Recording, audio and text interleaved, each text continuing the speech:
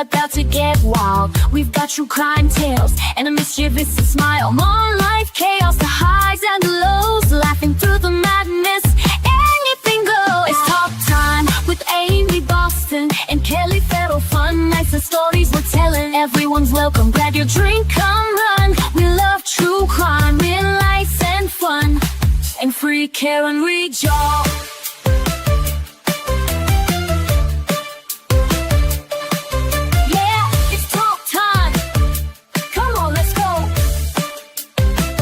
Interviews, confessions, and a little bit of sass. Laughing till we're breathless, letting troubles pass. From mom squad missions to mysteries at night. Grab your crew, settle in, it's a wild ride.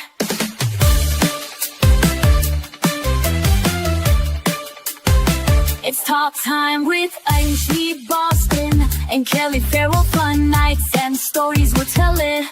Everyone's welcome. Grab your drink, come run. He loves true crime, real life and fun. Hell!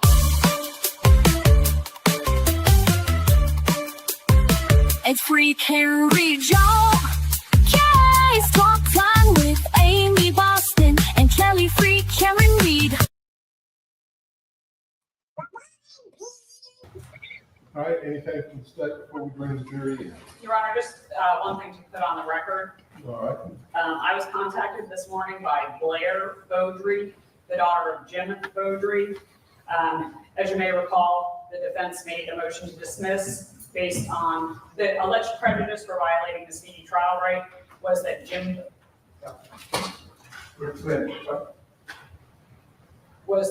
they assured us that Jim Beaudry had passed. I asked Ms. Beaudry this morning if her father had passed, and he is still alive. Okay. Your Honor, just quick clarification. I don't know if you discussed his capacity. My understanding is that he's incapacitated, but as you. Well, you said that. I apologize. He's incapacitated on guard. All right. Anything else? Nothing from the state, Your Honor. Anything from the defense? Your Honor, just a clarification. As you know, I've got just a printout of the presentation. If I show the witness some of the printouts, to show those printouts to the jury, does that make this then deemed admissible? I mean, I can reference the demonstrative evidence without it becoming admissible. I'll put you my reference to it.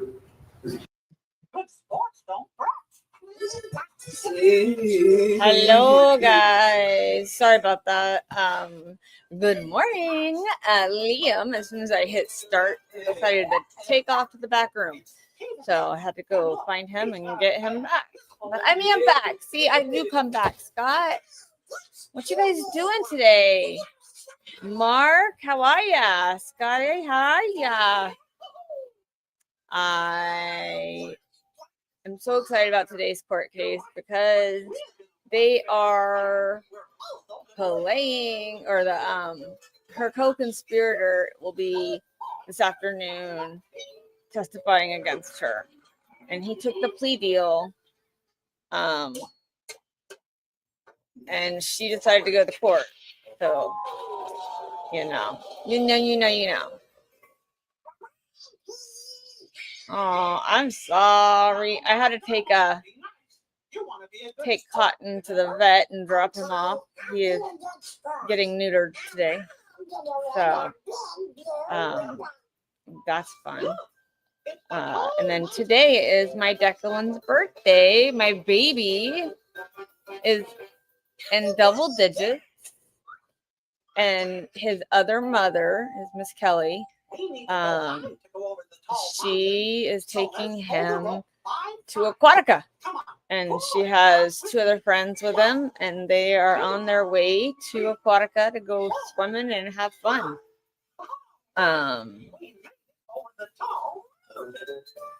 So I told her she was brave because she put all three in the back to go to Aquatica and then had donuts for them. And I'm like, you are crazy to do that by yourself. So, but yeah, we're gonna go ahead and start this case. Cat will be going. Love you guys.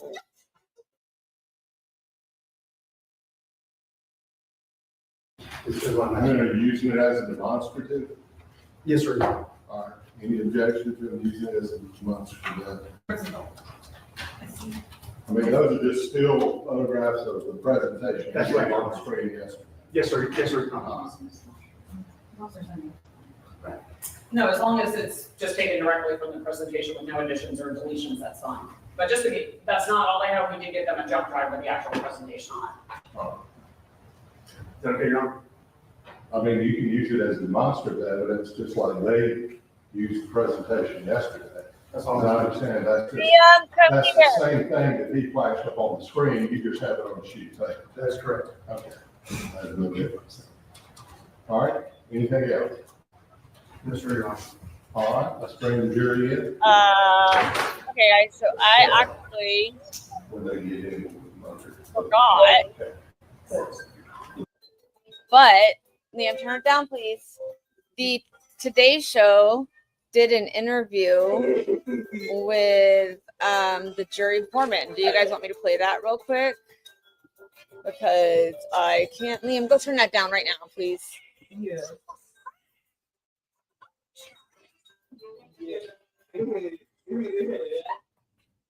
Sorry, guys. I just turned it off. Liam, get out here.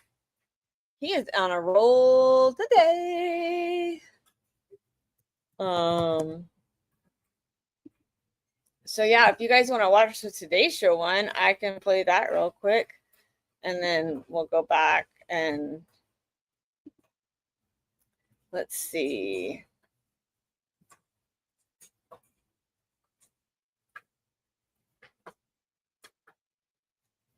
Let's see.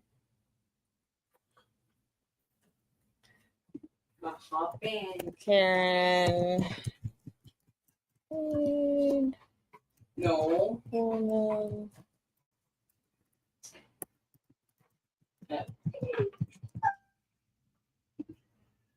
All right, let's see. Here that's Boston. There we go. Yes, this is it. So okay, so we're gonna watch this real quick. And see what you guys think, and then we'll go back to the court before they start their stuff. So To the Karen Reed trial, public perception still mixed.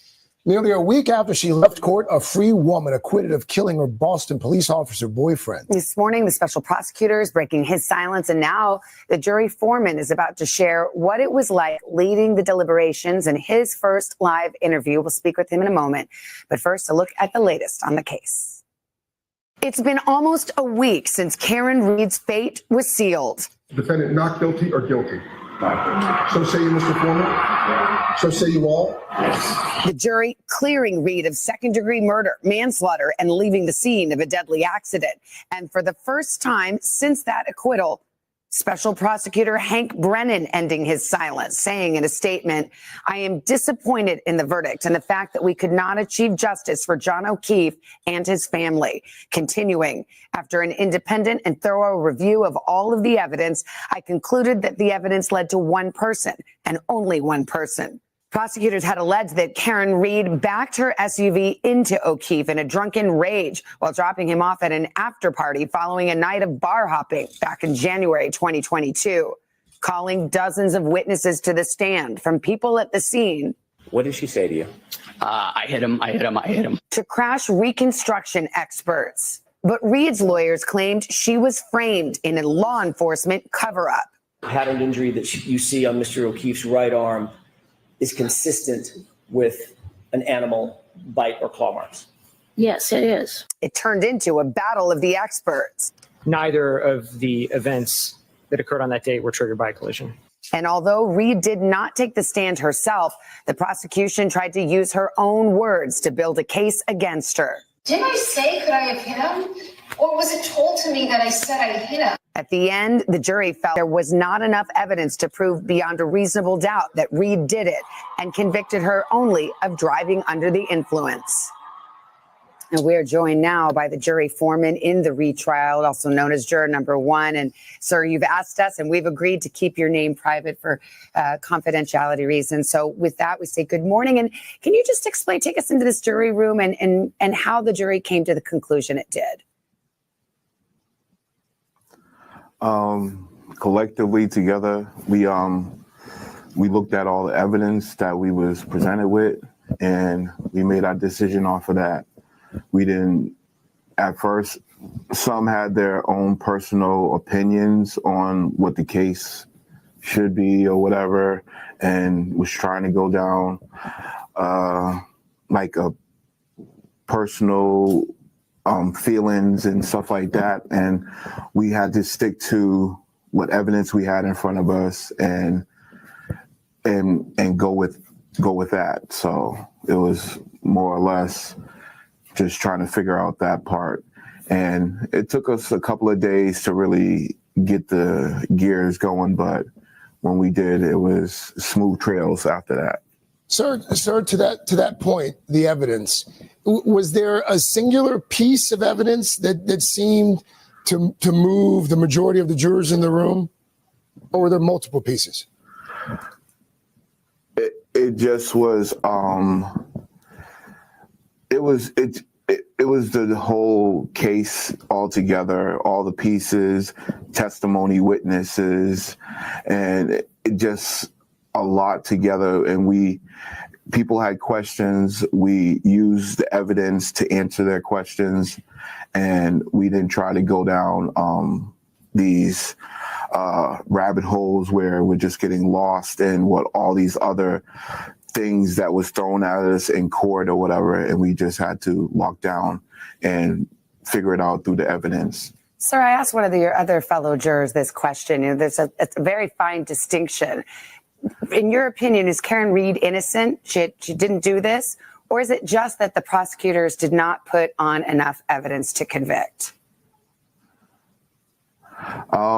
Karen Reed is innocent, and she didn't do this crime. No one could prove that she did this crime, so I looked at her from day one as an innocent woman that needed to be proven guilty, and I don't think any of that was shown in this process. Sir, to that point, if she didn't do it, who did? That's not my job. So, I mean,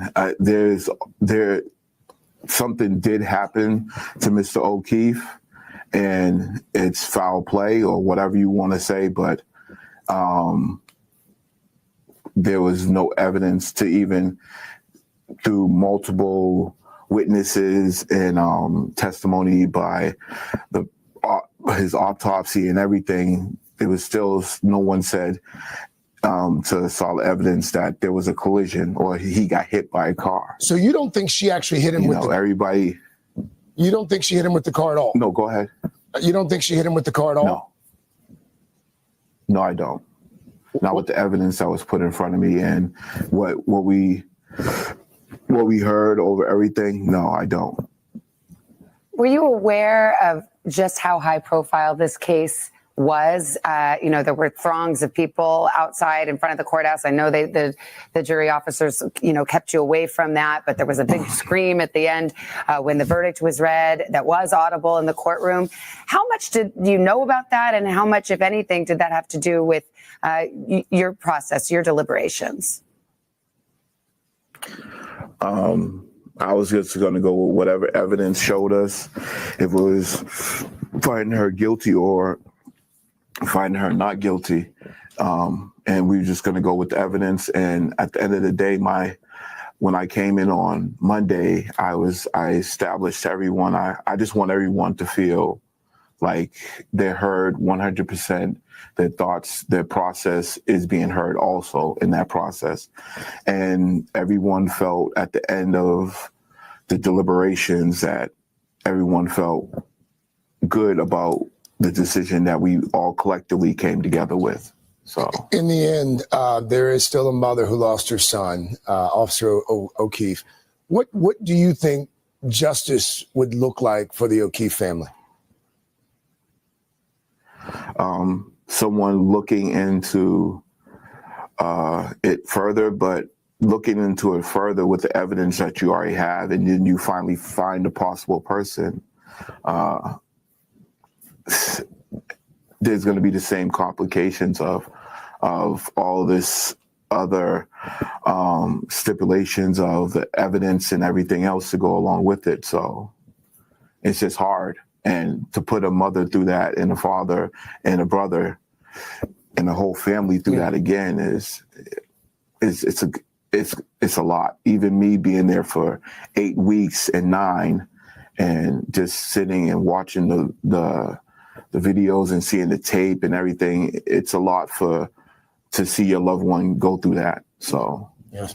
It's a lot for the jurors as well. It's a community service that people as citizens are asked to do. And as a foreman in particular, no one gives you a manual and tells you how to deliberate. So thank you for your service. Thank you for being here, Mr. Foreman. We appreciate it. Hey, thanks for watching. And don't forget, you can catch the Today Show every morning on NBC, or take Today when you're on the go. Just follow the Today podcast on Apple Podcasts, Spotify, or wherever you listen.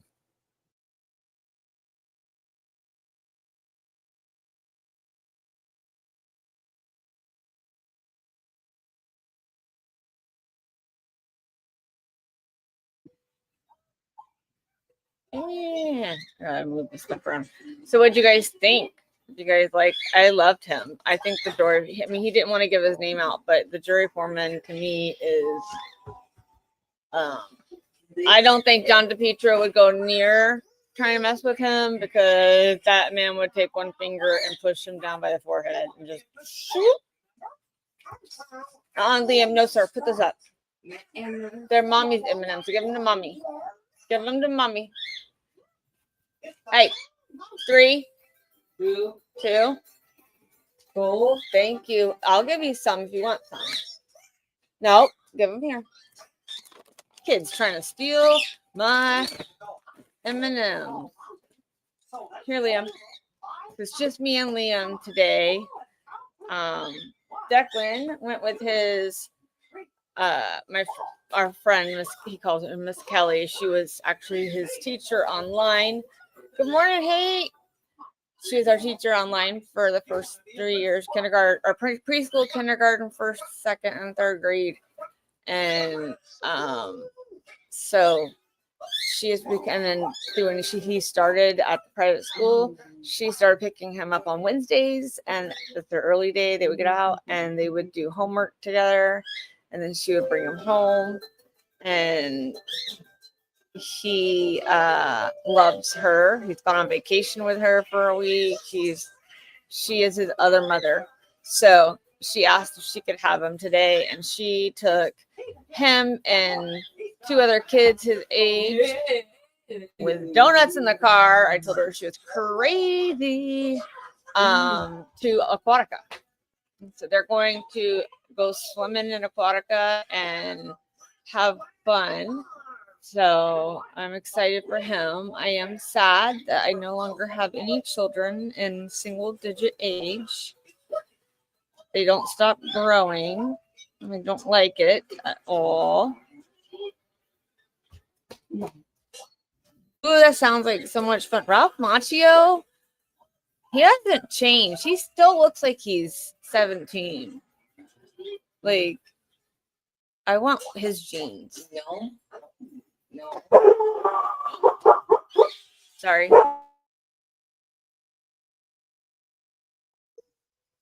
Although I have I made some people mad on X yesterday because I kind of like to troll.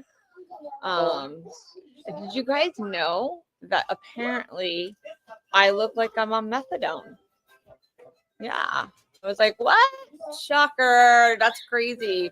And then when he didn't like what I said because he's hiding behind a fake picture, he was like, so what's your milligram dosage? 100 milligrams? And I was like, that's funny. Sounds like you're the one that knows methadone, because I've never been on it. I wouldn't know milligrams.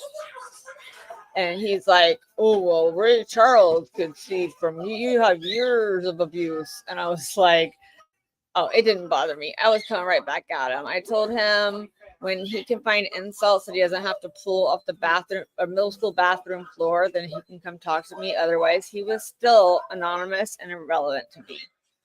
So he shut up quick, but it was fun. I kind of enjoy it. I told Amy, I said, I need to stop. It's addicting to troll people on X, but it's fun. I'm sorry. When Kate Peter puts a Bible verse as her post, I'm going to say something because she is the furthest thing from anybody who needs to be quoting religion. She just, she's so gross, Natalie. So gross. It's not lunchtime, baby. It's gone. It's not lunchtime. You want some more? And There you go. Yeah, she's gross. And then there's also a girl on X I wanted to talk with you guys about. I don't know if you guys have seen this. Let me see if I can find it.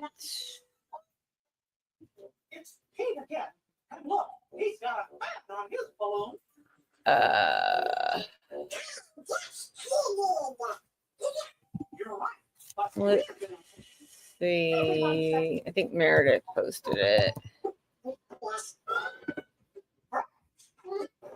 Yes.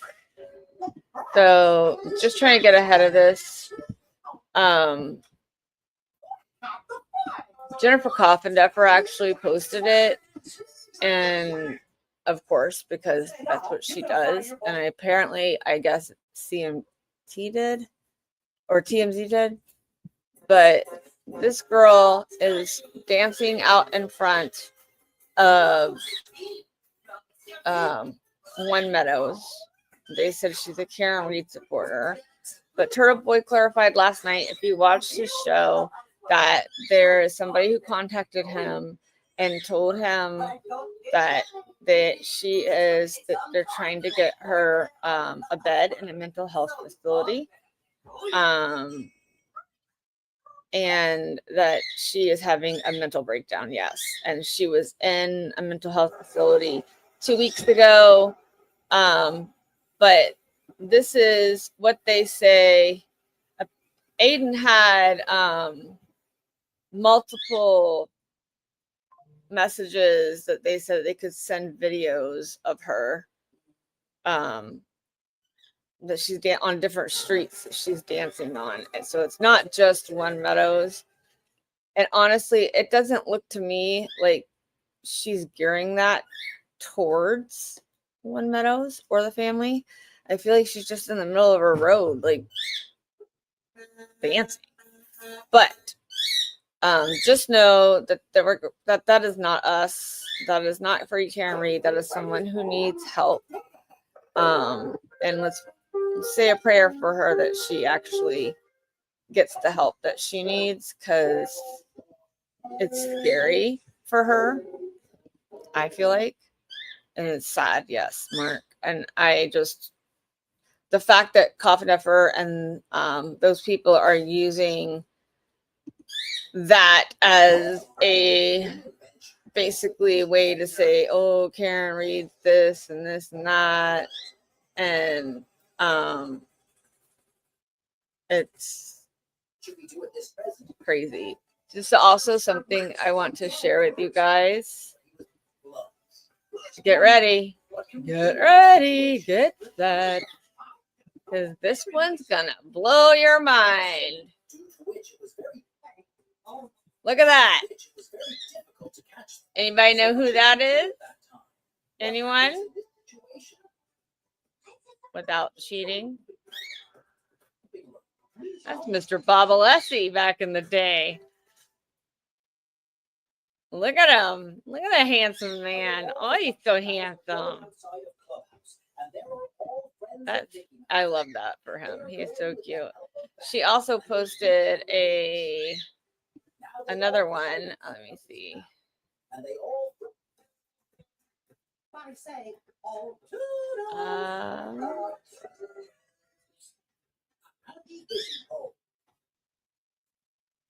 Her and her dad are both built. Look at this. All right. We're going to. No, Liam, no more. Oh man. Oh, Toodles lives in my house all day long. Yes. No more M&Ms. Go. A dog. No, go get. You can get a snack. Liam, turn it down. Look at this badass picture, guys. Look at his daughter's muscles, and you all know he's ripped. Like, holy camoli. She is. I want to see someone mess with her dad. Look how beautiful. It's crazy.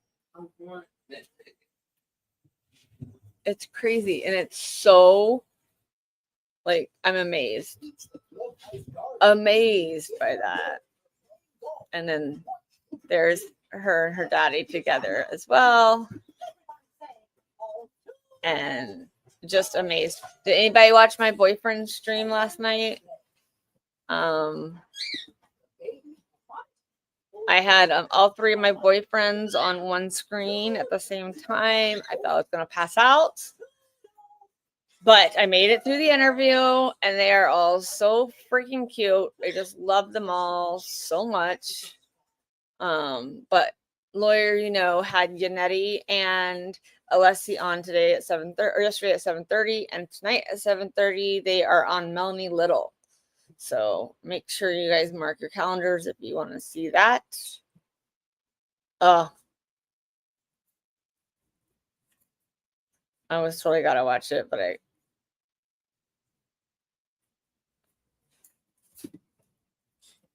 be the bad guy tonight. Oh, you have modding duties tonight. It's gonna be. I'm guaranteeing there's gonna be a lot of people in that chat because there were a lot yesterday when they came up. So set your calendars for hey, Miss Tracy, how are you, love? Set your calendars for Melanie Little tonight at 7:30. Did anybody notice the justice page is gone? Nah. I'll get you a snack in a minute, buddy. In a minute. Hey. The justice pages are gone. It's like completely not there anymore. And I was hoping they would at least keep it up so we could keep. True. But Tracy, you guys are keeping the resistant to silence one up, right? Because someone reported it. Reported it for what? Dangerous content. Nice. People are great. That's pathetic. I mean, at least we made it through the trial, or through 2 trials with it. The cope is not happening. The cope on X is just not happening. Yes. Thank you, Tracy. That makes me happy. Because I will continue to fight for you guys from Florida, and Amy will continue to fight from there. Natalie, everybody else will. I can only do so much from here, but I'm fighting with you. And I want to, if I could be boots on the ground up there, I would. But it's very hard with a medically challenged child. Because if I go, he has to go, and he don't know personal space, nor does he know not to run the road. He'll be like, hey, let's go get air. So, but Amy and I are talking about it and trying to figure out if there's a time that I can come up and, and just see what's happening. And we do appreciate you guys, Tracy, you and Dana and Dylan allowing us to stream your content throughout the trial. If you guys are going to continue doing lives down there for boots on the ground, I know Dennis said you're taking 2 weeks off and then you're going to go back. So if you just let me know, we will set up the stream so that we can do your stream your lives as well. Maybe we can set it up as like a dual streamed where it's connected. Yeah, there's gonna be lots of trolls, Scotty. Dylan is coming back. He's coming back, I think, September, October time-ish. He said. He wants to go to a Red Sox game. I know that. So that'll be fun. And then, so we're covering today is the Megan Jackson's versus South Carolina versus Megan Jackson. I can't talk. My English is not working today. Megan Jackson is the coroner. It's called the coroner affair murder trial, or they also call it the little Petey River dump murder trial. Megan Jackson had the father of her children killed, and her boyfriend, secret affair boyfriend coroner, is the one that helped her get rid of the body. And he actually oh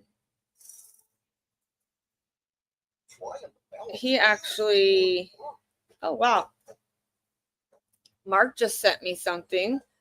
Breaking news. Sources confirmed that the grand jury proceedings in the death of Massachusetts State Trooper Enrique Delgado Garcia are continued to set this morning. The grand jury has been convened since April, and a significant process has been made. I will continue to keep you updated as information comes in.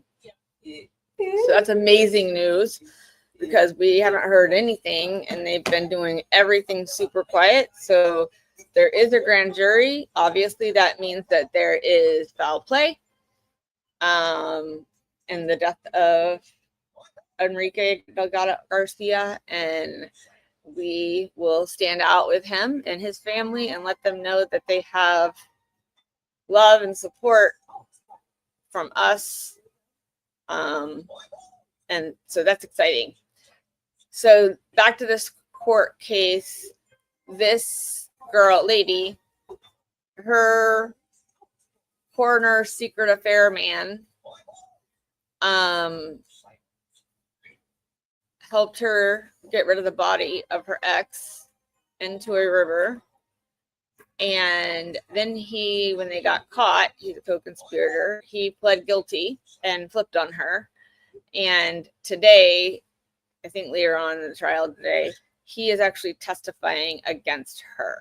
So I'm excited to hear about that.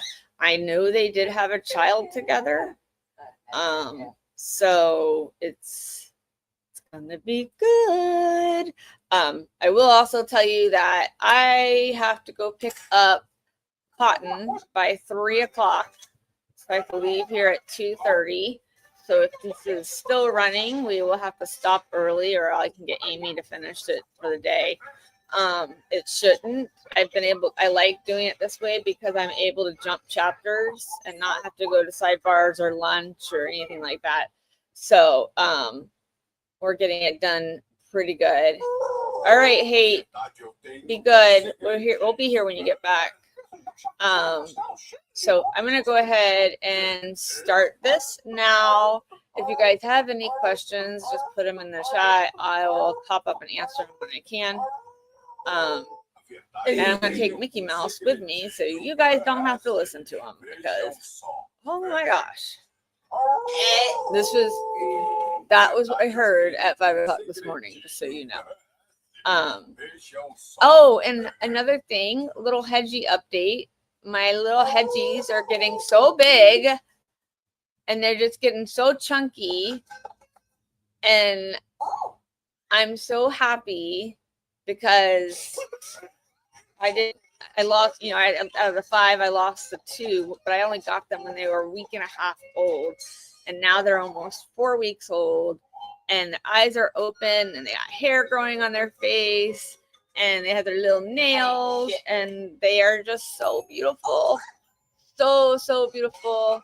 And I will post pictures later. But all right, we're going to start this trial. You have fun at CVS. Buy me something good, Scott. I want something. I want something good.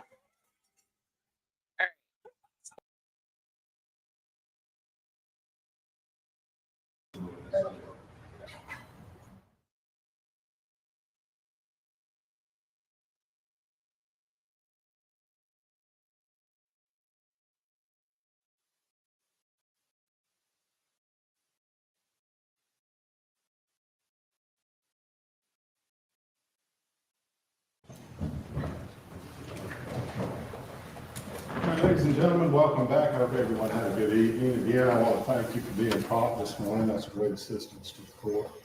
Make sure you have your own notepads and do not have anyone else's notepads. When we broke yesterday, we were in the middle of Officer Marcus's testimony. I'm going to have the clerk of court place him under oath again since we are starting a new day.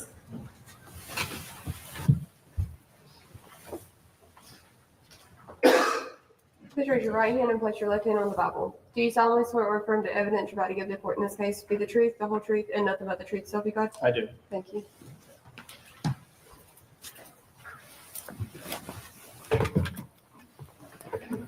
All right, cross-examination. Thank you, Your Honor. Good morning, sir. Good morning.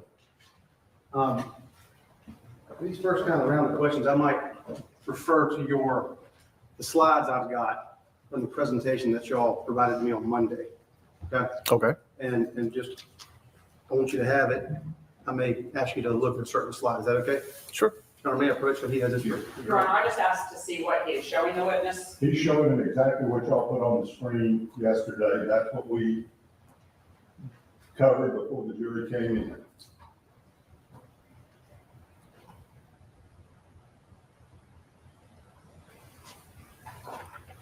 It's just not in the right order, so it might take him a minute to find the right slide. Which was exactly what I was about to say. I apologize, they're not in the right order. But if you'll bear with me on that. Okay.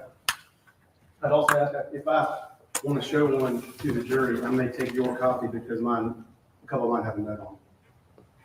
Okay. Okay. Let's start with this example of cell site location information.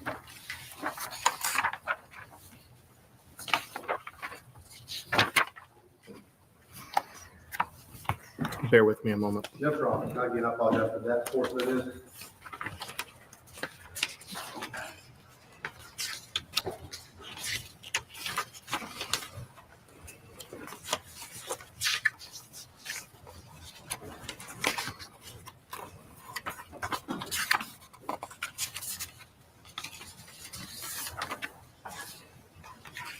Okay, you have it in hand? I do, but this is not an accurate depiction of my presentation. There are marks on this that are not on mine. Oh, okay. Okay, I see that. That was a doodle. Okay. Let me ask you this. Let me ask you this. When you're looking at the cell tower diagram that you provided, it's got this angle, correct, that goes out that way? Correct. Okay. And then there's like a little shaded area close to the angle, right? Yes. There should be a shaded area inside of the angle depicted on the graph. And just so it's clear for the jury, that shaded area really means nothing, correct? The shaded area is just a graphic aid. It's supposed to show that the phone is in the general direction inside of that angle. Okay.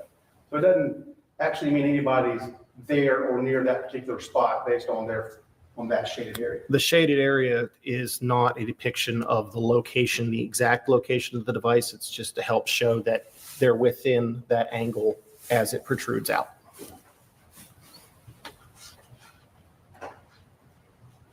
Could you locate, you also talked about PCMD per call measurement data, right? That's Correct.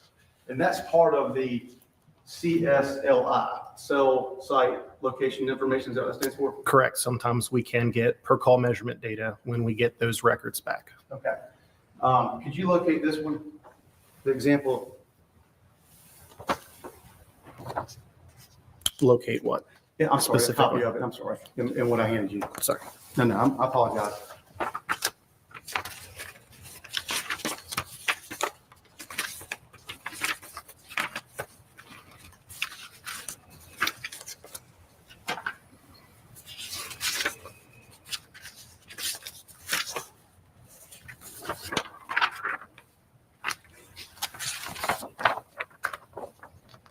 Okay, do you have it in front of you? Yes, I do. Okay. And there's a band, as I understand it, at the end of it, is that right? Yes. Can I share that to Drew real quick? I'll hand it right back to you. Did we scribble on that one too? No, Okay. sir. That's the band I'm referring to. I'm sorry, moving fast. Everybody see that band? Thanks, sir. That band is, as I understand your testimony yesterday, is measuring the distance that the phone is from the tower. Is that correct? That's the approximate distance of the phone from the tower at the time of the connection. Yes. Okay. And so as I'm looking through to see if that information is reliable, I would expect to see if I ever saw a GPS pin and there's also cell tower information, I would expect that pin to be on that band. It would be close to that band, yes. There is a margin of error with that distancing data, but if the two sets of data occurred at the exact same time, they could line up with each other, yes. Okay. But you didn't show one slide yesterday, sir, where your pinpoint lined up with your band on it. On it. There was no slides that I displayed yesterday that had two separate sets of information. So in this instance, per call measurement data and GPS location, I did not have two sets of data at the exact same time to be able to mirror up as you described. So you did not cross-validate that so we would have a better understanding of where that phone was at that time? I did not have any per call measurement data to validate with GPS location data. So why are there bands on there if it's not, what is the band for then, sir? The band in this particular example or the band? No, the band that you have throughout the presentation. There was, to my record, hold on, give me just a moment. Sure, you got it right here in front of you.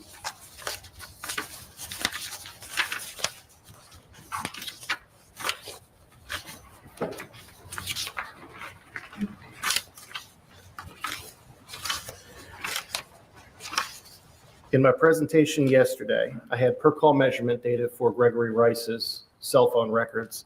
I only had one per call measurement data listing for Christopher Dantel's or one of Christopher Dantel's records. However, I had no per call measurement data for any of Megan Jackson's cellular records. Okay, so like if you found this slide of Greg Rice's. Can I just, Your Honor, just so that I can know what he's referring to, if I could just see I the can slide. show it to you.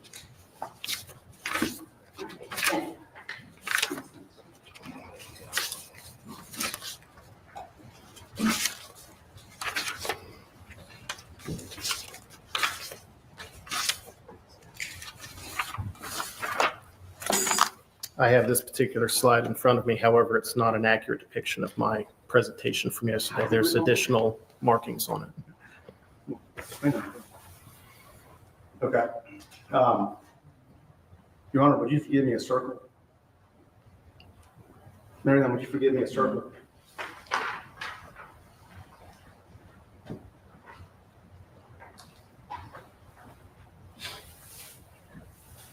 That's fine. Thank you. Thank you for raising that to my attention. I apologize. Can I show this to the jury, Your Honor? Yes. Do you, as we're looking at this, there's a pin, right? Is that correct? The pin in this slide represents the location of Gregory Rice's residence. Okay, so in some of these, you give us, so here we got the band means nothing in this one. Is that right? The outer band? The outer band. The outer band is the approximate distance of Gregory Rice's device at the time of this connection. Okay, so we know then by looking at this, that the outer band is not in line with the pin. That's correct. However, it is within the margin of error that you typically see with these types of records, which is Okay. about 100, 150 meters on either side of that band, just depending on the strength of the connection at the time. Okay. And so if we're trying to rely on this for where a phone is at a particular time, we have to be fair and understand that I could seriously be outside this room, right? I could be outside this room and my phone, the band is not going to show accurately where I am, right? It depends on the signal strength of connection at the time of that connection, but typically these records are within 100, 150 meters of that distance from the tower. And 150 meters, can you, how? It's about the length of a football field, a little bit more than a football field. Okay, all right.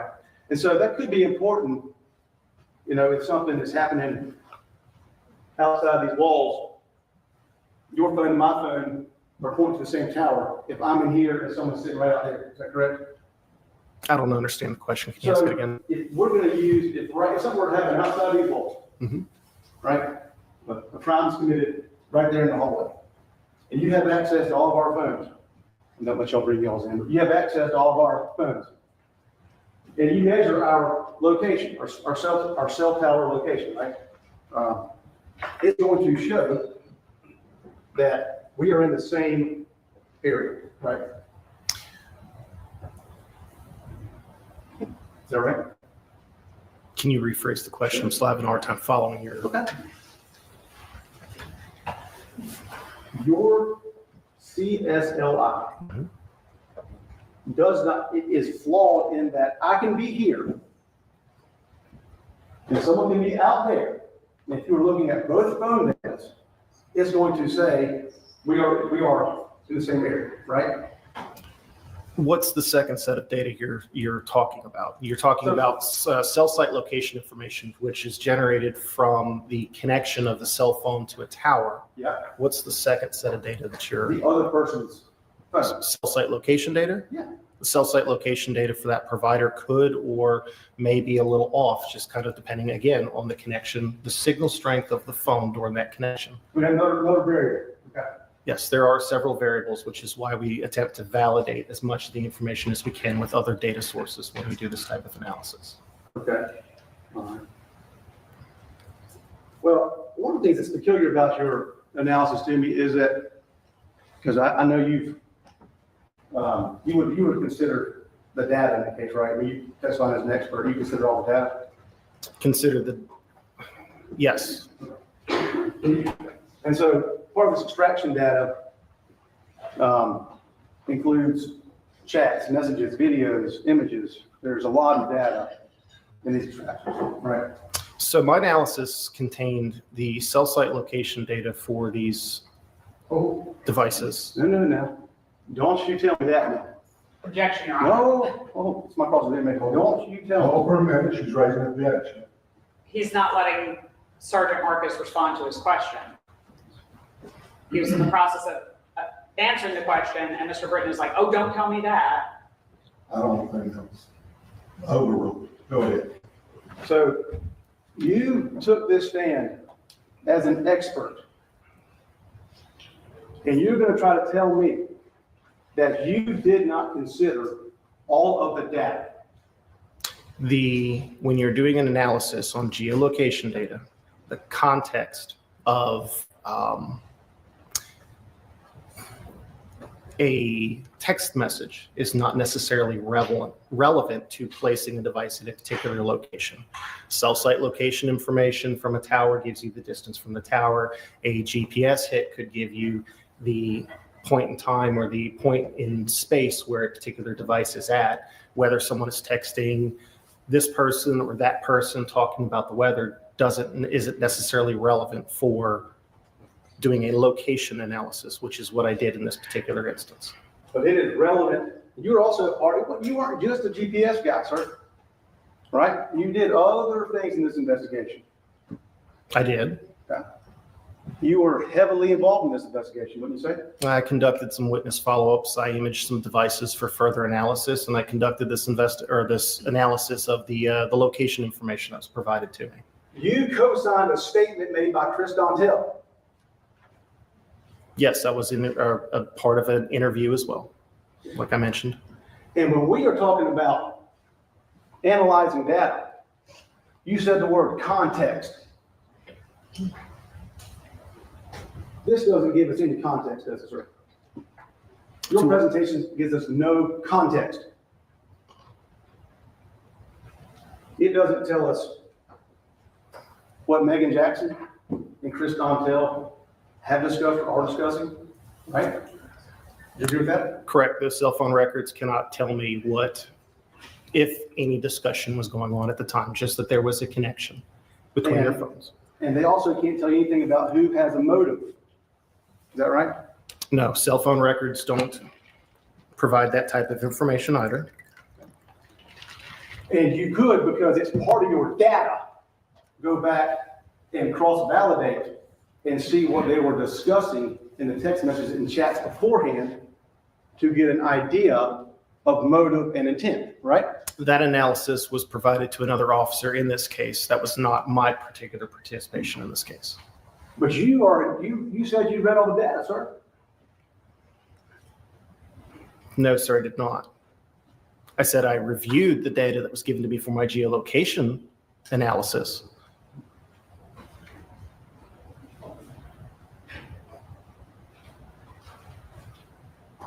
Sir, are you going to sit here and tell me that as an expert, you said you were an expert in cell phone extraction, is that correct, sir? Yes, sir. Okay. You're a digital forensics expert. Is that what you purported to be? Yes, sir. And you didn't consider the information, the critical information and data that would give this jury context for what was happening on this evening. I analyzed the data for my particular part in this investigation, which was the geolocation analysis of the devices involved in this case. As far as additional analysis for digital devices, that was done by Lieutenant Ben Wells, York County Sheriff's Office. That was not my job in this particular case. You were one of the 9 or so visits to Flint Lake Apartments, weren't you, sir? 9 or so visits. I don't recall going up Flint Lake 9 times. You were part of some of those visits, weren't you, sir? You under it? Objection, Your Honor. He's thinking. He's trying to answer the question. It's not necessary to say you're under oath.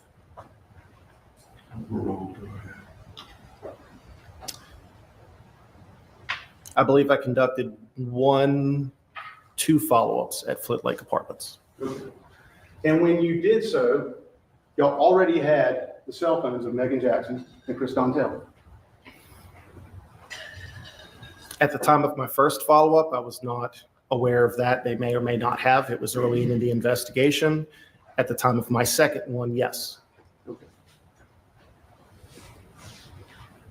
And so as we talk about this quote unquote crime scene, one of the things we know is the time you were out there yourself, Megan Jackson and Chris Dontel were already suspects, right? At one of your visits. Correct. In total, y'all canvassed the area 9 times, right? So you may not know that. I don't have that information. Okay. No, that was not part of my participation in this case. Okay. But you were pretty heavily involved now, weren't you? You were one of the few that's there. This thing took y'all so long. You were one of the few that was there in the beginning right? No, sir, I was not initially assigned to this case in the beginning. Oh, okay, sorry, it was 10 days, was it 10 days after? I didn't get involved in this case until almost 2 or 3 weeks after. In fact, for 2 weeks during the initial part of this case, I was out of town in training. That's right, because you weren't actually qualified yet to do what you're here testifying about at the time you were involved in the investigation. Objection, Your Honor. So, Hold for a second, she's ready to objection. What's the grounds for the objection? Well, I don't believe that when Your Honor qualified Sergeant Marcus as an expert, it was pinpointed in time, or I don't believe Your Honor made a ruling, well, you're an expert as you testified here today, but I'm not going to find that you were an expert earlier. So I think saying he was not an expert is not the proper phrasing for that. so I believe you got involved earlier, that's fine. You were involved at a time when they were suspects to this crime, Yes, and you stayed with it right to the very end. Is that correct, sir? I did. I conducted some follow-ups and this analysis that I presented yesterday. And despite the multiple visits to Flint Lake Apartments, you and your investigative team operated under the impression that this crime occurred at Myrtle Beach Funeral Home. Is that correct, sir? A early theory in the case was that this did occur, or could have occurred at the Myrtle Beach Funeral Home, yes. It was one of the theories in the case.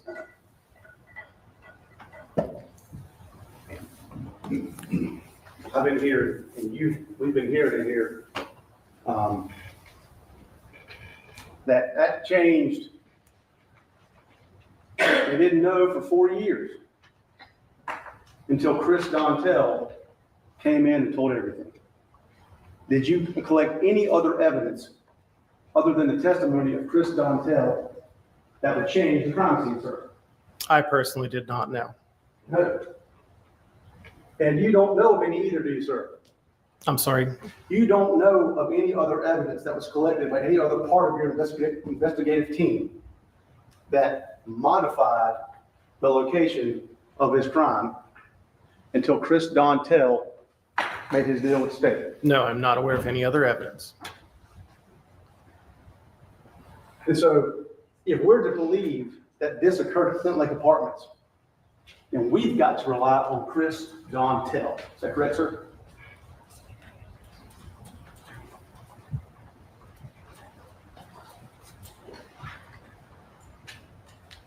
Can you restate the question? Yeah. If we're to believe that this crime occurred at Flint Lake Apartments, we've got to rely on the word of Chris Dontel. I imagine that the jury would need to rely on all of the evidence presented in this case to make a decision. But you didn't. You didn't change your opinion about where it occurred until Chris Dontel gave a statement, sir, that you co-signed. Put your name on it. Quite often during an investigation, when new evidence comes to light, it can change the direction of the investigation. Okay. So you agree with me? Agree with you on what part? That's what changed the direction of your investigation, the word of Chris Dontel. Chris Dontel's statement did add that extra evidence, and we did consider another crime scene.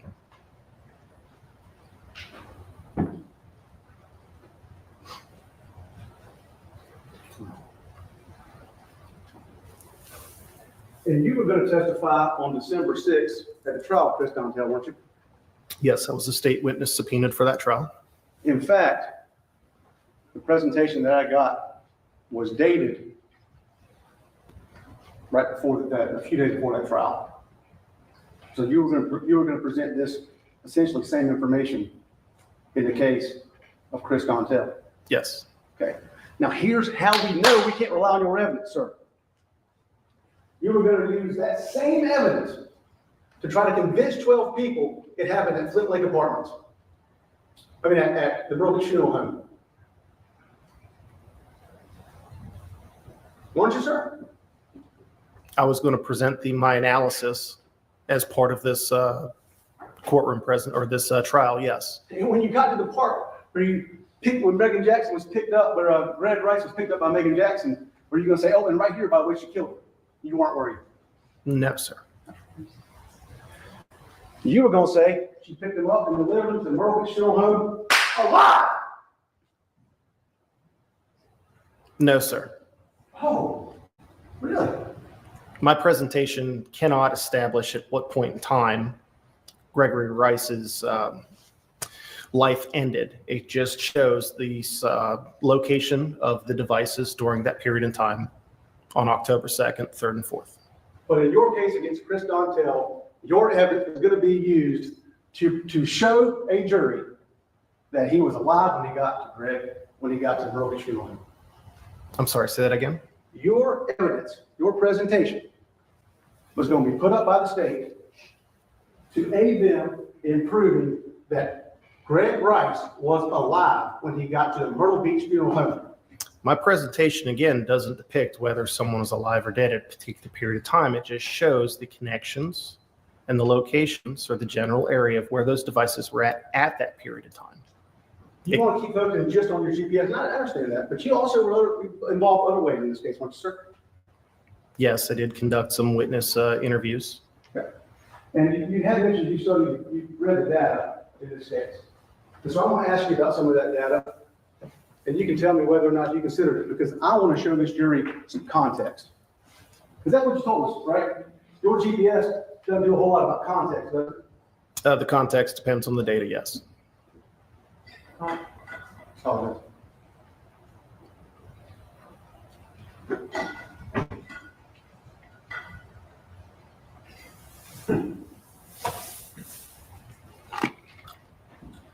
before we get I'm sorry.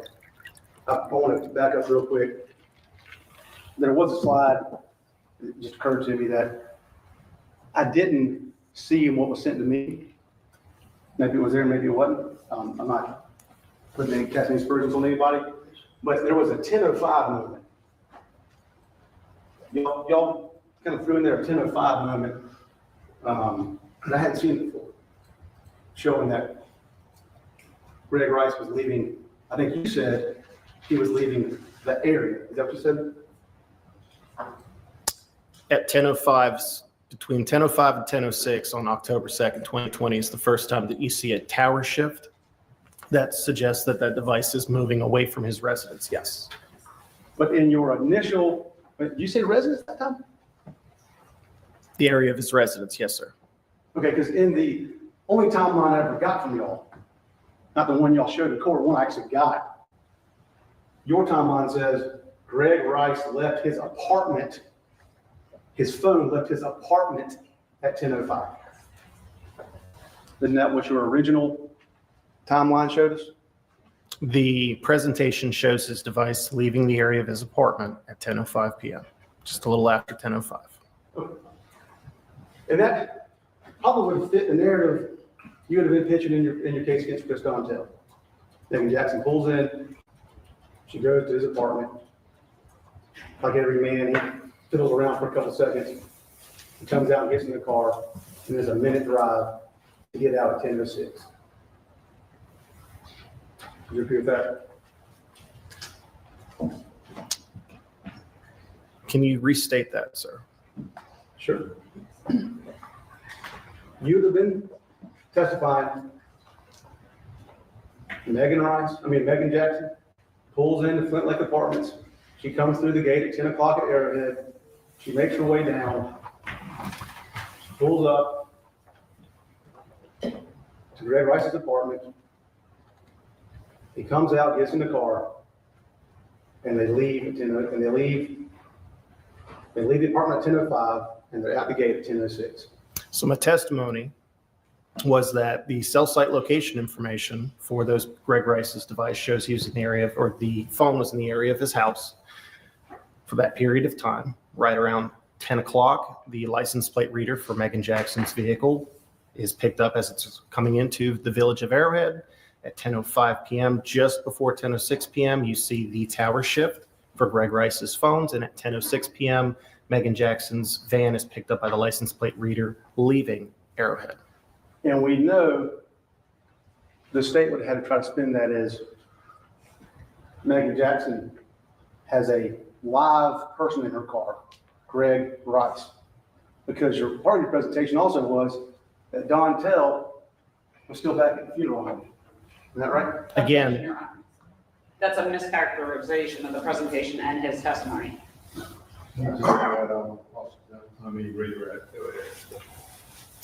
Again, my presentation and my testimony only shows the movement of these devices or this data displayed on a map. The phone's in a particular area, it moving, the license plate reader capturing a car, it moving, nothing more. Okay. So you agree with me then that if this jury, if part of a deliberation is require someone to develop an intent, even the motive, what you presented is not very helpful. Your Honor, that's also a mischaracterization of the law because motive is not an element of the crime. Go ahead. Again, my presentation only shows the movement of these devices and from the data that I analyzed. Okay. And one of your slides, let's look at, you still have that up there with you? I still have these slides up here, yes. Thank you, sir. I'd like to take a peek at the slide when Megan Jackson is leaving River's Edge. Which one? It's the LPR. It's actually a still photo, I believe, sir.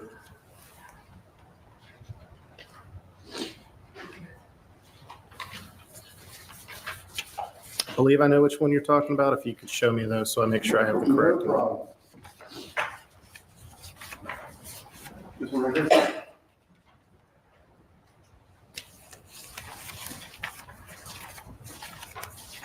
Your Honor, Jeff, I'll show the jury with my hand covered over my work. Sure. Okay. Yes, sir.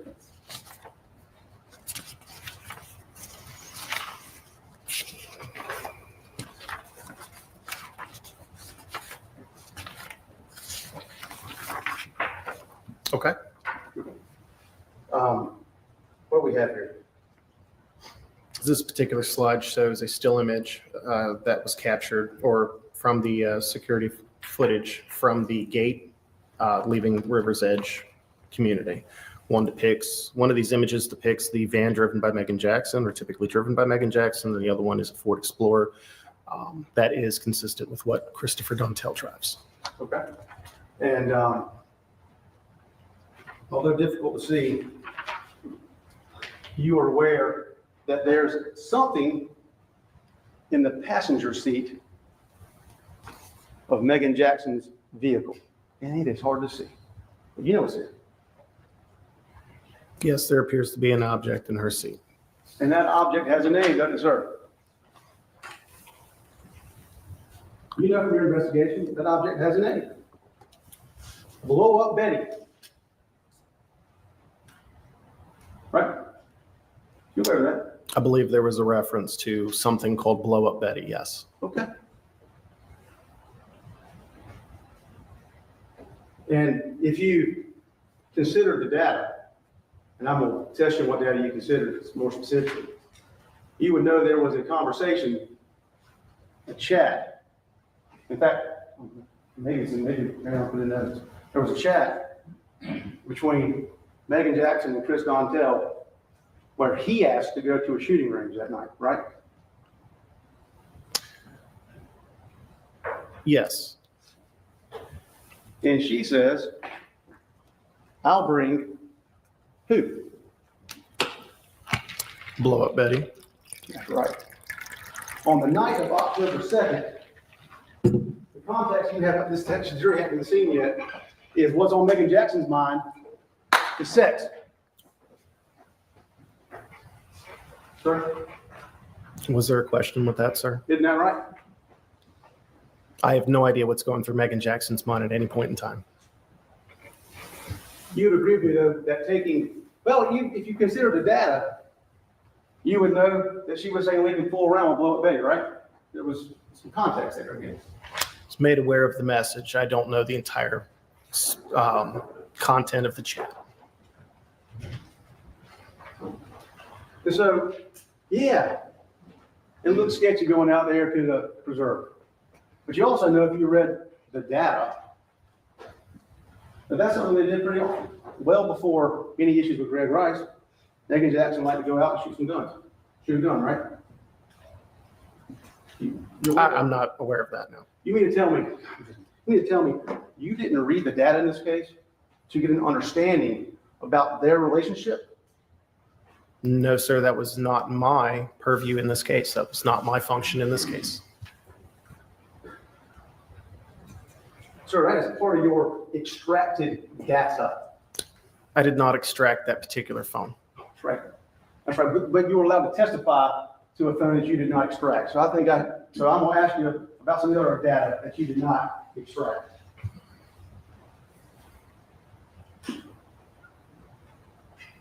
Sorry, that's too much call. Court's indulgence.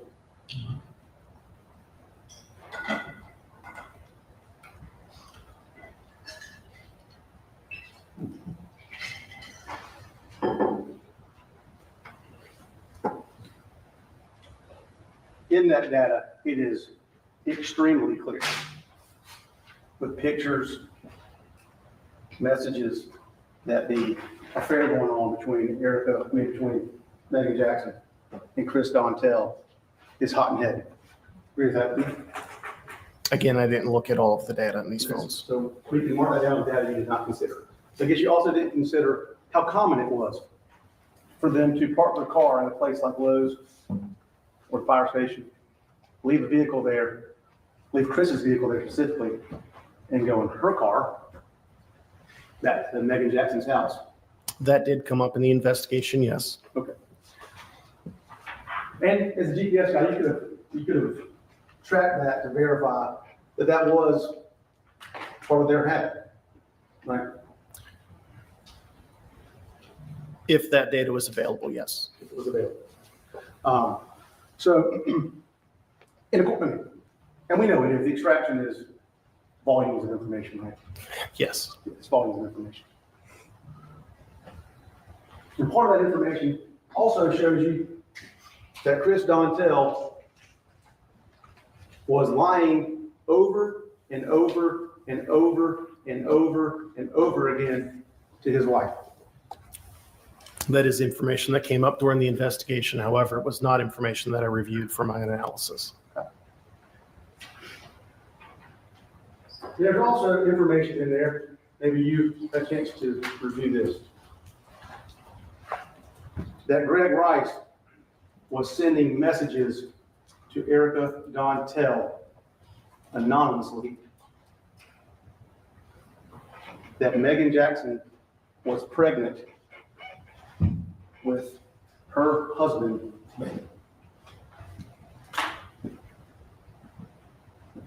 Greg Rice was exposing the affair in Megan Jackson's pregnancy. That's part of the data from the extraction. Objection, there's no Isn't question it? there. Your Isn't Honor. it? Ask you a question. Isn't it, sir? There was a lot of devices that were extracted. I did not review all of them. I know that the affair was brought up during the investigation, was learned during the investigation, but the specifics behind how the affair was outed, I don't have any information on. So you did not consider the data that related to Greg Rice causing Chris Dontel a massive nightmare in terms of his relationship with Megan Jackson and her pregnancy. Is that what you're telling the story? That information is not considered relevant when you're trying to determine the location of a device at a particular period of time. That's not all you do, sir. I mean, that's not all you do. You were involved in this investigation. Objection, Your Honor. That is not a question. Weren't you, Sustained, Yes, sir. keep it to questions, don't testify to the jury. Yes, sir. Did you consider any information, any text between Chris Dontel and Megan Jackson, where Chris Dontel identified that he was afraid of Greg Rice? No, sir. Again, that was not part of my part in this particular case. All of that would have been done by a different detective. Okay. You don't, if we see here today, you missed that part of the extraction where he's so nervous about Greg Rice, he's scared to go to his mailbox. Again, that was not data that was pertinent to my part of the investigation. That's not something I reviewed. So you also might not have reviewed, maybe you did, I don't know, maybe someone shared this portion of the data with you. That Chris Dontel was seen sneaking around the Murphy Funeral Home on September 20th, sir, by himself. Isn't that right? I have no information about anything regarding that. Looking for a key, sir? You don't know about that? I'm not aware of that, no. Okay. Did you see in the data where 5 days later or so, he lied to Megan Jackson about having found a key to the funeral home in his car? Did you review that data? Again, that was information not reviewed by me. I have no knowledge of any of that. Okay.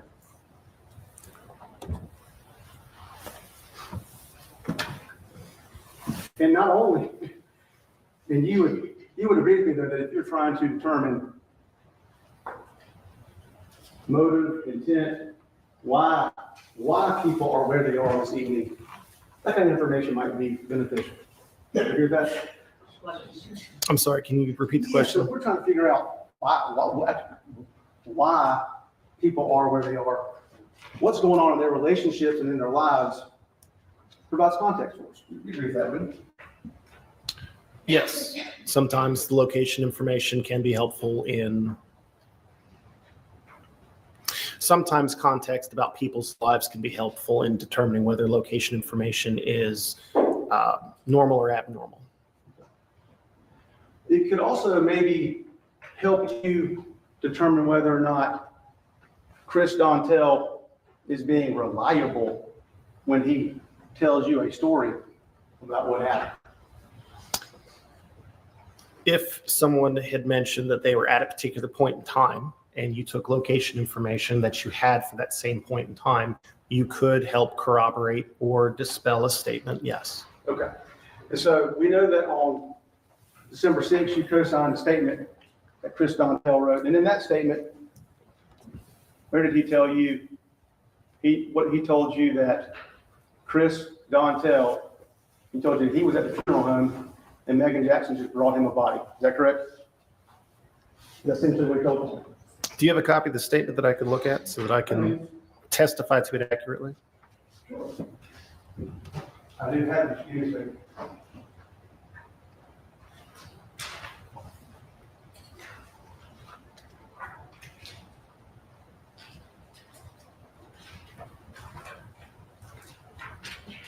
Let me give you this one. This was one we got. I'm gonna see if I can find this is what was provided to us, government efforts witnesses. I'm sorry, Your Honor, can I just see what he's showing the witness? So Yeah. I- And let me see if I can find the version of that.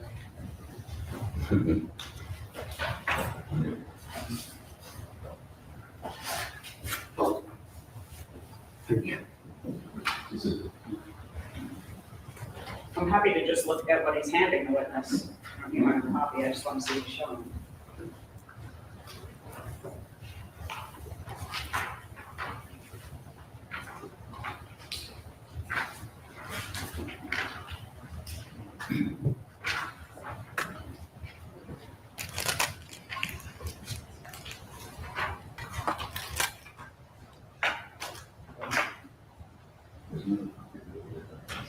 Oh, thank you, man. Thank you. Take time. Give a read.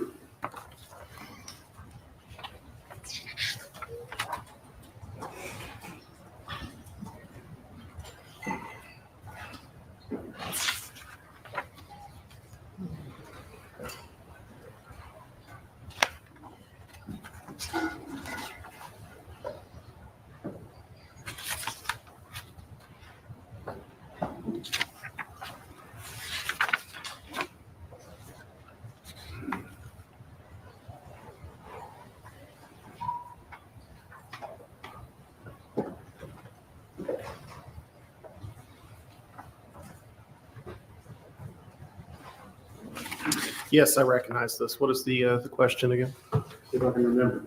Oh yeah, on this date that you signed this document, Chris Dontel's version of events are that Megan Jackson, without his knowledge, on her own accord, drove over, took up Greg Rice, and came back with a body, dead body. Is that correct, sir? Yes, this was a statement that was provided to us. However, he recanted that statement shortly afterwards. So you sat down with him, right, because you signed it, sir? Correct. This is the story he told. And then within an hour, how long was it before he came up with a new story?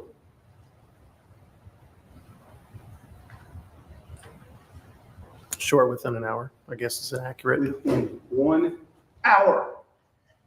That man goes from saying a body was brought to him to now what is he telling him, wants to believe? That he was he an eyewitness? Is that what he told you? He was a witness. Now he's trying to tell you he went with Megan Jackson over to Greg Rice's apartment. Is that right, sir? Yes. And he witnessed the whole thing. Is that what he told you, sir? Yes. So could you, based on, after you got that information, did you make a trip back out to Flint Lake Apartments? No, so we made the trip to Flint Lake Apartments before speaking with Christopher Dontel. Okay. And then after he changed the story and told you that he was a witness to it, did you guys go back out there after that? No, sir. Okay. So he didn't take you and show you where this occurred? I believe he drew something at that time. Oh. I must have had. So based on the drawing that I don't believe I have, where does he, in his most recent version, claiming this occurred? Roadside on Arrowhead Boulevard, before you get to Flint Lake Apartments. Okay. And don't we know that can't be true, sir? No. Okay. Well, if he's out there on the roadside already, then he's left his apartment, hasn't he? Who has? Greg Rice has already left his apartment, hasn't he? I don't have the ability to answer that question. I have no idea if he did or not. You are here for GPS, don't you, sir? I am here for the cell site location information and GPS. That's correct. Okay. So you're telling this jury that you don't believe Chris Dontel has changed version, and he says it happened out there on Arrowhead Road, right? Is that correct, sir? Correct. Which is away from the apartment, correct, sir? It is in between the apartment and the license plate reader hit at Clay Pond and Arrowhead Boulevard. That's right. And so if his phone doesn't ping, change directions until 10:05, we know that can't be true, sir. Because he has to already be out there. I don't understand the question. He should. Objection, Your Honor. I apologize.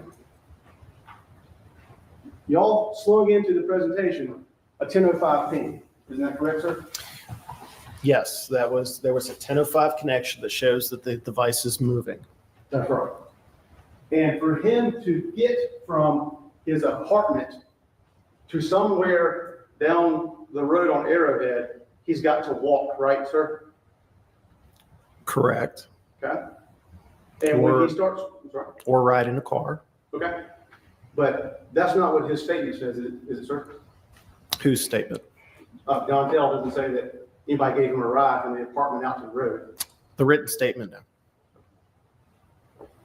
How about the other statement? His verbal statement did not say that someone gave him a ride from the apartment to the road. Okay. So there's a lot of differencing going on, but we probably infer that he walked and someone was going to pick him up, right? From what I understand from the statement, it was supposed to be Megan Jackson and Christopher Dontel picking him up. Okay. So he was going to walk to that area. So we can pretty safely assume he walked. Right, sir? Okay. Okay. Would you agree with that, don't That he walked? Yeah. I have no information to say that he didn't or did. you? Okay. And your testimony yesterday was that when those phones start to move, that's when they ping to a new location. Isn't that correct, sir? My testimony yesterday was at between 6 o'clock, I believe 5 o'clock, and 9, almost 10 o'clock at night, 10:05.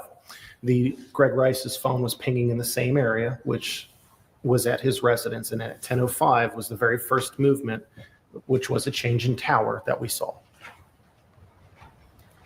which corresponded with a license plate reader hit of Megan Jackson's van. But if it's pinging, sir, if it's pinging and this story is accurate, how then does it not ping before 10:05 if he left his apartment and is walking to a location to be picked up? The section of road, number one, is serviced by that same tower area around his house. Number two, the cell site location information was collected and analyzed is only captured when the device makes that connection to the tower. There was a period of time for about 2 or 3 minutes that there were no connections to the tower. So then you don't know. Just tell me, you don't know when Greg Rice left his apartment.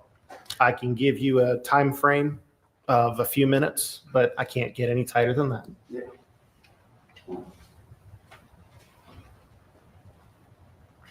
As we sit here today, you also had some more involvement in this case. I want to remind you, if I could, sir. Didn't you field a call and create a report related to an incident where Chris Dontel? Objection, Your Honor. May we approach? All right.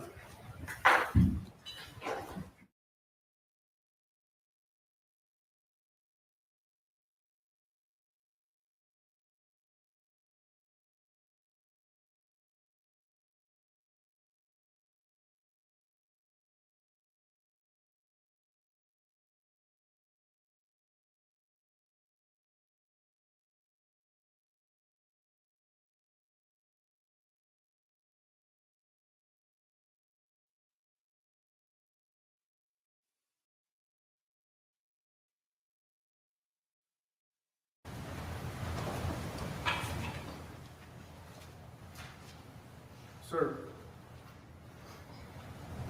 you were involved in a subsequent investigation to adjourn 4 or 5 years of this investigation that included Chris Dontel allegedly attempting to hire someone to kill Megan Jackson. Isn't that right, sir? Yes.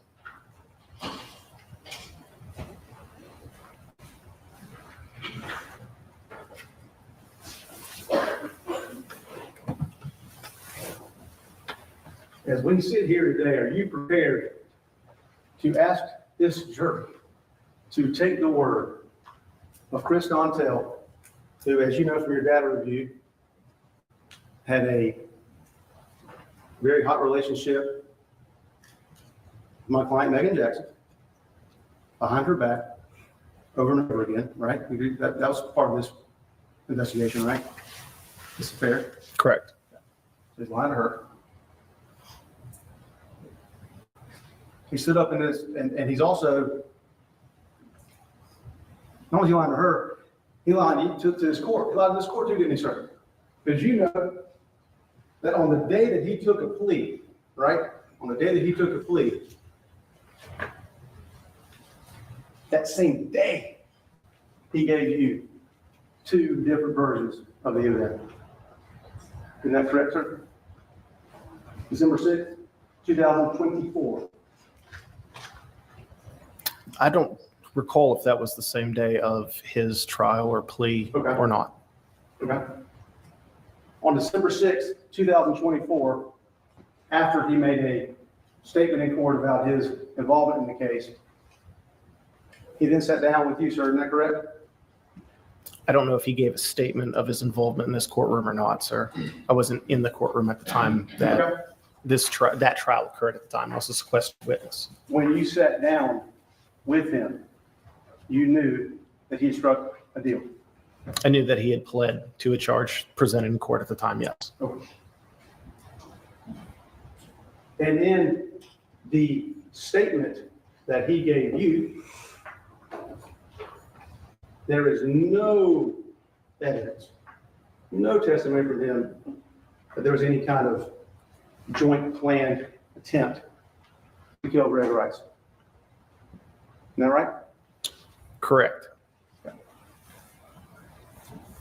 And in the second version that he told, where he says he was with her, in that version, it was still a surprise to him. She just jumped out the car and started firing. Isn't that what he said, sir? Yes.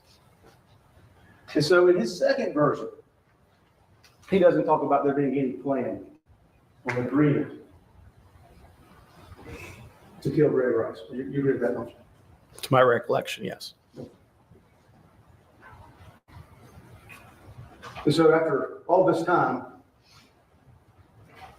that's the person you're asking this jury to rely on to help you establish a crime scene, a motive, intent.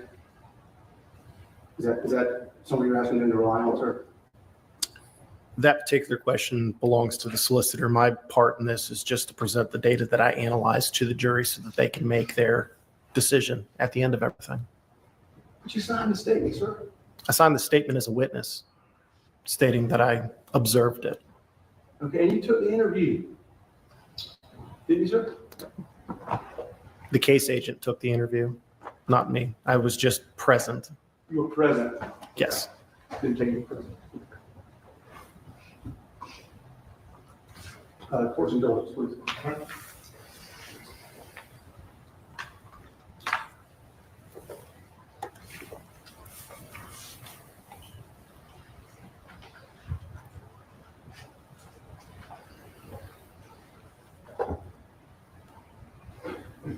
I hear somewhere.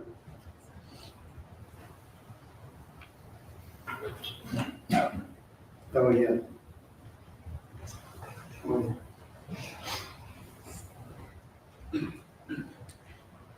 In your data, well, in his statement, one of the things he told you is that she was the one who always asked to go to the shooting range. Isn't that right?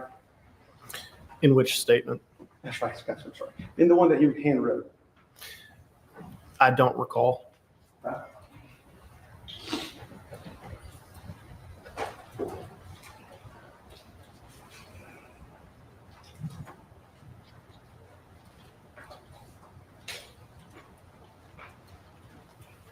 Would you like to see it?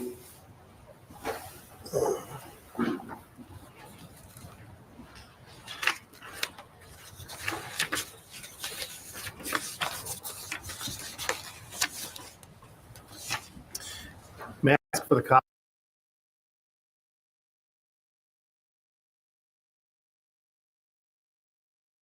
Line or two. All right. Thank you.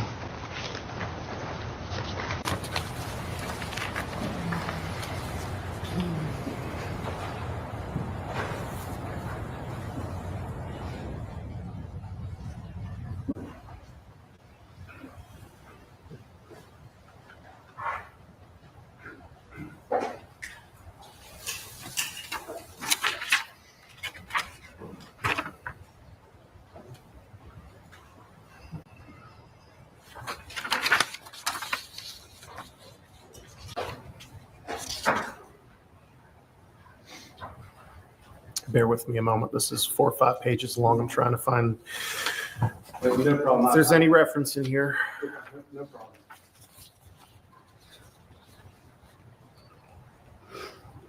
And I'm getting close to meeting that.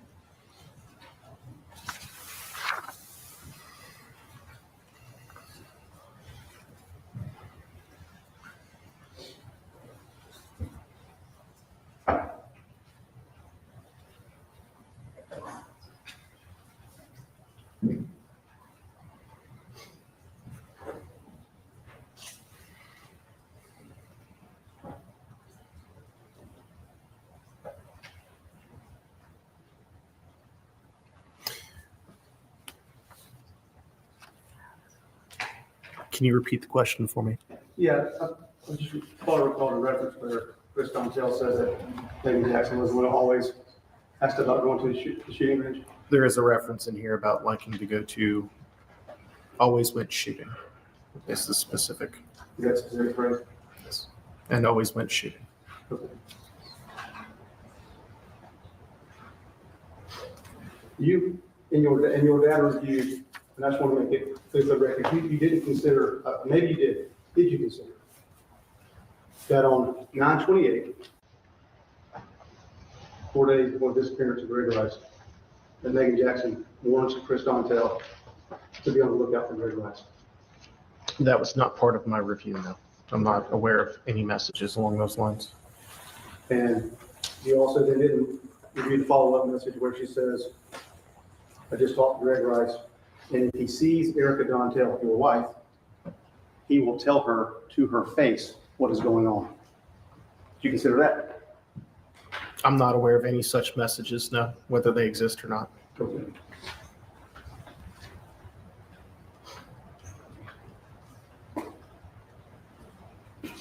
We have one report.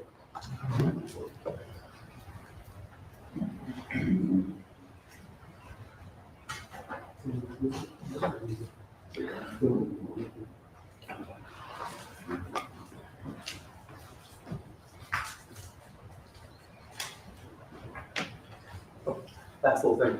On September 30th, just a few days before the disappearance of Greg Rice, Megan Jackson took groceries to his house for him. I'm not aware of any such event, whether it existed or not. You didn't see that message where Megan Jackson said, I'm headed over to take Greg Rice groceries? Again, I'm not aware of any such information, whether it exists or not. So. No questions, Ron. All right, you're right. I'm going to sort of start at the end there. Just because someone texts something, does that mean they're telling the truth? No. And isn't it often that someone will text someone something and it is an outright lie? I imagine that happens. Would that be more or less likely if someone is planning a murder, that they would be less than truthful? Most people that I've dealt with in my career are not necessarily truthful when they're involved in criminal activity. And let me also just flesh out the rest of this incident where Mr. Dontel allegedly tried to have his co-defendant killed. First of all, let's get the whole story. The allegation was also that he was going to try and have me killed, correct? Correct. Did you and other investigators try to substantiate that allegation? Yes, we did.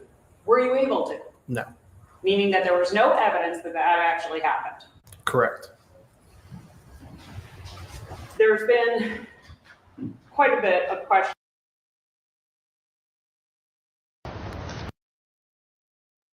from his apartment, the hit on the LPR.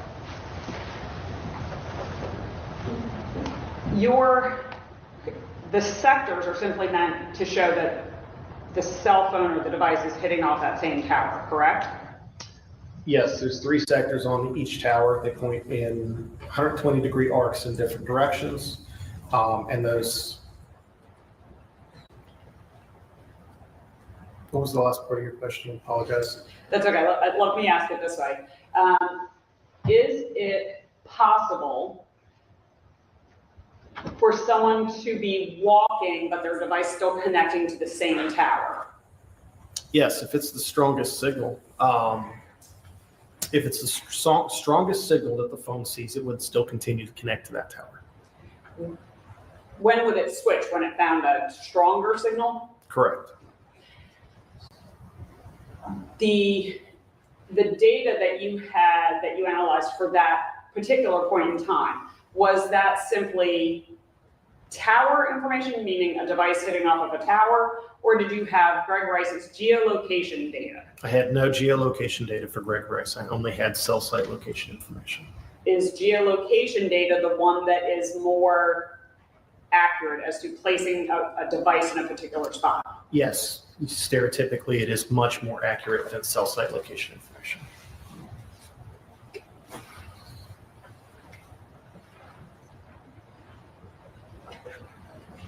And I had to say this several times, but was your task with the cell phone analysis to determine device location or to determine content of communications?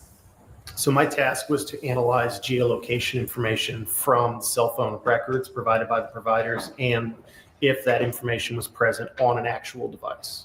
Context was never part of my task for this particular investigation.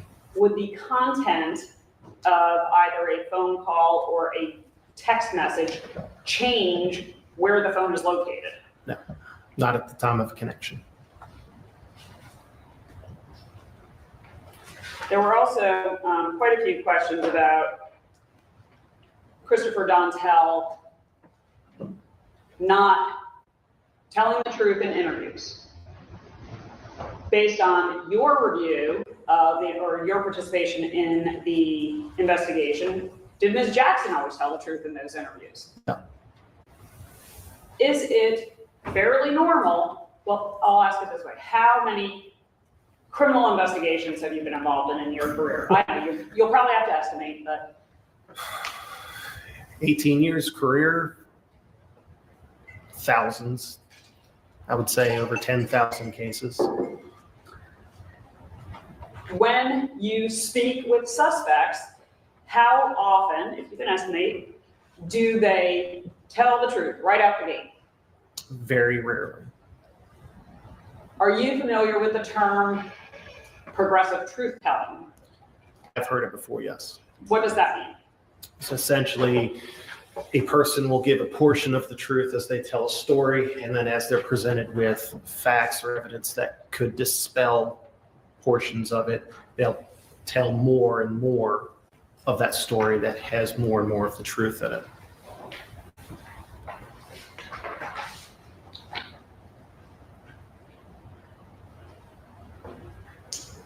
Court's indulgence.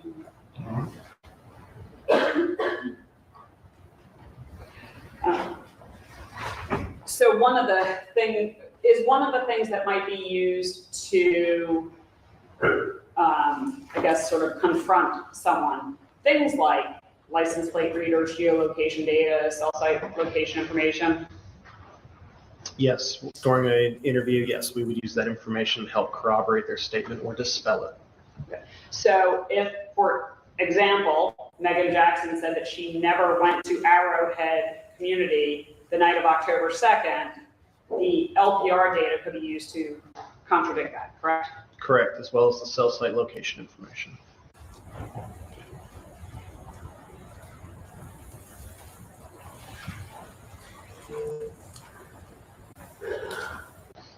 I may have asked you this yesterday. We've established that, well, would it be possible for Greg Rice to have walked from his apartment, started towards the Clay Pond Drive exit, and used the same tower for a good bit of that time? Yes. When you looked at the two LPR hits that indicated that the van was in the Arrowhead community for about 6 or 7 minutes, did you go out and see whether it would be, how reasonable it was that the van could go in and out that quickly? I did go out and test that. I drove that myself. And you can drive from the LPR, which is at the entrance of Fairhead, down to the Flint Lake Apartments, to his apartment, and turn around and drive back with some time to spare within that roughly 5.5 minute time frame. Would that time, the sort of extra time, expand if Greg Rice had left his apartment and was walking down the road? Yes. There were also some questions about the date on your presentation. Megan Jackson was actually listed for trial in December, correct? I believe so, yes. So was your presentation prepared for the December trial of Megan Jackson? Correct. Did you in fact have a slightly different presentation for Christopher Dontel? I did.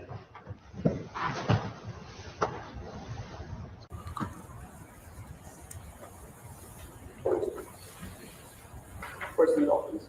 There was also this question about blow up Betty. I'm not sure I understood what Mr. Britton was inferring, but it seemed that he was inferring that maybe that was some sort of, it was going to be used as a sex toy. Could blow up Betty also be used for target practice? I imagine you could, yes.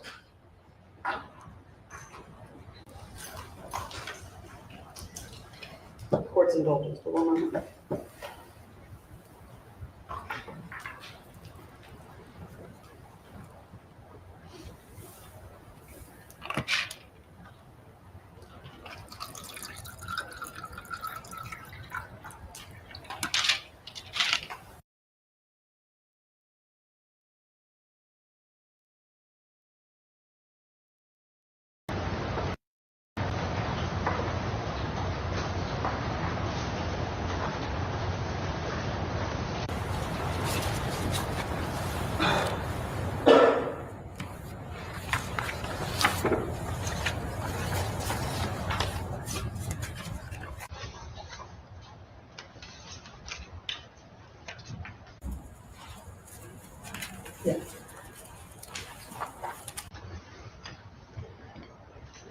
The presentation that you created and that we showed the jury, that was created prior to the December trial date, is that correct? Yes.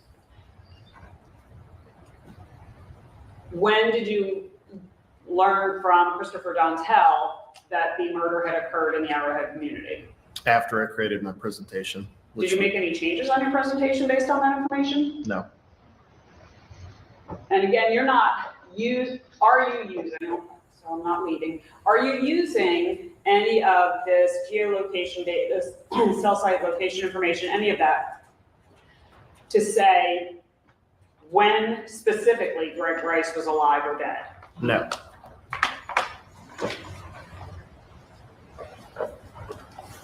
Does the information, the cell phone information, seem to corroborate that Greg Rice was killed at some point in Horry County that night because his device stops connecting to a tower? Yes, it does. It is abnormal. When we look at records, we'll typically look at a very long period of time of records if they're available. It looked, I believe, if I recall correctly, at least 3 months of his records, and there were constant connections to the tower on every day for 3 months, and then they suddenly stopped on October 2nd, 2020.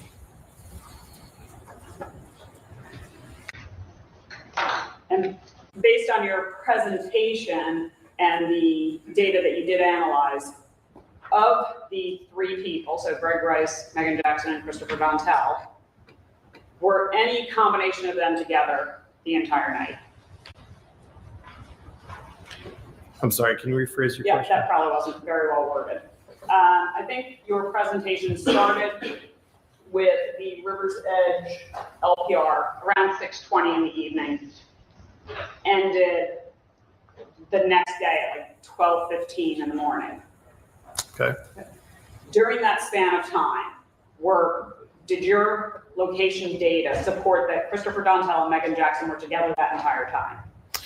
Yes, it did corroborate information. The investigation learned that they were together during that time. Nothing further, Your Honor. All right, you may sit down.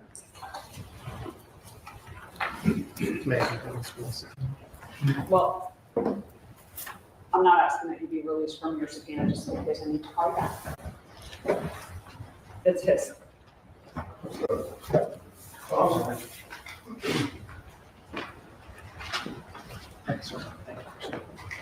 All right, ladies and gentlemen, we're going to take our morning break, about 10 or 15-minute break, get the notepads in the jury box, and I'll discuss. We've got about 10 or 15.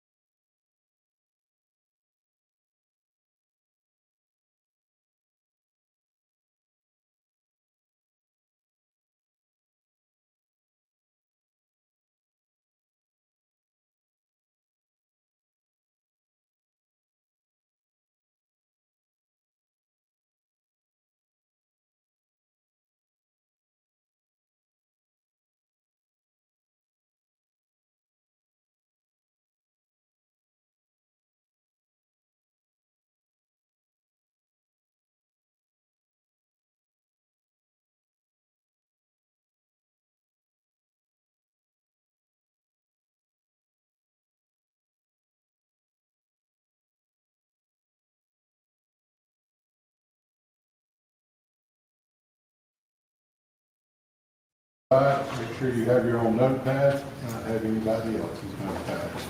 State can call your next witness. Thank you, Your Honor. The state calls Dr. Presnell.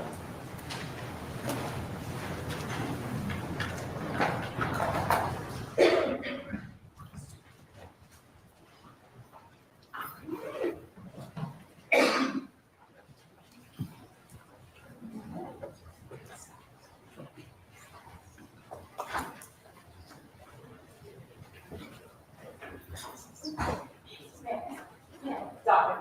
Presnell, sorry.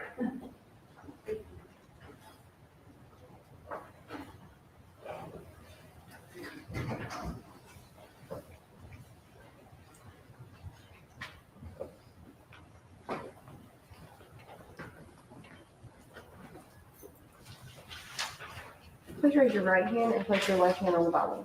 Do you solemnly swear or affirm the evidence you're about to give the court in this case to be the truth, the whole truth, and nothing but the truth, so be right? Yes, ma'am. Thank you.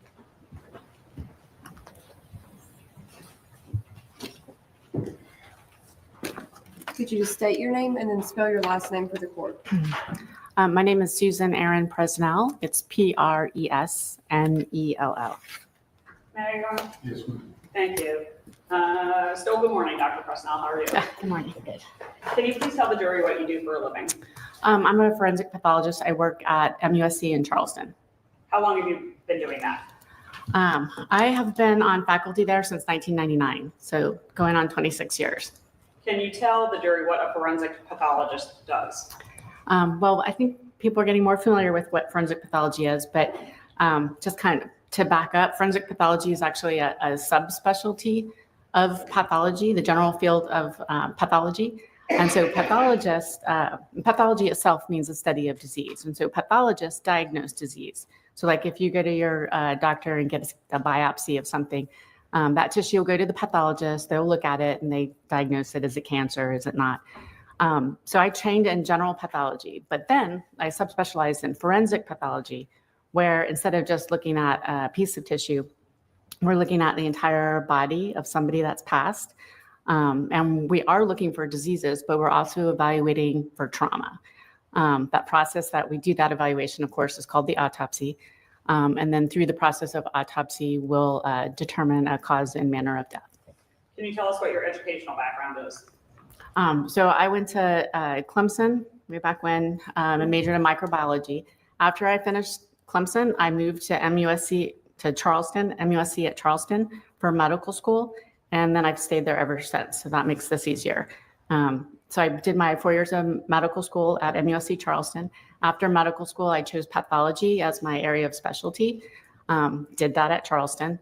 Then after that, I chose the year subspecialty in forensics done in Charleston. And after that, I was hired as a faculty there, and I've been there ever since. Along this way, I've taken the boards. So I'm board certified in general pathology as well as forensic pathology. And then I also have a license to practice medicine in the state of South Carolina.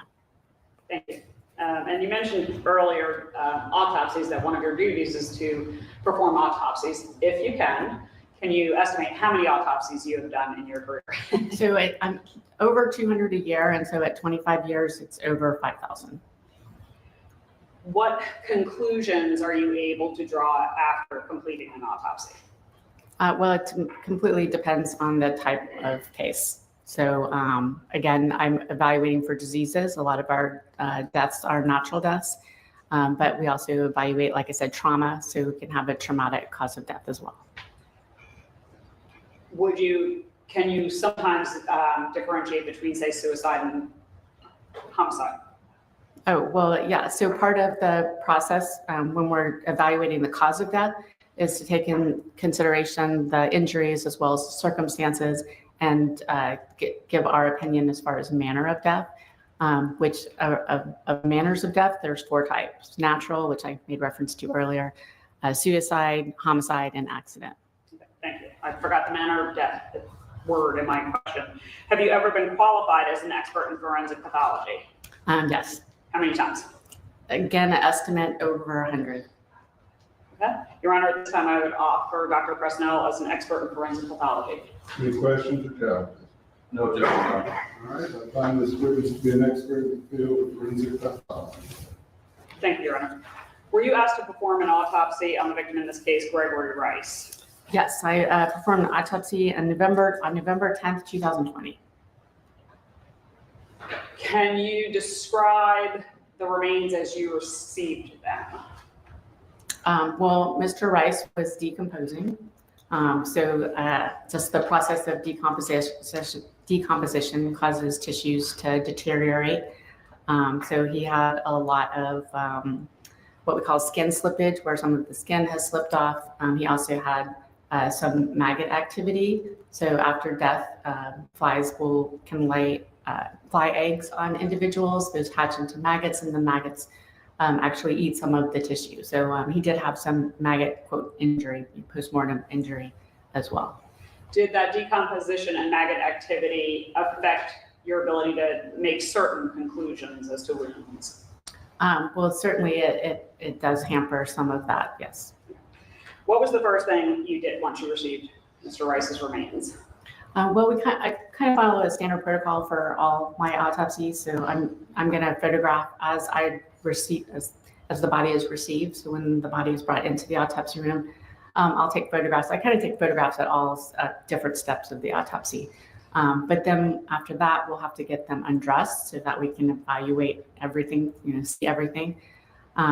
And during that process, I'll evaluate all the normal measurements, height, weight, that kind of thing, as well as injuries.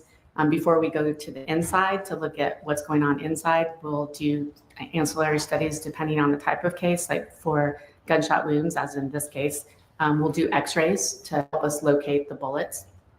After we finish with the external, then we'll go inside. We'll look for anything that's injured, any disease process. We'll also try to get some kind of fluid for toxicology testing.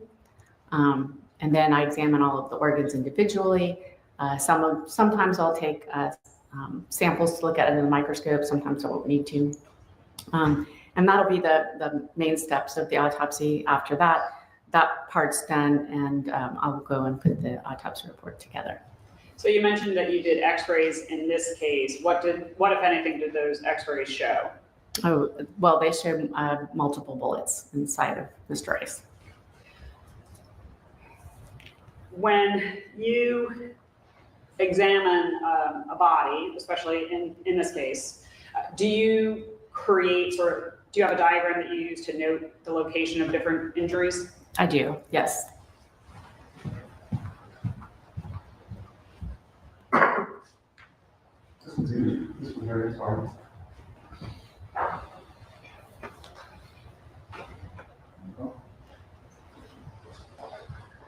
Your Honor, I'd like to approach the witness with State's Exhibits 71A and 71B. Yes, these appear to be copies of the diagrams that I did at the time of autopsy. Your Honor, I would ask to admit to Exhibit 71A and 71B into evidence. All right, any discussion? No objection, Your Honor. State's Exhibit 71A and 71B admitted into evidence. Your Honor, I'd also like to publish them for use during Dr. Presnell's testimony. All We'll start with 71B. And if you could, once it comes up. While it's coming up, how many different wounds were you able to determine from Mr. Rice's body? He has at least 5 gunshot wounds, potentially up to 7. And I'll show you on the diagram. We'll walk through. Is this a pointer or does it change? That's actually a microphone, I believe. Oh. This. Okay, whoops, there you go. That top button. If you hit that top button, apparently it does. Oh, okay. All right, so just in general, before we go over the diagrams, he has 5 definitive gunshot wounds. He has one to the left side of the head, one to the left side of the chest, 2 to the left hip, and 1 to the right thigh. All right, so we're going to go through those. In addition to that, he has a couple other holes that connect up. I just cannot definitively say that they're gunshot wounds. So this first gunshot wound, and when I say first, I don't mean that this is the first gunshot wound that happened. It's just in the order that I've done, that I've enumerated them, is to this left temple area. You can see it's highlighted in pink. There we go. Right there. It's the only thing highlighted there. This bullet actually goes obviously from his left. We're on his left side. His left towards his right. It's going in an upward direction, and it's also going towards his back. So it's going in this direction. It goes into the brain. There's not a lot of substance or architecture left to the brain because it's mostly liquefied at this point. But there is a bullet inside the brain, and we recovered that and designated that as the bullet from the brain. In certain circumstances, are you able to tell, based on soot or stippling, whether an approximate distance of shooter to victim? So I mentioned that I evaluate injuries, and obviously this was a gunshot wound. There's a bullet at the end of it. But the other thing we'll look at is just trying to interpret like what type of, not just what type of injury, but other characteristics of it. So for example, with gunshot wounds, one of the things that we'll try to look at is whether there's evidence that the gun was a contact gunshot wound, like the barrel of the gun is actually against the skin, whether it's a close range gunshot wound or whether it's a distant gunshot wound. And the way that we tell is if there is a rim of soot around the entrance wound, that would be a contact gunshot wound. When the gun is pulled away, there is it's not only the bullet that is exiting the end of the barrel, but you also get what you call, or what is gunpowder. If you think of the gunpowder like little pieces of sand, when the bullet exits, the little gunpowder can exit as well, and those little pieces of sand can strike the skin and cause little abrasions. We call that stippling. If the gun's close enough, that will happen on the skin. So contact is the soot up against the skin. Close range is, you may or may not see soot, but you'll see the little stippling marks, and distant is beyond that. Now, all that explanation to say that I can't tell in this case because the skin has slipped away. So based on the victim's decomposition, you weren't able to tell? Correct. And I know you can't tell the order of gunshots, but would that wound in and of itself have been fatal? Yes. And then if we can go to 71A.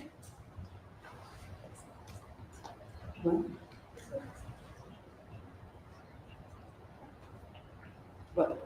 Yeah. Okay, yeah, she doesn't have a timeline.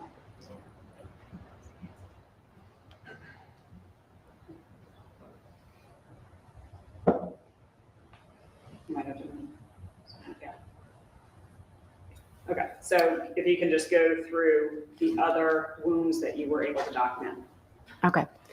You'll see a couple marks on here that didn't go anywhere. The pink ones are the entrance gunshot wounds that are definitive entrances. So again, first, but not necessarily first, we have the one to the left chest. Oh, that's okay. It's pretty well highlighted. So you have the one to the left chest, and it is going from his left towards his right. The only thing that I can tell is that it does damage the stomach. It ends kind of in the midline area, kind of right around where the aorta would be, but we have parts of the aorta missing, most likely from maggot activity. So I can't tell for sure if it did hit that or didn't. So that's the one to the chest. Then you'll see you have two to the left hip that are highlighted here. Their pathways are really close together. So think of it as two bullets going in. One bullet heads towards the tailbone, where I find the bullet. You might have to stand up. I think there's a. Okay. All right, so just to kind of reiterate, there's a gunshot that goes into the left chest, and it's going in towards the midline of the body. Definitely goes through stomach, may or may not have hit aorta, and I got the bullet from inside the body there. Then we have two on the hip. These both go in. One bullet ends up being in the right soft tissue, the soft tissue of the right hip, and the other ends up being in the tailbone.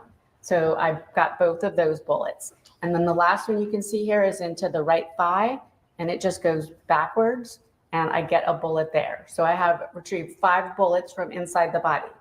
And then you'll also see up here, there are there's areas where that have the circles colored blue. So if you look on the back of the right arm, so over on this right side of the diagram, you see those 2 blue circles? Maybe I can come over here since our pointer's not working. Are you pointing to this area? Yes, the 2 blue circles. Those 2 holes connect. I did x-rays in the area, but they don't really show any like bullet fragments or little shredding bullets or anything. So I can't be definitive that those are gunshots and not necessarily just maggot activity. And then on the left forearm, so in the middle here, the 2, Is yes, that where you're pointing here? the 2 blue circles. Those are 2 holes that also connect. You see I have it on, one's on the pinky side. Well, actually they're both on the pinky side. One's up a little bit closer to the top of the forearm, and one's a little bit further down. Those 2 holes connect very nicely as well. Again, not necessarily any projectile fragments along the pathway, so I cannot be 100% definitive that that is an additional gunshot. Would the fact that the victim's body had been basically submerged in water for approximately 5 weeks, would that have an effect on your ability to call those gunshot wounds versus possible gunshot wounds? It's more that there was maggot activity, and that maggots consume tissue, and so I can't be 100%. I mean, they look like gunshot wounds, but I can't be 100% that that's not maggot activity. And you said that you recovered 5 bullets, so Runner, if I may approach, 139 has already been admitted.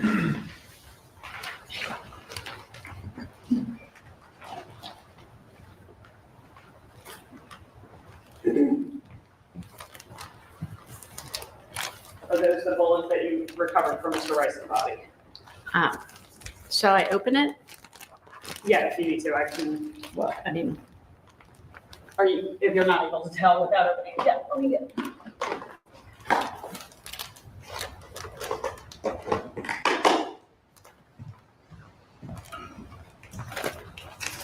Do you want?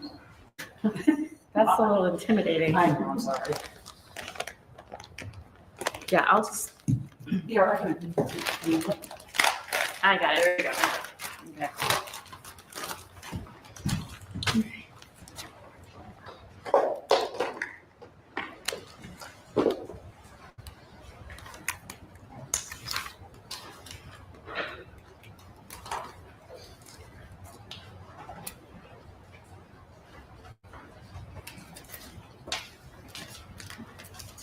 I need the knife.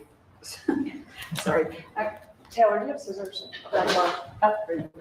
Thank you. Thanks. All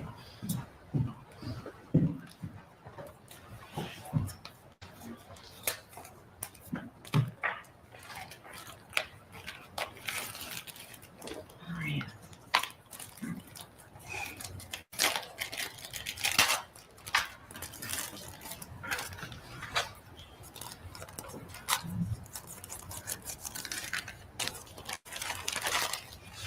Okay. Let's see. So we have the first one I'm looking at is labeled chest bullet. So that would be the one that I got from the midline of the chest. And it has the autopsy number that I'm associated with Mr. Rice. And then not his name, because when he came to us, he was originally not identified. So it has what we designated, the name that we gave him at the time of autopsy. Next one is the bullet from the right leg, or it would have been the right thigh area. Again, with the autopsy number and the designated name. Next is the bullet that we got from the right pelvis. So that would have been towards the front, the right hip area, with the autopsy number and the designated name. And then the bullet called sacral bullet, which is the tailbone bullet, autopsy number and name. And then finally, the bullet from the brain with the collection envelope, the autopsy number and name. Before I move on, did you at some point send bones from Mr. Rice's body to be examined by a forensic odontologist? I believe he came and picked them up. Oh, okay, thank you. You mentioned earlier that you will often do, or always do, a toxicology exam as part of an autopsy. Yes. Was one done in this case? It was. We couldn't get any. We would like to send blood to test for toxicology. Because we couldn't get any blood, we sent, it's just some of the fluid that we got from the chest cavity. And that was tested and showed THC or marijuana. What types of substances does that toxicology test for? It's supposed to be comprehensive and pretty much for like all the normal typical drugs of abuse, amphetamine, cocaine, benzodiazepines, marijuana, opiates. But in this case, because of just the quality of the sample, they actually couldn't test for ibuprofen and some of the diazepines or benzodiazepines. But it did test, like I said, it did pick up the marijuana. It also tested for alcohol, which was negative as well. In your opinion, did any of the substances that you just testified to that were found in his bodily fluid contribute to the victim's death? No. So what is your opinion as to the cause and manner of Mr. Rice's death? Right. Well, so I didn't specify any individual gunshot. I just said multiple gunshot wounds to the head, the torso, and the extremities. And the manner of death is homicide. In medical legal vocabulary or definition, that would indicate death at the hands of another. Court's indulgence. All right.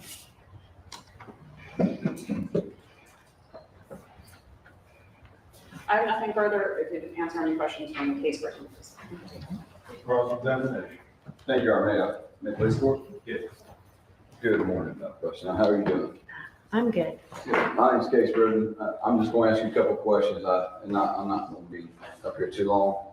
I think I heard you say that you couldn't list the order of shots. Right. At the time of autopsy, I can't tell which one came first, second, third, fourth, fifth. Did the crime scenes photo help you in determining? Could they help you out? No. Did you use any crime scene photos? I have pictures of the overall body when they first found it, recovered it, but that's it. And you're aware that body was recovered in Marion County? Yes. In fact, the Marion County coroner is the one that authorized the autopsy. And a Marion County deputy, I believe, Lieutenant Holtag, brought the body to you? Is that correct? Well, I don't know if he brought the body. Usually the coroner transport will, but he was a detective that was there, yes. And he received all the evidence that we collected. At that time, did you believe that the crime had taken place, or that the body Was it in Marion County? I knew that the body was found there. I had no opinion really on where it perhaps might have occurred. But I apologize. So back to the gunshots, you said because of the submersion in water, you can't tell what order they were? No, it's frequently you won't be able to tell what order gunshots will occur unless something happened days before and there's evidence of healing at the time of death or days afterward when there's, for example, no bleeding associated with it. So no, it's not that it was decomposing or that there was some insect activity. I can't tell the order at the time of autopsy. Okay, so but can you tell, I believe you just said that you believe that the headshot was the fatal shot? I said it is a fatal shot. The one to the chest also could have hit the aorta, which would be considered a fatal shot. And then the other two are mostly soft tissue, or the other three, I'm sorry, are mostly soft tissue injuries.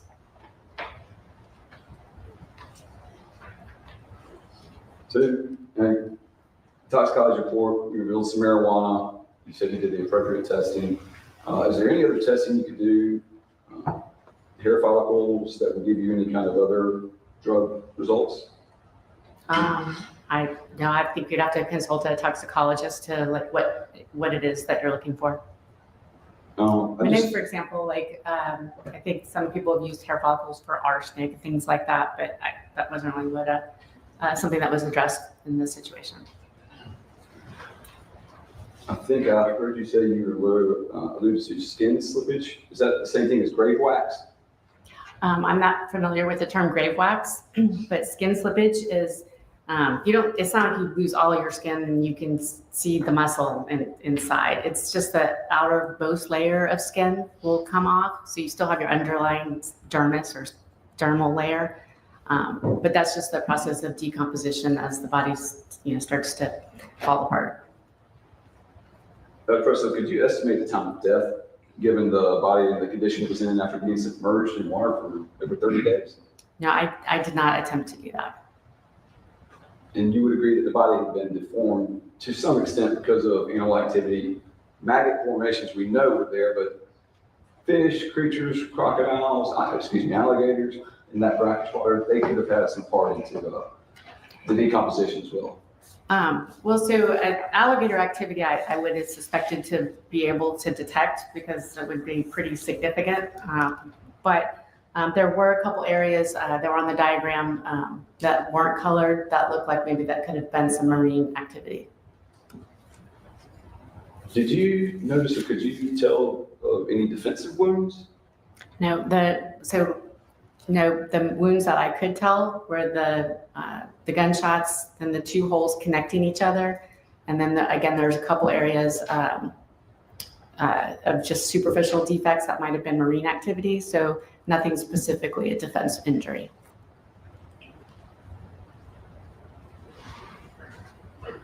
Now, most of the shots, they seem to occur on the left side. Is that correct? Yes. How was the body presented to you when you first looked at it? He's just on a stretcher. What position is he in? He would have been on his back. He'd been on his back? I mean, he might have been on his side. I don't have a photograph of him on the stretcher. Just once we move him to the autopsy table, we'll definitely make sure he's laid out so we can evaluate him. But so I don't specifically recall if he was on his back or on his side. When does rigor mortis typically set in? Well, rigor mortis typically sets in after about 2 hours. It really depends on the individual and what they were doing at the time of death. It could actually happen earlier, but usually it starts in about 2 hours. Is there a way through your science to be able to establish the amount of time he was in the water? Not that I know of.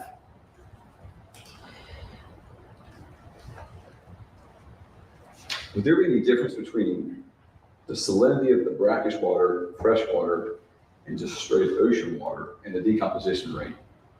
Not that I'm up to date on. Not that you're up to date on?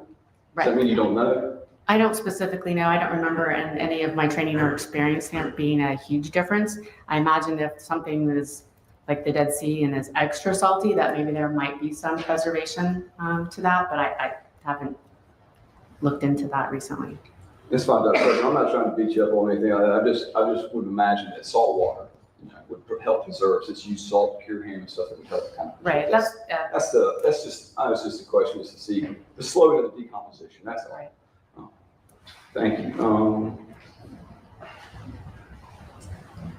Would freezing the body and then taking it somewhere else and then submerging it in water, that's got to have a different effect, correct, on the tissue? Yes, so freezing a body, and I apologize for the comparison, but it would be similar to putting something in the freezer in your home. It's going to obviously prevent, hugely stop decomposition. However, once you unfreeze that object or that person, the freezing act itself has disrupted some of the cells. So as it starts to thaw, decomposition actually starts to accelerate once they thaw.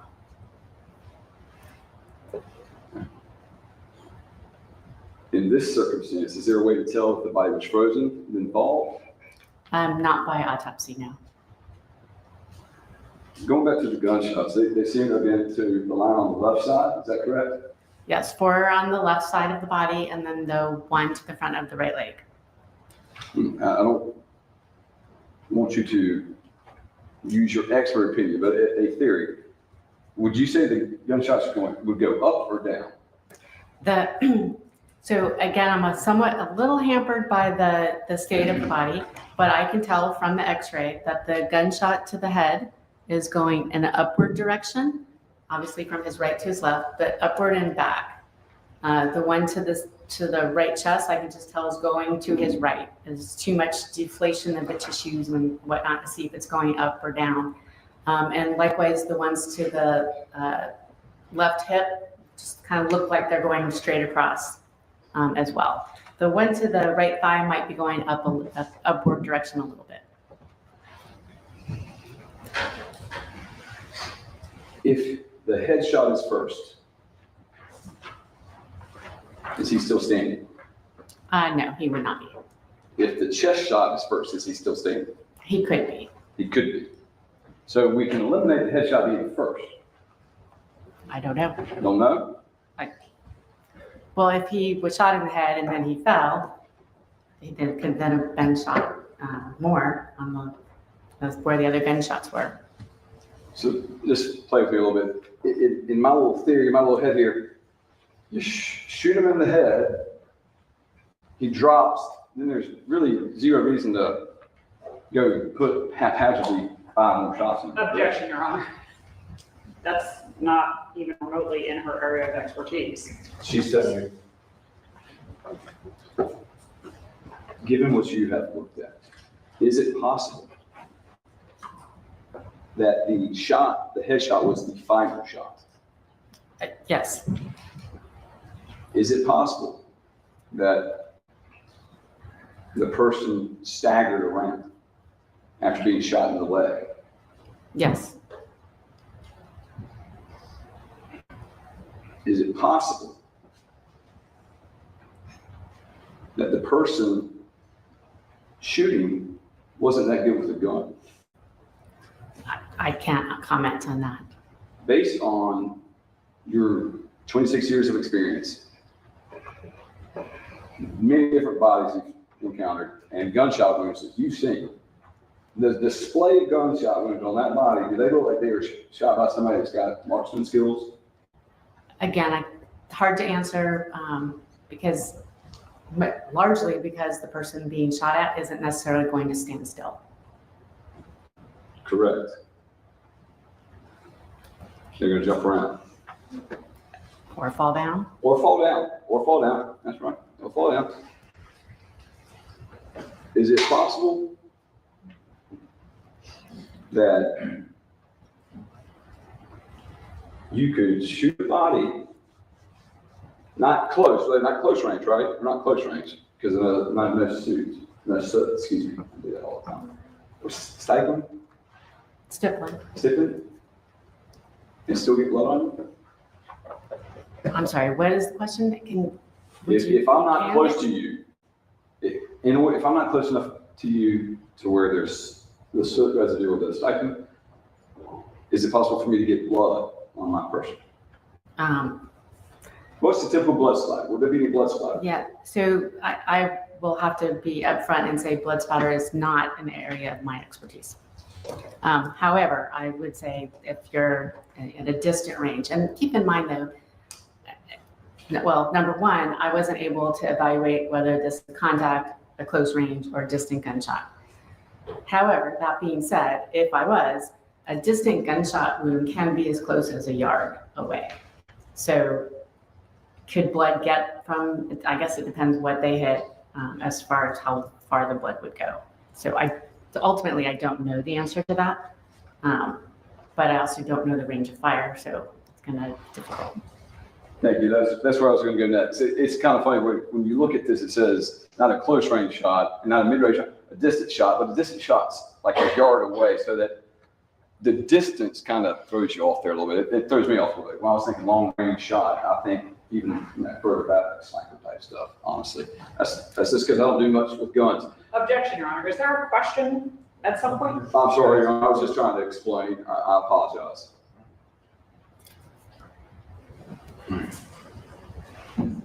Close indulgence, Your Honor. All right.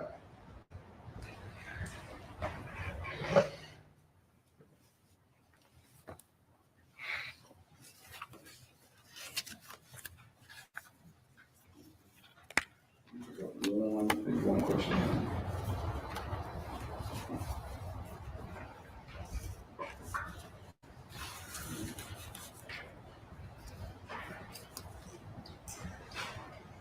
Not Bliss. All right. Thank you. Correct. Just very briefly, Mr. Britton just asked if you were able to tell if the shooter was a good shot or not. The victim was shot 5 times, correct? At least 5, yes. At least 5. You mentioned that at the beginning of your examination, you knew the victim's height and weight. How tall was Mr. Rice?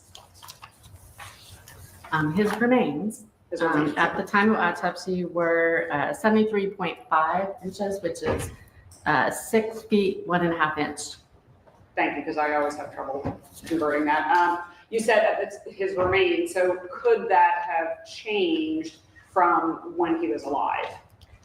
I mean, it's not as, body isn't as firm, maybe more relaxed. So, yes, there could be a slight difference. Okay. And then there was some talk about if you freeze a body, I'm assuming MUSC has a morgue or someplace that you store bodies. Yes. Do you store them in coolers? We do. Do those coolers freeze the bodies? No, we have a freezer as well as the cooler, but most bodies are stored in the cooler. That does not freeze the body. Thank you, nothing further. All right, you may step down. Your Honor, I would ask that Dr. Presnell be released from her subpoena and allowed to return to Charleston. Any objection? No objection, Your Honor. All right, she's free to go. Thank you.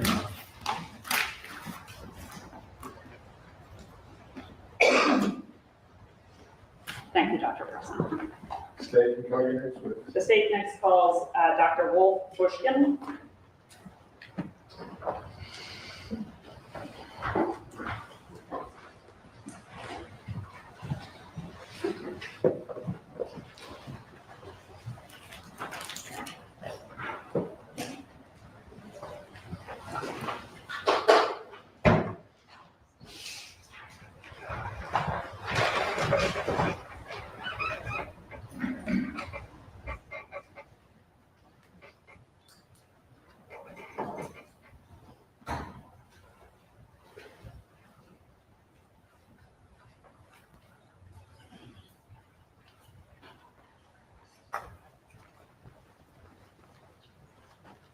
Raise your right hand and place your left hand on the Bible.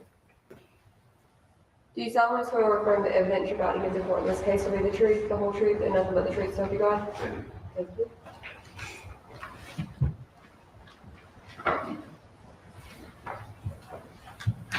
Could you state your name and then spell your last name for the board? My name is Wolf Dieter Bushkin. Last name is Bueschgen.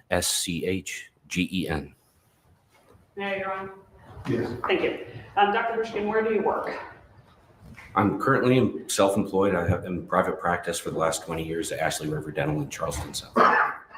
I also contract with coroners statewide. And what do you contract with coroners to do? Forensic odontology or dentistry. Can you explain to the jury what forensic odontology is? Well, forensic odontology or forensic dentistry, I use the term synonymously, is simply the application of dental knowledge to forensic questions. So if I were to expound on that a little bit more, that could include anything such as malpractice. It could be bite mark evidence, but for the most part, with coroners, I'm dealing with personal identification. Using teeth or jaws to identify remains? I do, and it includes the teeth, it includes the jaws, it includes any dental restorations that might have been done in life. The foundation of forensic dentistry or odontology is that teeth are static, meaning they don't change. For the most part, teeth don't heal. So if you fracture it, chip it, wear it away, it's going to stay exactly the same. If you put a dental restoration on it, such as a filling, a crown, a root canal, it's always going to be there until it's taken out. Most people have gone to the dentist at some point in their life. So we have dental records on a vast majority of people, and we are able to use these because teeth are static. We are able to use that for an identification purposes. Can you tell us your educational background? Well, I got a undergraduate degree in anthropology from Arizona State in 1995, a master's in physical anthropology from the University of South Carolina in 1997, and a doctor of dental medicine from Medical University of South Carolina in 2003. And what is your professional background? I know that you're self-employed now and own your own practice. Have you had other positions? I've had many positions. I've been essentially involved in the recovery, analysis, and interpretation of human remains for the last 30 plus years. Most of it, or a lot of it, has been in archaeological and historical contexts. But since I've been in graduate school, since 1995, I've been working on modern forensic cases, both anthropologically, and then after I graduated from dental school as a forensic dentist. And is this type of identification an established procedure? Absolutely. It's something that has been used for thousands of years. We have historical examples going back to the Romans and even before, but it is accepted. It is one of the most reliable methods for establishing identity. It's something that that the military uses routinely to find or to identify missing in action soldiers or those KIAs. It was used at World Trade Center. I think it was the second most common form of identification at the World Trade Center. Second only to DNA. Your Honor, at this time I would offer Dr. Bushkin as an expert in forensic odontology or dentistry. Any challenges or questions? No, challenge, Your Honor, he's fine. No objection, Your Honor. Find this witness to be an expert in the field of Forensic dentistry. Okay. That's probably easier, Your Honor. All right. Were you asked to attempt to make an identification of remains in this case? I was. And who asked you to make that comparison? It would have been the deputy coroner at that time. From Horry County? From Horry County. Okay. What were you given or what did you use in order to make your comparison? In terms of what remains? What remains, and then I'll approach with records. They were resected jaws after autopsy. So I went to the morgue with my portable unit to take x-rays, and then I was given the jaws. And so when you say resected, what does that mean? That means in cases of severe decomposition or fragmentation, sometimes the jaws will be removed so they can be analyzed as a single unit as opposed to the whole body. And I'm approaching with what's already been admitted as State's Exhibit 13.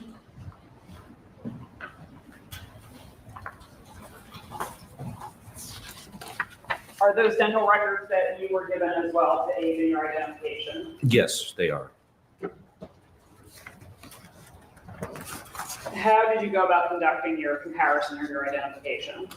Well, the first step in doing that would be to see what kind of records I have. And in this case, I had written records that detailed a lot of the restorations that have been done in life. But more importantly, I was given a full mouth series of x-rays, which is essentially an x-ray of every tooth in the mouth.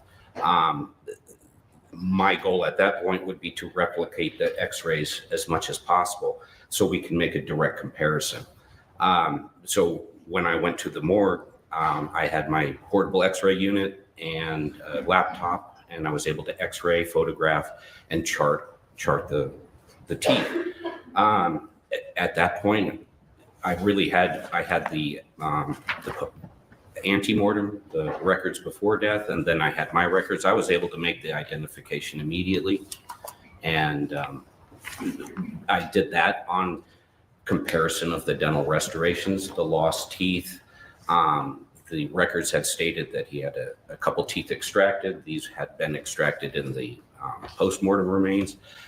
So everything was consistent and identical.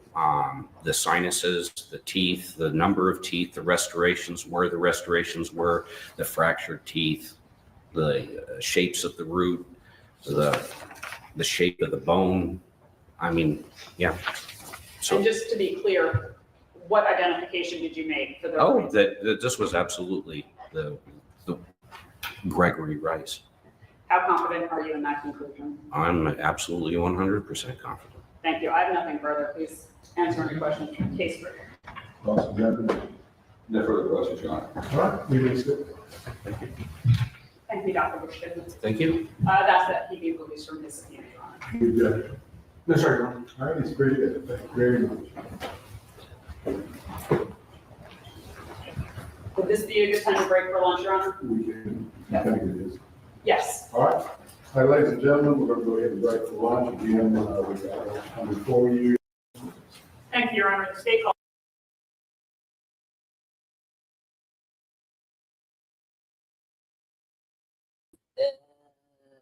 Hello, my friends. I'm watching this, trying to chat, which is not working very well for me today, and planning Declan's birthday party for tonight. So it's been crazy. Yeah, Amy, who did you block? Who got the boot? I'm just teasing. You can tell me later. So I believe this is going to be the fun one. This is coming up right now is the corner, her lover's wife. And then after that, it is him. So this is going to be fun. So I'm excited.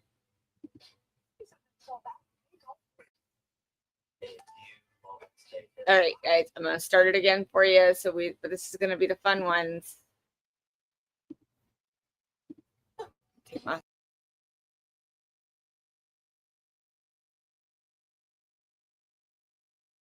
Calls Erica Donzel.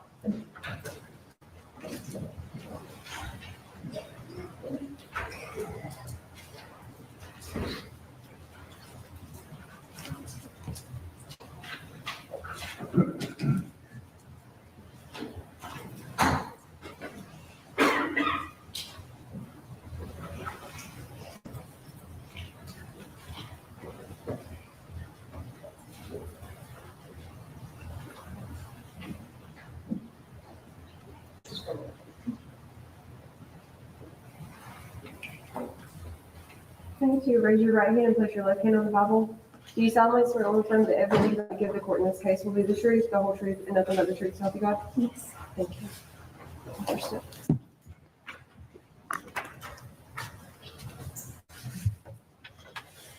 Get you to state your name and then spell your last name for the court. Erica Dontel, Dontell. Mayor, thank you. What do you do for a living? I'm a teacher, What grade? 4th grade. Are you married? Yes. And what's your husband's name? Christopher Dontel. And is he the Christopher Dontel who is involved in this case? Yes, ma'am. How long have you two been married? 10 years today. Do you have any children? 2. And were you working back in 2019 into 2020? Yes, I was in transition. I had left my in-school position, kind of transitioned to working at my sister-in-law's daycare when I was pregnant with Clayton. And then in 2020, I got hired at my virtual school that I'm at now. Okay. And so let me talk about, well, I'll get to that in just a minute. Was your husband working at that time, Chris Dontel? Yes. What was he doing? His main job was he has a facility maintenance company that does maintenance all up and down the East Coast. And then he also was a deputy coroner for Horry County. What did he do prior to being a deputy coroner? He worked for a body transport company that moved deceased bodies for funeral homes and for the county. Now, thinking back to 2019 and 2020, you mentioned somewhere during one of your answers that you were pregnant with Blake. How old were your children? Obviously, that's a span of time. How old were they at that time? Clayton. I'm sorry. No, that's okay. Sorry. So Clayton was born in April of 2019. So he was up to a year. And then Charlie was 3 at the time. In 2019, 2020, would that have covered the time period of COVID? Yes. So tell me sort of what was going on in your marriage at that time. We were experiencing some difficulties just because like I said, I had left my full-time teaching job and went back to the daycare, which was a good pay cut. And then when COVID struck, then Chris's business with the maintenance company pretty much came to a halt because gas stations and things weren't open like they were. And so that just put a lot of strain on us. And he was working for the coroner's office, and we had our 2 very little kids at home. So he was on calls a lot. So it was just stress and not sleeping with a new baby. So not an easy time. Correct. Okay. Do you know the defendant, Megan Jackson? Yes. How did you meet her?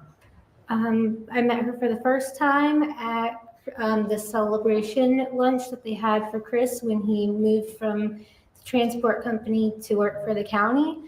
And then shortly after that, she moved into our neighborhood and we became friends. Do you recall about when she moved into your neighborhood? I want to say maybe like December of 2019. How far away from you did she move? Just the back of the neighborhood, like 2 streets over.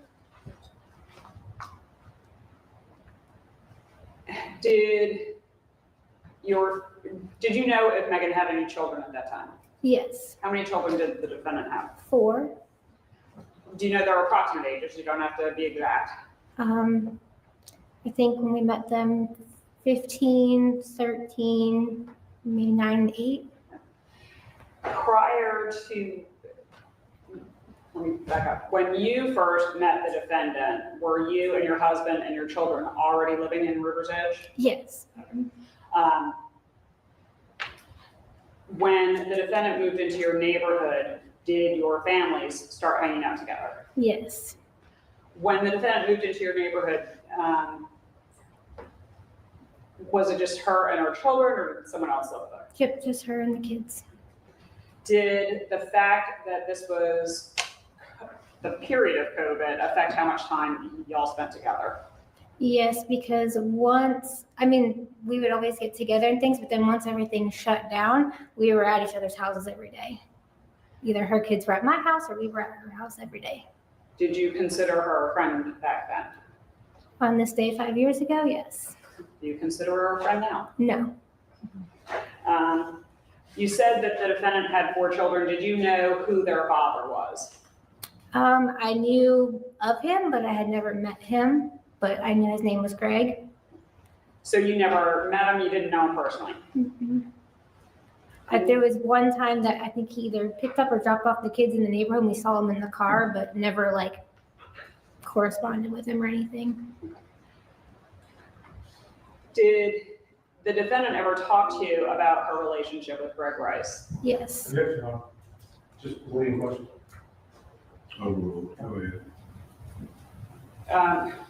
How did she describe her relationship with Greg Rice? It sounded very toxic. She mentioned a lot of abuse, and she would say things like, oh, I'm going to go drop off the kids if I'm not back in an hour, or send somebody to look for me. And it just sounded, she just made it seem very hostile. When she mentioned abuse, did you ever see any signs of abuse on her? Any bruises, cuts, broken bones, or anything? No, ma'am. Did you ever see any evidence that he was abusive other than what the defendant said? No, just what she said. Sorry, court's indulgence. Can you describe for the jury how big or small a part of your life, your family's life, the defendant became during this time period? Very big. I mean, she literally infiltrated our whole lives, from our kids to our finances to just all areas. Go ahead. Sorry. No, I was waiting to. Yeah, she just, I mean, like I said, we were together pretty much every day. And even if us grown-ups weren't, like her kids were with my kids all the time. So. Was the defendant working, where was the defendant working at this point? Grindstaff Transport. She had taken Chris's spot. Did that mean that the defendant and your husband worked together quite a bit? Yes. At some point, did you become aware that, or were you told that the defendant and your husband were having an affair? Yes. How did that information first come to you? Through a text message from an anonymous website. Okay.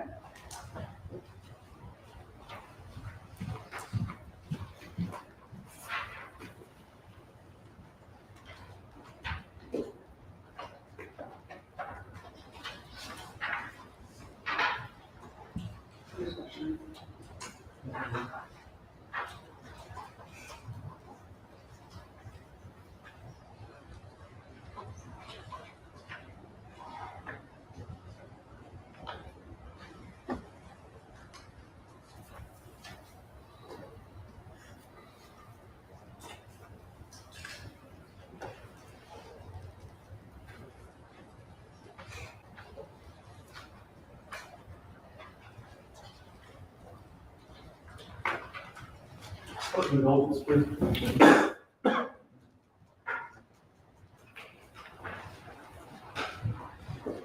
I'll give you.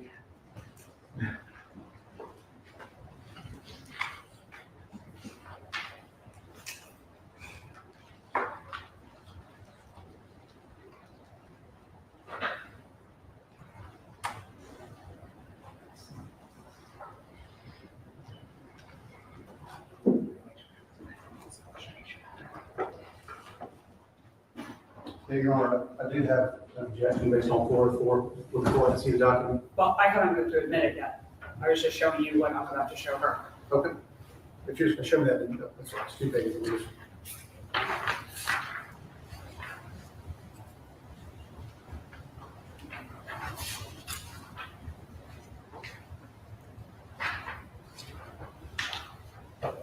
Your Honor, actually, before I approach with this,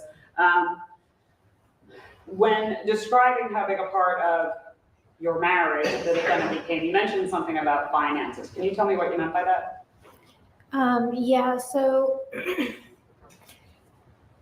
There were multiple times when she would help us with like groceries. She would just show up with groceries. She would go to like Sam's Club or, BJ's or where, well, BJ's wasn't around there, Costco. And it was like whatever she bought for her household, she would double and buy for our household. And so she did that a few times. And then like if we would go out, she would like get the bill for us. And then it got to the point where by the summer of 2020, we were in talks of opening a summer camp because that's like my dream. And we were looking at properties and talking about pools. And so we just thought that we were going to be these business partners and open this camp that's nothing like anything that's in the area. So that's just. Now, you said that the defendant had taken over Chris's job. So did you have some idea of the salary that she was probably making? I'm going to say he was less than 50,000, I think, when he was on. Did the defendant ever give you any idea of how she was going to afford all of these things, or how she did afford what she actually gave you? It was my understanding from what she told us that she had inherited money from her parents.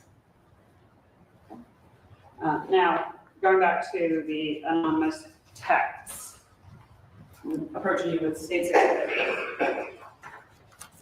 I'm sorry, do we need to get a little disruption? Thank you, Your Honor. All right. If you can just look at that.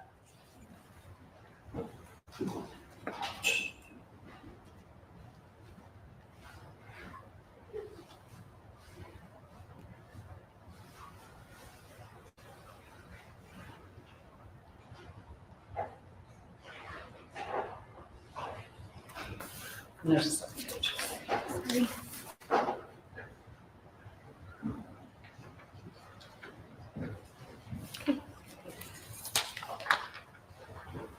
Are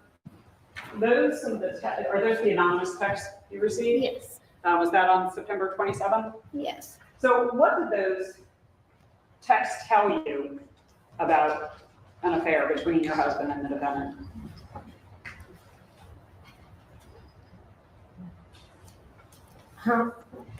They thought I should know that my husband got somebody else pregnant. Did it name the person? Not at first, but then later on, it said, oh, and the person was Megan Jackson. Was there anything about the way the defendant's name was spelled that meant anything to you? Yeah. I just felt like it had been, I even told Chris, like when it came through that I was like, this has to be somebody that knows her because they spelled her name correctly, because I've never seen her name spelled that way until I met her. So I feel like if there's anybody, I mean, my name's Erica and people misspell that all the time. So I just felt like you have to know somebody to spell their name correctly. So I knew it had to be somebody close. Did the text give you any indication of how they were able to find contact information for you? It said that they found my number on a website. It was like special ed or something, like an educational website. Was there any information about any trips that correlated with any trips that you knew about that your husband took? Yes, there was. It wasn't like a screenshot or anything, but it was just a flight number and then the 4 names of the people that traveled. Who were the 4 names, if you remember? Well, I know it was Megan, Chris, Savannah, and I think Savannah's friend. Do you recall what you were doing when you got those texts? We had dinner plans with my friends and Chris was on call. So usually when he was on call, we would ride to his car in case he got a call. And then me and the kids would just wait in the car. And so he had just gone into the house when the text message, the first one came through. Did they come through over a Yeah, period? they were spread out, yes. So what did you do after you got that first one? I texted him and I said, I need you to get somebody else to cover this call. And I said, we have a family emergency. I need you to come out here. Did he come out? Yes. Did you confront him with the text or show him the text? Yes, and because it was just from like the free site, he's like, I don't know what this is about. Like, this just must be somebody messing with us, but I'll deal with it after the call. Let me finish the call and we'll talk about it or deal with it. At some point, did you and Chris talk to the defendant about those texts? Yes. So once he, so while we were there waiting for him to come out, I got the text message about that he got somebody pregnant and where they found my phone number. And then once we started driving to the restaurant, because we were just like, we already had plans, and he was just saying like, I don't know who would do this. Like, who do you think would do this? And I was like, I don't know. This is not something I expected. And so we were still going to go to dinner. And then that's when the other message came through that said, and it's Megan Jackson, and I have proof. When you first got those texts, did you believe it, not believe it? What was going through your mind? I was in shock. I was like, I don't know why, like, never saw that coming. I never would have imagined that we would be in this position. And that, so then when he seemed to not know anything about it, then we were just kind of like, okay, well, you know, it didn't seem real. Like, I couldn't believe that it was true. And so did you and Chris talk to the defendant about these texts? I believe that would elicit forward for fair evidence responsible, Your Honor. So I believe it's the proper question. Thank you. Did either you or did you and your husband together talk to the defendant about those texts? Yes, once the message came through that said her name, that's when I said, we'll call her. Like, get her on the phone right now. And he did, on speakerphone. And I said, why am I getting text messages that say that you're pregnant, and who is saying this? And she was like, I don't know, I'm getting the kids in the car, I have to call you guys back. And then pretty quickly hung up. Did you ever have another conversation with her about the texts and who might be sending them? Later on, there was another time where we were talking, and then she said that she figured it was Greg texting it. Greg is in her husband? Yes. Did you, based on the text that you received, did you do any sort of research about anything? Well, I looked up my own phone number because I didn't know what that website was. And I was like, well, how's my number just out for the public? And it came up that it was just my online resume from when I was trying to get a teaching job. So that's where it came from. Did you look up anything else from the text or? Well, later that evening, because, you know, we had gotten home from the restaurant and everything. And so then I just started looking up like just books about marriage and how to save your marriage. Because I just felt like if this was even something that we were discussing, like, I mean, I knew we were having some stress and that things were like tight and just overwhelming at the time, but I didn't think that it would be to this point. Did you do anything to prevent getting those types of texts in the future? I tried to just block the websites or the freetext.com, whatever, so that I couldn't get any more. Because we talked to Megan, she thought it was Greg, and so we just figured we'll just eliminate it being able to come through so that we could kind of work on it and distance ourselves from them, because she had mentioned to a few times in the past just that Greg was very like, not protective, that's not the word I want to use, but like anytime she got close to somebody, he would cause problems. And that he had accused her in the past of having affairs with like men from the funeral homes and things. And so So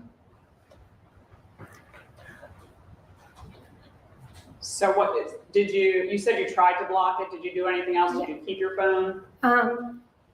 Yes, well, I kept, because I had two phones at the time because I was in the process of trying to get a new teaching job.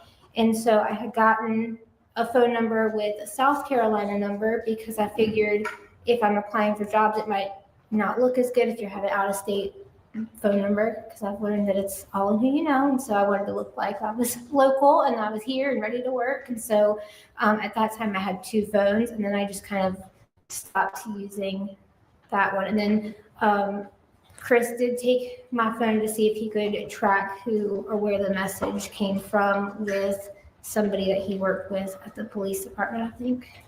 Okay. Now you said the defendant had told you that in the past, Greg, I guess, was assertive if she got close to someone. Yes. How long had the defendant been in your life at that point?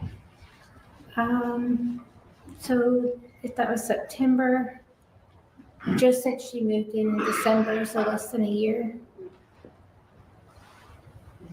You testified that you spent quite a bit of time with her. Yes. Had you ever had any issues with Greg up to that point? I mean, we had never met him or anything. Like, usually just from the stories that she told us and how, she claimed it was so bad. Like, if we knew that he was coming to get the kids or whatever, then we would leave. Like, we're like, well, we don't want to be here, and we would leave if we knew, or she would leave to take the kids where they had to go. Other than the defendant's own words, did you ever have any evidence that Greg Rice was abusive or inappropriate? No, just what she told me.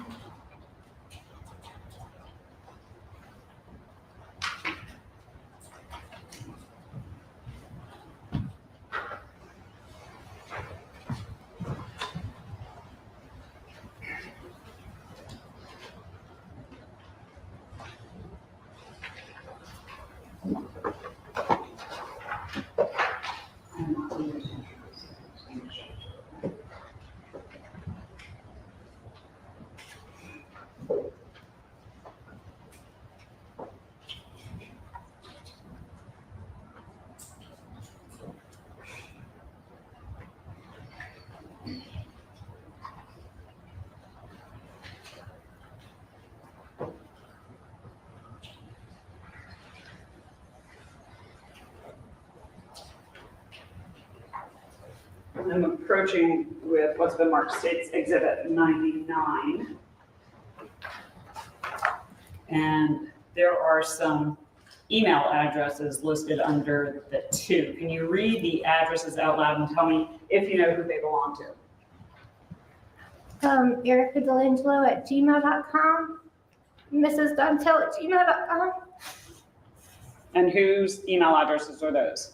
Those are both mine. Okay. Colton's mama @gmail.com, Delangelo2@AOL.com, Colton's, sorry, I can't see, mommycoupons@gmail.com, and then Aaron Benford 53114@gmail.com. Whose email addresses are those? My family.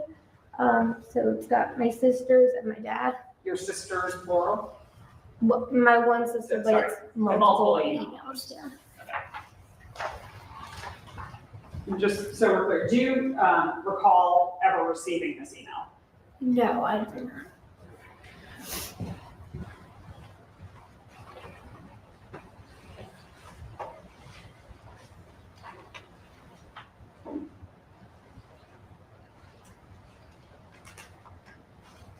When your husband would be on call, would he stay with you, stay someplace else? What was that like?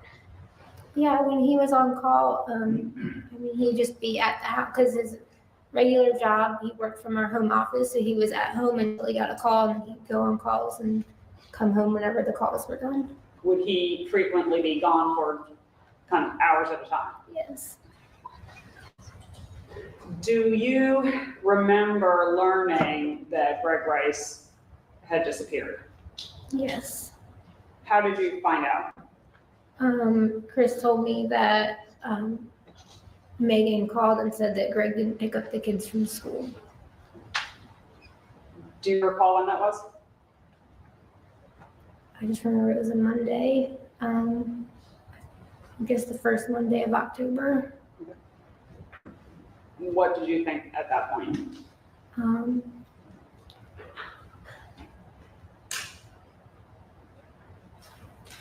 Objection, calls for speculation, I believe. That's what she thinks. I'm asking her what she thought. That she's not speculating as to what she thought. So at the time, based again on conversations that we had, Megan and I just assumed that based on her prior conversations about how he had a drug problem, that he was on a drug binge or something and just left because she had told me that he had done that before. And again, you had spent time not only with the defendant, but also with her children, correct? A lot, yes. So did you have any other information or evidence that Greg Rice had a drug issue other than what the defendant told you? No, everything that I knew about Greg was from what she told me. I don't have any questions for right now. Preston Britton is going to ask you some questions. Thank you, Your Honor.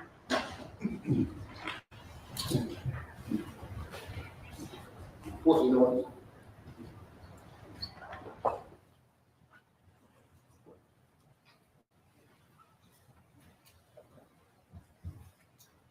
Sorry. Thank you for being here. This is difficult for you.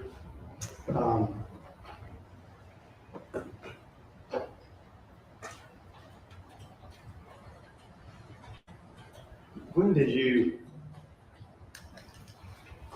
I hate to ask you some of these questions, but are you aware that Chris and Megan continued their relationship after all this went down? I think into October and November of 2020? Yes. And again, I'm sorry. And he was on the 27th of September. Y'all were communicating. He was telling you that he wanted to stay with it and stay in the marriage. And, right? Right. Yes.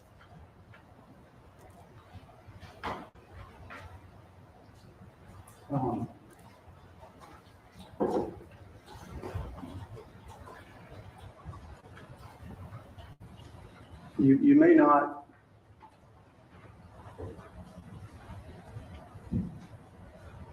you mentioned a phone call with Chris Dontel and Megan Jackson. Isn't that right? After you learned about what was going on? Yes. Were you aware that he put her on, he pushed her to make that phone, be a part of the phone call? Did he tell you that? No.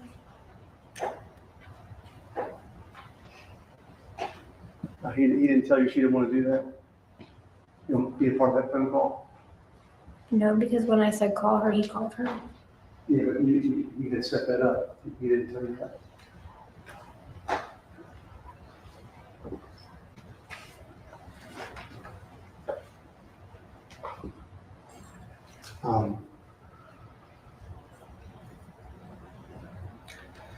Do you recall telling one of the detectives in this case that Chris Dontel called you in the early morning hours of October 3rd and told you we don't have to worry about Greg Rice anymore? That did not happen.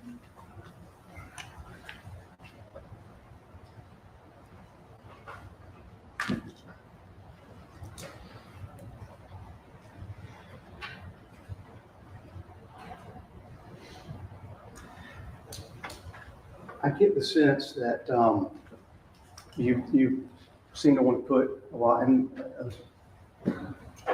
it's not good. I understand that. Do you put any responsibility on Chris Dontel for his affair with Megan Jackson? Absolutely.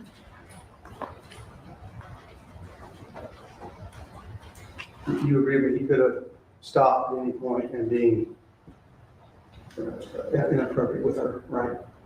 Yes. And despite continuing to promise you he was going to stick with you, he continued to engage in acts with her. Is that right? Yes.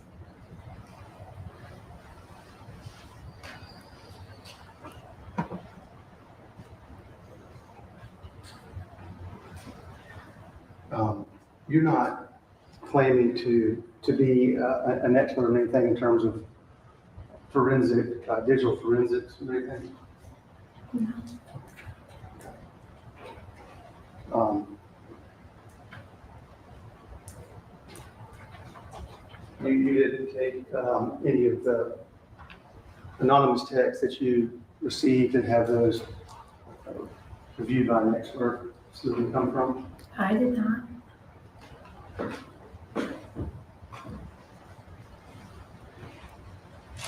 Were you aware of how many years Greg Rice and Megan had been together on and off? Did you learn that during the course of your friendship? I mean, I know it was longer than Savannah was alive.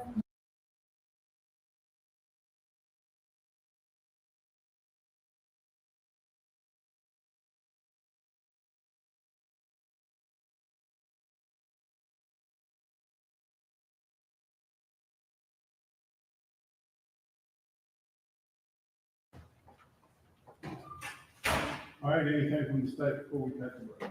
Nothing from the state, Your Honor. Anything from the defense? No, sir, Your Honor. How long? All right, let's take about a 10, 15-minute break. Thank you, Your Honor. Thank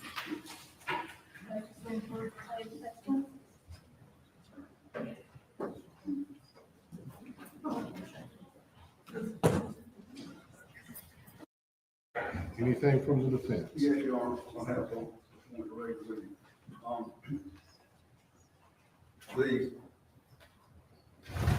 And that's a little tender point, but we try to make it, I think it's necessary to do so, state my point.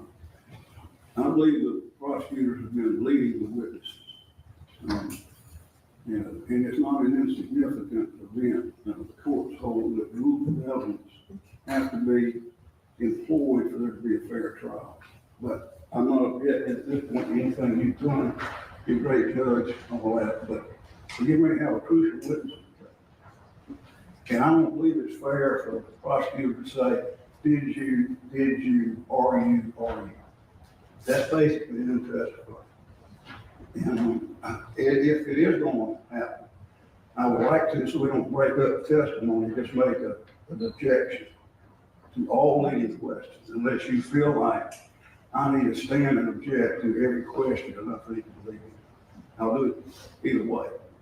Well, if you think it's a leading question, raise your objection. Okay. But when they say, did you do A, B, or C? Right. That's not a leading question.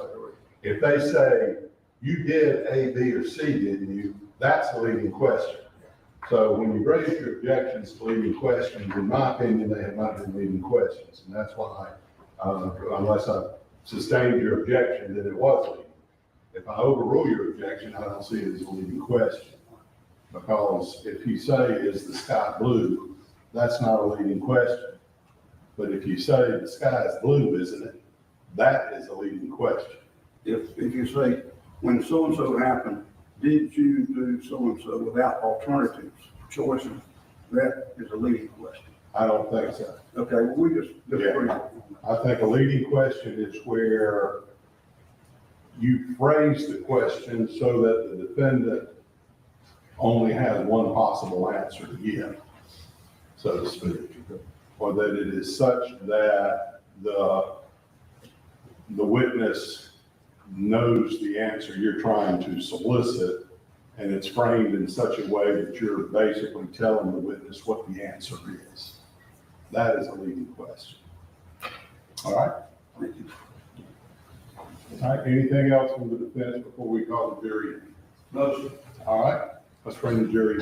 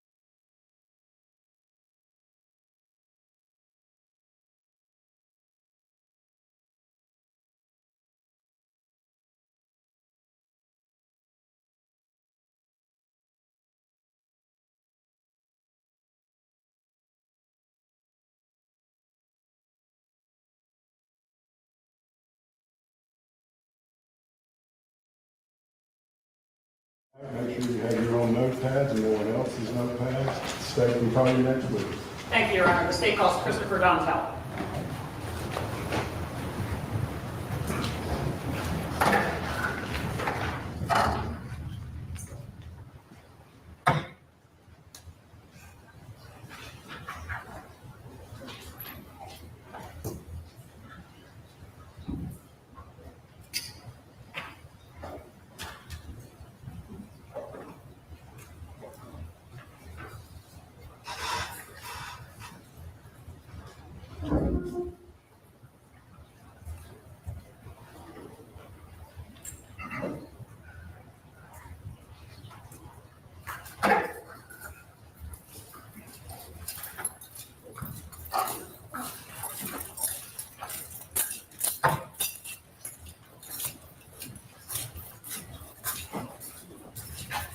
Please raise your right hand and place your left hand on the Bible. Do you solemnly swear or affirm the evidence you're about to give the court in this case will be the truth, the whole truth, and nothing but the truth, so help you God? Yes. Thank you. Watch your step.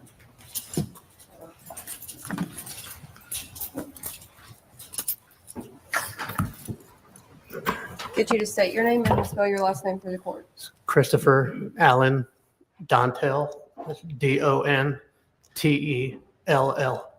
I'm going to have you spell your middle name just because there are a couple different ways to spell Allen. Allen, Allen. May I, Your Honor? Yes. Thank you.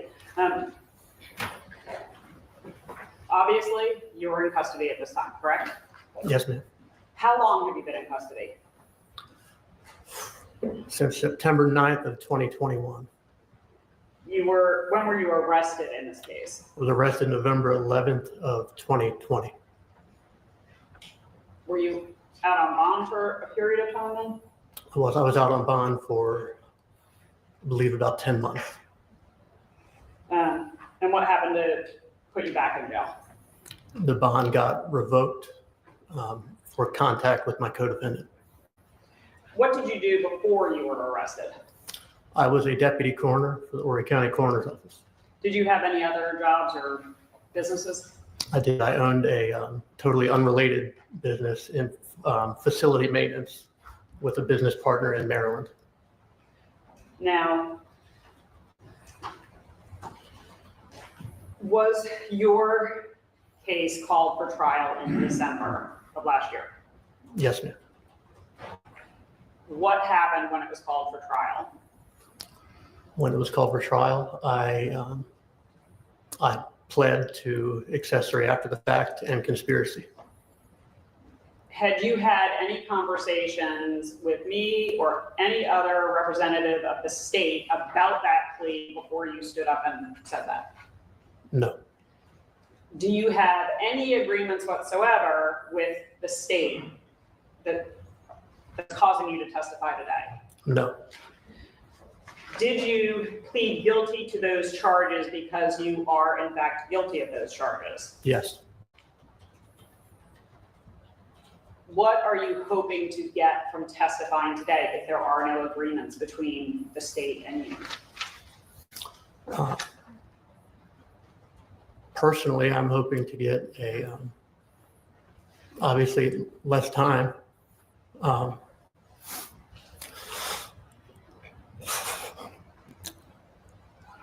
also hoping to provide closure for the Rice family.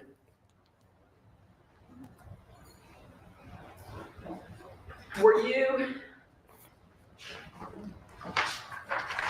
I'm going to sort of jump around just a little bit because I'm going to go to after the murder and before the murder. Were you interviewed multiple times by law enforcement prior to your arrest? Yes. Did you tell the truth during those interviews? No. Why? A few reasons. One, I was still trying to protect my job. I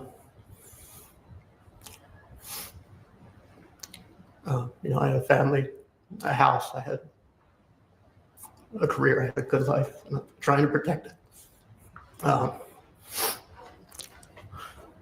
I'd also been threatened by my co-defendant. But if I ever told the truth, she'd kill me. You said one of the reasons is that you were trying to protect the house. You had a nice house and a family. Does your family still live in that house? No. And some people might think it odd that a man is afraid of a fairly petite woman. Why were you afraid of her? I'm afraid of her because I watched her kill the father of a kid. And threatened to do the same thing to me. All right, so now, how did you come to meet the defendant? So, I believe it was early 2018. She came to work for Grindstaff Transport, which is the company that contracts with the coroner's office as well as several funeral homes in the area to do body transport. I had worked for them for several years at that time, and when the defendant came to work for Grindstaff, I was one of the ones that was kind of put in charge of helping to train her. So I taught her things like, different funeral homes have different preferences for how you speak to the families and the questions you ask, and things that you do to the body when you get back to the funeral home to prepare it for embalming. So I trained her as to the preferences of all those different funeral homes, as well as the preferences of the coroners so that we could serve our customers the best we could.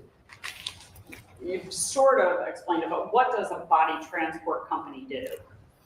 Okay, so the body transport company,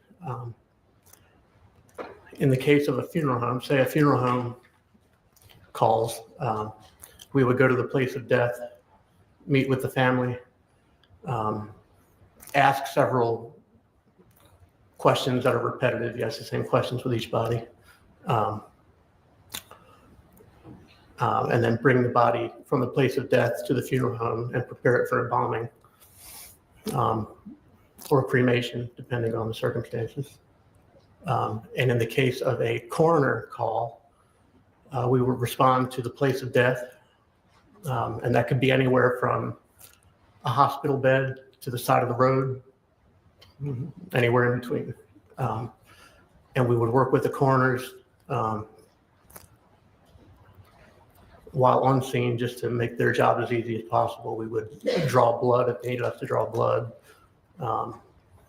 We would help collect bodily fluids. We would help package evidence, really whatever they needed.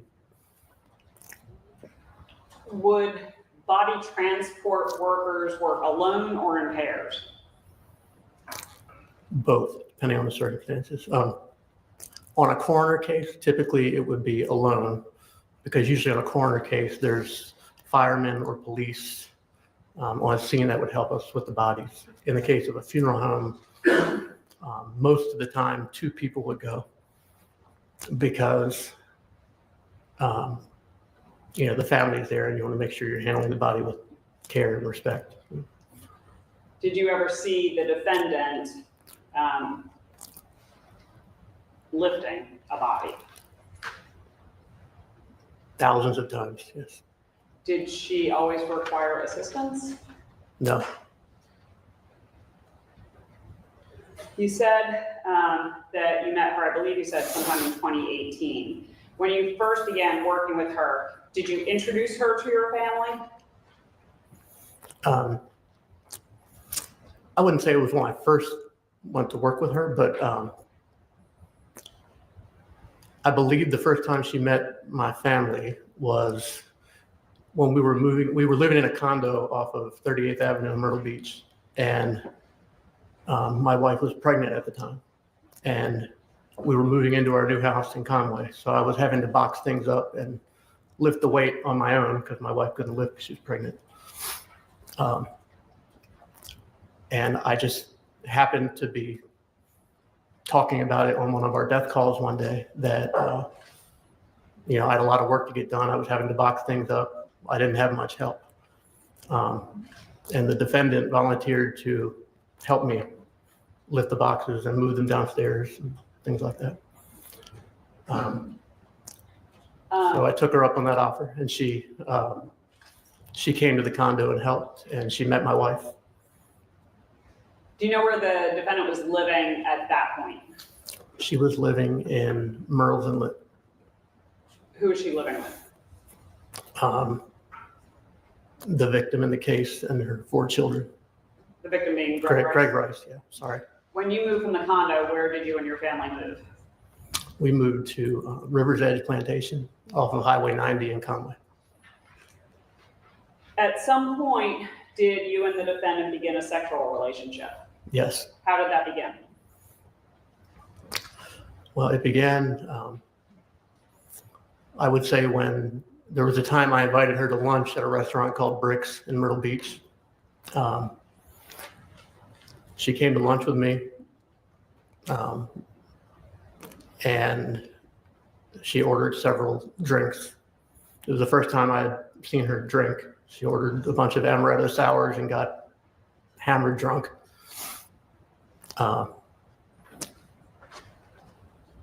After that, and let me backtrack, I was a regular at Bricks. I went there a lot. I went there with my family. I went there after leaving the hospital from autopsies for lunch. I was a regular there.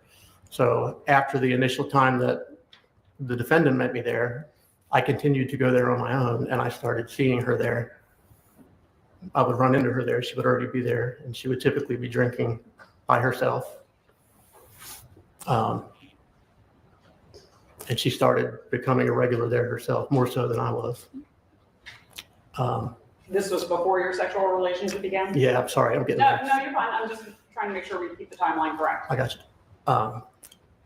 So then on one of these occasions at Bricks,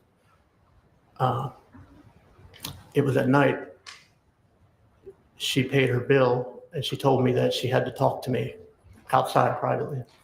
So I went outside with her and she told me to get in the van, her work van. So I got in the passenger seat thinking she was going to ask me a question about work or something like that. And she turned the van on and threw it in reverse. I said, "Where are we going?"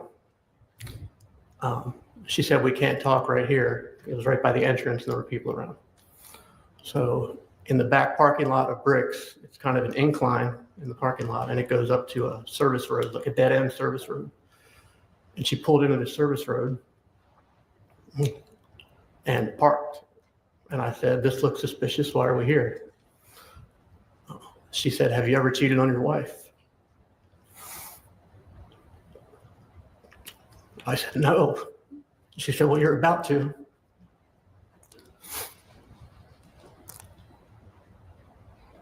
Then she climbed over the console on top of me and started to kiss me. And on that occasion, I gently pushed her off of me and said, "I'm not doing this." For the next several days, she kind of made fun of me about it and told me that I was the only guy she's ever met that would have turned down that opportunity. And eventually I didn't push her off of me. I came in, and that's when it all started. And it became a regular event. Do you know about when the affair started?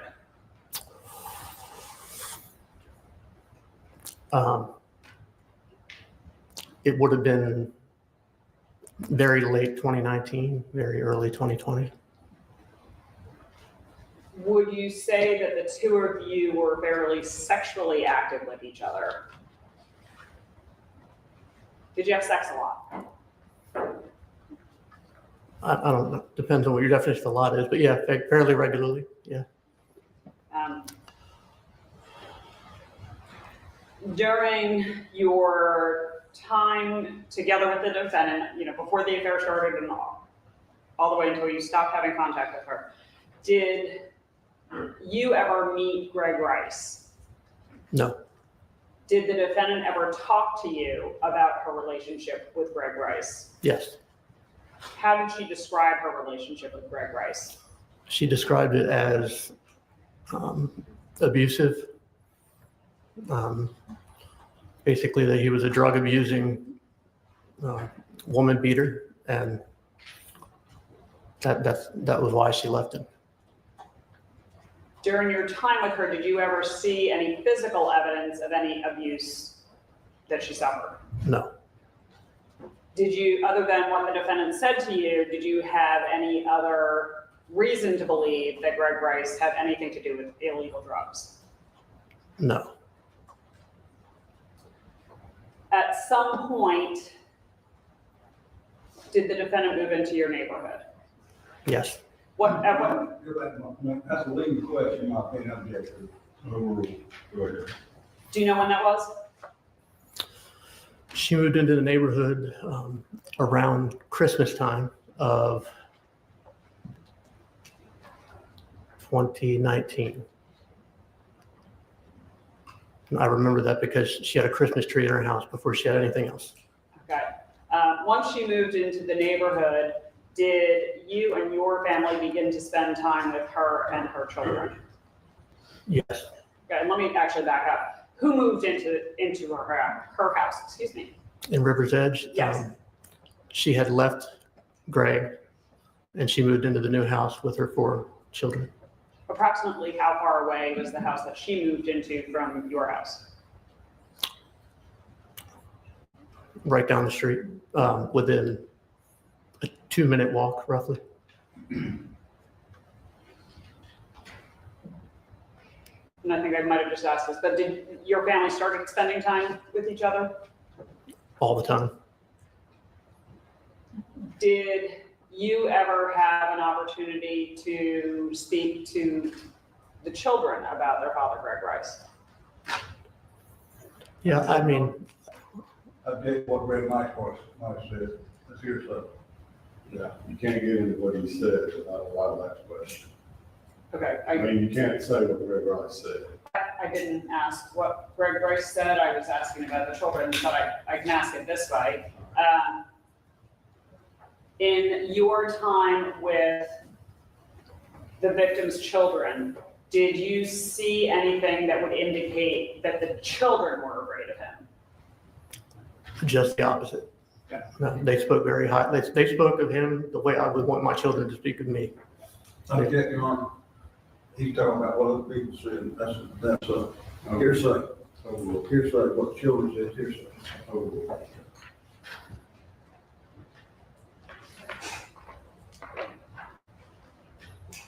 At some point, did Erica, your wife, find out that you and the defendant were having an affair? Yes. And let me ask the obvious question first. Before she found out, did you take steps to hide the affair from her? Yes. Did that include lying to her? Yes. So at some point, Erica found out about the affair. Do you know how she found out? I believe it was when she received anonymous text messages. Were you together with her when she got those text messages? I believe so, yes. Yeah. Did she? You know, that's not a affirmative answer. He said it was pretty certain. Okay, but question is, I can What do clarify. you want me to do, strike it? just have it regraded or check on him, see if he is testifying to what he knows. Can't testify, not sure. Overruled. Go ahead. Okay. I forgot where I was now. Did she show you any of those? Did she confront you about those text messages? Yes, she did. What was your response to her about the text? Do you remember what any of them said? It was something to the effect of, your husband has impregnated someone. Just thought you might want to know about it. What did you say when she confronted you with those text messages? That I had no idea who would have sent that, and that it wasn't true. So you lied to her because you were trying to cover up your affair? Yeah. At that time, did you have any idea who sent those messages? No. Did you and or your wife ever, well, I'll stick with you so it's personal knowledge. Did you ever speak with the defendant about those texts? Yes. Did the defendant ever tell you who was sending the text or who she thought was sending the text? She pretty much immediately said that it was Greg Rice. And I apologize if I've asked you this before. Did you ever meet Greg? As far as, I never shook his hand. We never spoke. I saw him, he would drive through the neighborhood to pick up the kids. I would wave at him, just a friendly wave. That was the extent of my interaction with him. After those initial texts, did you and your wife remain married? I'm sorry? After Erica received those initial texts, that's a hard word, did you guys remain married? Yes.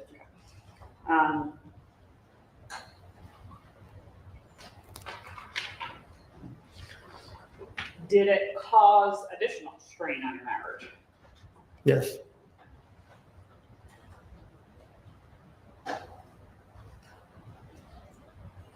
Court's indulgence for.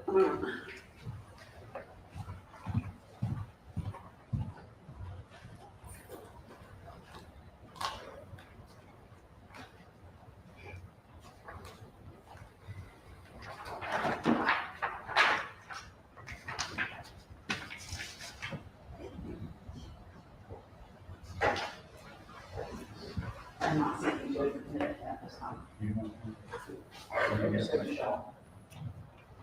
Your Honor, I'm going to approach the court's permission with State's Exhibit 153.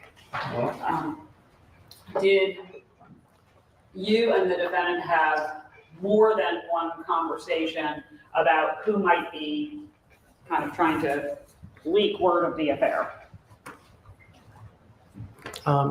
Yeah, it was an ongoing conversation over the course of several days. And were they in-person conversations, text conversations, or both? Both. If you could just look at Exhibit 153, it's not admitted yet, so don't read it out loud or anything. Okay. But is that a text conversation that you had with the defendant?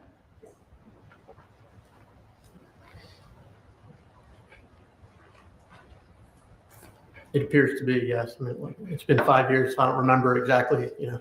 but Is that your phone number that's? it is my phone number, yes. And is that her phone number? Yes. Did anyone else ever text from your phone? Not to my knowledge. And to your knowledge, did anyone ever text from the defendant's phone? Text you from the defendant's phone? Other than her, no. Next. Your Honor, I don't think he can know who texted from her phone, so I'm going to strike that in. He said not to my knowledge.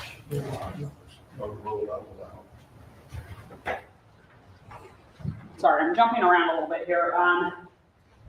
Before your wife got those anonymous text messages, had you and the defendant and one of her daughters and a friend gone to Florida together. Yes. Okay, just tell us a little bit about that. So the conversation began with, I was going to go to Florida to two things, the Jacksonville area to look at some convenience stores. There was a contract that I got with my maintenance company every year to pressure wash lots of convenience stores up and down the East Coast. And the client that we worked for had numerous stores in Florida that I had never had the chance to bid. And I had been wanting to go there for a long time to drop a business card to some of the franchisees at the stores and try to get my foot in the door to get the Florida region of the contracts. There's also a really good pizza place in St. Augustine that I like to go to. And I discussed all this with the defendant. So how is it that you and the defendant and these two other people went together? Yeah, she said, well, I'll pay for the whole trip. And she booked the trip and we went together and I didn't resist. Did you tell Erica that you were going with the defendant and the defendant's daughter and her friend? No, she knew I was going to Florida, but not with them.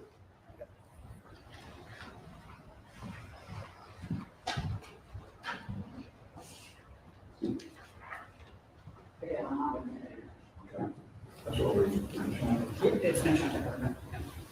So I'm approaching with State's Exhibit 98.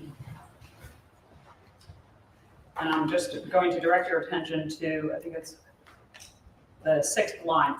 Is that an accurate list of the people who went to Florida on that trip? Yes.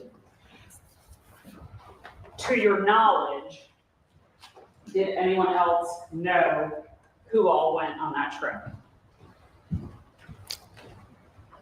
No, not to my knowledge. While you were, and how close in time was that trip to when Greg was killed? I don't remember the exact dates of the trip. I know Greg was killed on the night of the 2nd. It would have been within a week to 2 weeks, I believe. During that trip, did the defendant tell you anything about any text conversations or issues she was having with the victim? Yes. So during that trip, she claimed that Greg Rice was upset because she had left the kids with him for longer than he expected to have them. And then she showed me what appeared to be a text from Greg saying something to the effect of, "You have a storm coming." Did she show you just that text message, or did she show you like an entire conversation? She did not show me the entire conversation. Matter of fact, that's the only line I remember. Did the defendant talk to you about that sort of message? Well, going forward from that point, she acted as if she was terrified of Greg, and that if that storm coming message meant that he was going to abuse her again.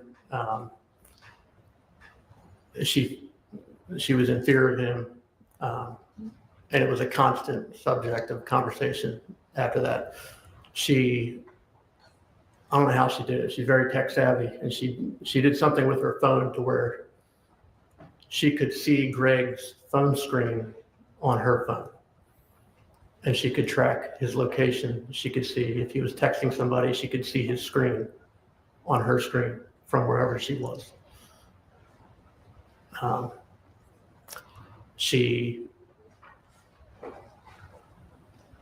Like I said, it was a constant conversation. She thought that he was going to use the kids against her. She claimed that he had made comments about trying to take the kids and get child support from her. Like I said, it was a constant conversation after she got that text. Again, I apologize, I'm jumping around a little bit. At some point, did the defendant tell you that she had become pregnant? Yes, Was that before or after the trip to Florida? before. That would have been in, I believe it was late August. Did she tell you who the father of the child was? She said that the father of the child was me.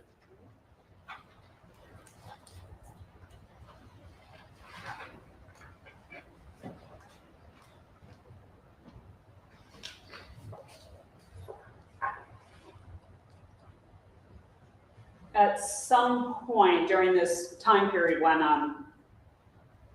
the anonymous text messages were being sent, was there ever any conversation about a package coming in the mail? Yes. One of the anonymous texts that my wife received said that something along the lines of all the proof is in the mail, or all the proof,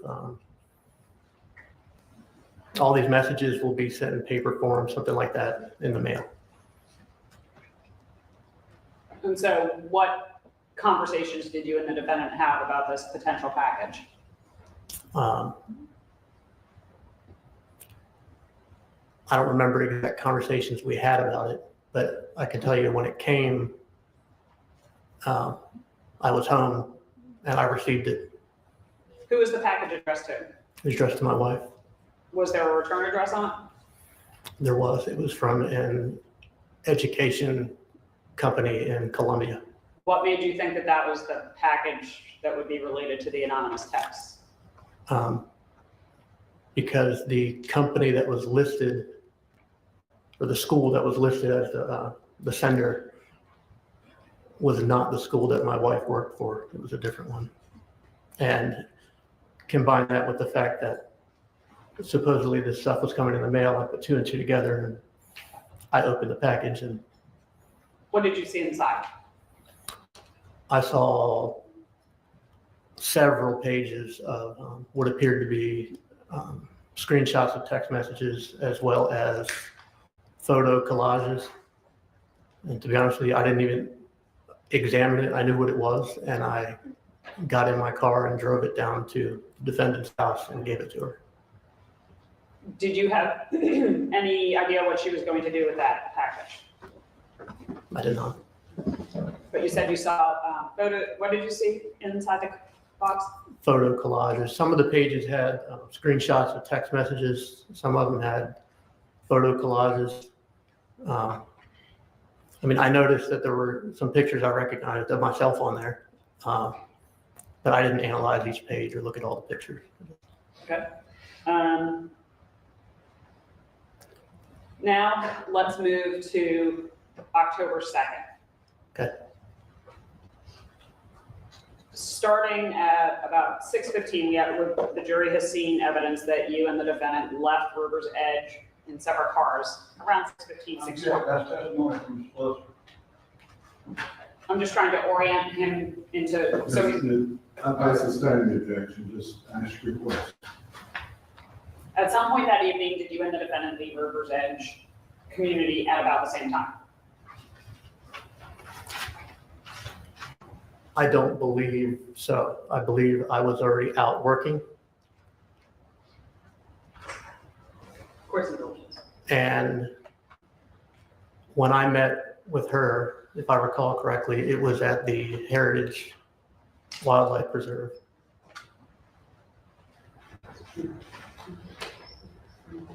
Towards indulgence.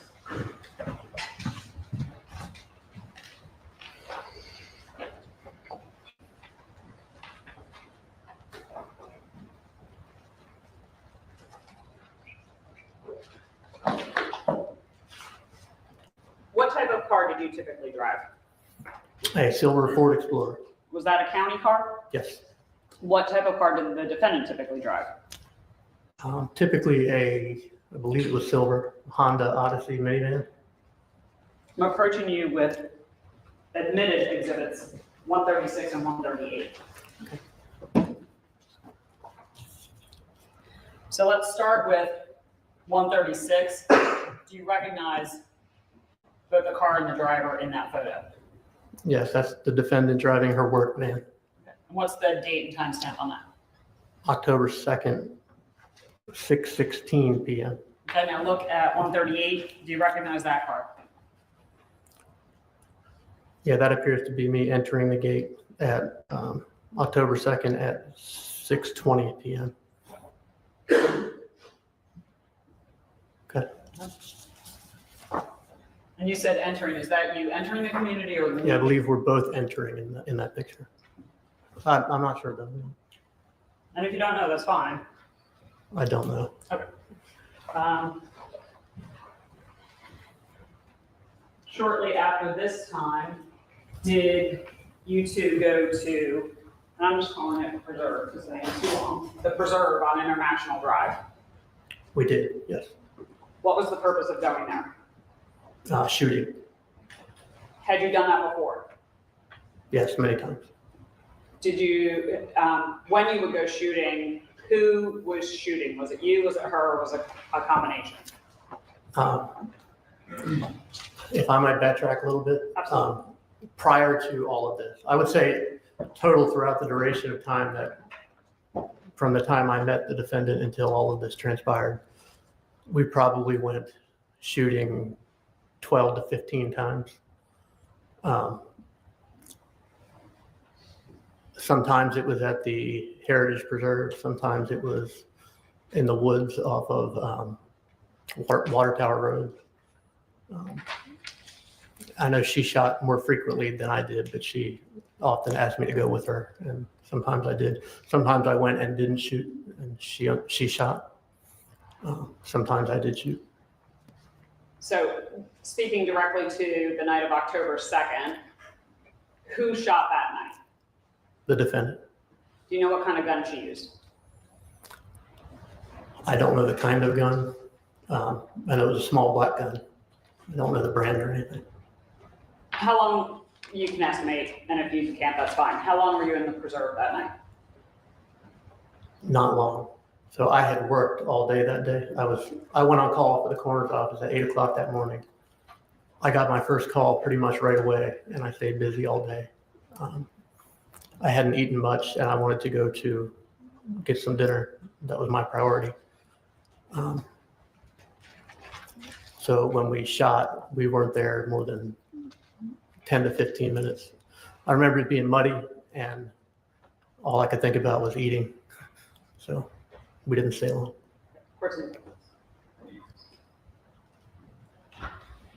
So did you guys in fact go to eat after that? We did, yes. Where did you go? Abuelos. How long were you at Abuelos for? You can estimate or not if you don't know. I would only be estimating an hour maybe. What did you do after Abuelos? So, well, while we were at Abuelos, I remembered that a friend of my family who works at a different restaurant, it was her last weekend working there, and I mentioned to the defendant that we should have gone there in Socastee. So we decided that when we left Abuelos, we would stop by there to see her on her last shift. So we left Abuelos and headed for the restaurant in Socastee. When we got there, there was a line out the door. There was nowhere to park. So we ended up not even going there. So we continued on down the road to another friend of ours' residence. He lives on a houseboat in the Osprey Marina. So we headed toward the Osprey Marina. Did you end up going to that friend's house? We did not. So backtracking again, I'm sorry. The defendant was acting unusual all day that day. Starting early in the day, she was unavailable for my death calls, which was very unusual because normally when I'm on call, she's right behind me. She followed me around the county, and she would respond to my calls whether I needed her there or not. So it was unusual that she wasn't available part of the day. And then she was very quiet. Even at Abuelos, she was reserved and something was off. So then while we're driving, When we got to the Osprey Marina, I was turning in and she said, just keep driving. I don't want to see Charles, who's our friend. I don't feel like dealing with people. Just keep driving. So what did you guys do? So we continued driving. I remember we drove down Enterprise Road to Bay Road and looped back around to 707. Was anything going on between the two of you during that ride? Not that I recall in particular, but we, at some point I remember I realized that I didn't have any of my supplies that I needed for work. I had a little blue bag that I carried with me that had all the paperwork I needed. It had my gloves. It had things I would need if I were to get a death call. And I had left it in my Explorer at Abuelo's. So what did you do when So you at some point we went back to get the bag out of my Explorer in case I got a death call, so I would be able to do what I needed to do. Can I infer then that you and the defendant were driving in her van when you? We were, yeah, we left my Explorer at Abuelo's, and I was driving her van. What happened after you went back to Abuelo's to pick up your bag? She said that she needed to stop by at Myrtle Beach Funeral Home because she had left her glasses there earlier that day. Was this after typical business hours at a funeral home? It was late. It was dark. So it had to have been 9 o'clock or so. How would you guys have gotten into the Myrtle Beach funeral home? If it's after hours? With the key. Who had a key? The defendant definitely had one. I may have also had one. I had keys to some funeral homes, but not others. So we had at least one key with us, maybe two. Okay. So the defendant says she has to get glasses. Did you in fact go to the funeral home? We did. Tell me about that. What happened? So we went to the funeral home and I assumed she was looking for her glasses. She went to the left. We walked in the back door of the building. She walked to the left, which is back toward where the embalming room is. I went straight up the hall toward the office. At some point, I heard her speaking, presumably on the phone. And then I heard the conversation end. She came to the office. When she got to the office, she had her cell phone out. And I was talking to her and she wasn't looking up at me. Whatever was on her phone, she was very, had her attention. And she said, I have to go see Greg. Did she say why she had to go see Greg? She did not, but I said, well, I'm not going. Why not? Why wouldn't you go? Because she was constantly complaining about drama and abuse, and I didn't want to be part of it. She would typically take a friend with her. Her friend Savannah would go with her to Greg's house, or she would go on her own. Is that based on what she told you, or did you actually witness her? Based on what she told me. So what? I didn't want to be caught up in drama. What happened when you told her you weren't going to go? She said she would just be a few minutes, just go with her. What happened next? So I drove her van. We drove toward Greg's apartment complex, which is off of Arrowhead Road. Let me stop you there for a second. Did you know where Greg lived before this? I knew where his apartment complex was. I had been there on death calls before, so I knew roughly, I forget what it was called now, but I knew how to get to the general area. Did you ever require directions to get there? No. What? So I'm sorry, now continue. You headed in the direction of the victims. We headed in the direction. She called Greg while we were driving, and I guess he had indicated to her that he was outside. She told me that she makes him meet her outside because she's uncomfortable going to his apartment. So he meets her outside of the apartment complex. So we were driving down Arrowhead Road, and I saw Greg on the left side of the road walking towards us, just outside of the apartment complex. And I said, "Is that him?" She said, "Yeah." So as we approached him, I started to slow down, and she said, "Make a U-turn." So I kind of passed him, made a U-turn, and as I pulled up alongside him, she said, because he stopped walking, he kind of turned to face our van, and I was stopping right next to him, and she said, "Pull up, don't be awkward." So I said, "Pull up." She said, "Yeah, pull up." So I pulled up so that we had passed him. What happened next? She opened the door and shot him. How many shots did you hear?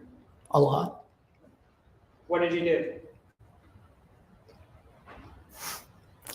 I froze. Did the defendant say anything to you at that point? Yeah. She said, "What are you doing? Help me, help me." Cursing at me, "Help me." So what did you do? I got out of the van and walked toward the back of the van. Greg was laying right at the back of the van on the side of the road. What did you do? She said, "Put him in the back of the van." So I opened the back of the van, and we started treating him just as we would treat any other body. And I grabbed the sheet, wrapped it up like a rope, put it underneath his torso to help with leverage. And then in her van, she had what we call I don't remember what we called it, like a sliding board. It was a black plastic backboard, and it was flexible so that you could put a body on it and easily slide it and maneuver it around. I pulled that off of her stretcher, and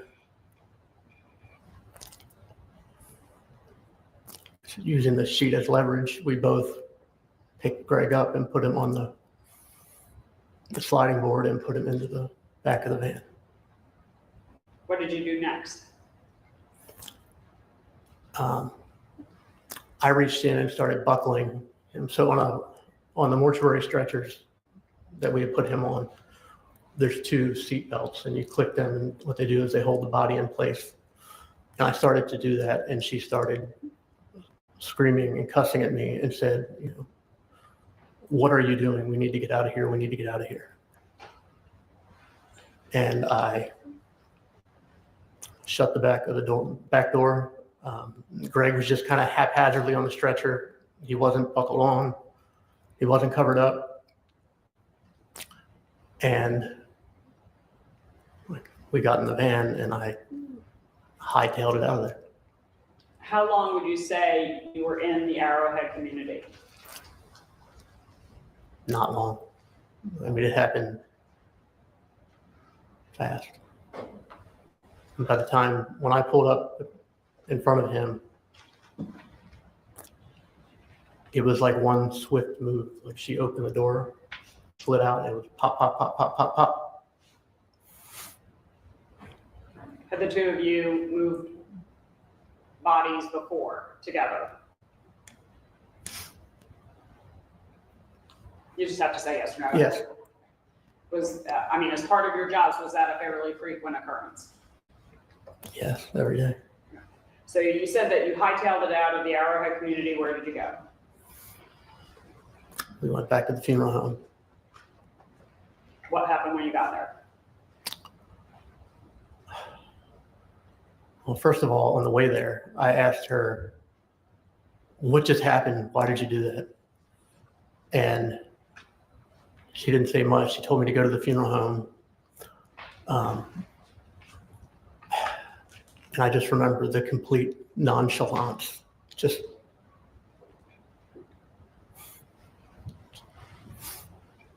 like this was it was like a minor inconvenience that we were going through.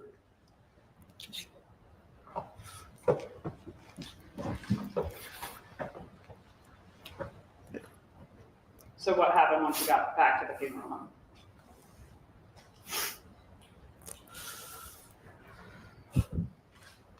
So at the funeral home, when you bring a body in, they have a garage and they have coolers in the garage, and the coolers have one door that you open, and there's either 3 or 4 shelves inside the door. And wheeled Greg in on stretcher.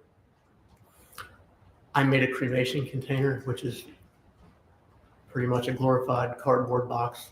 And you use little zip ties to tie it up and make it rigid.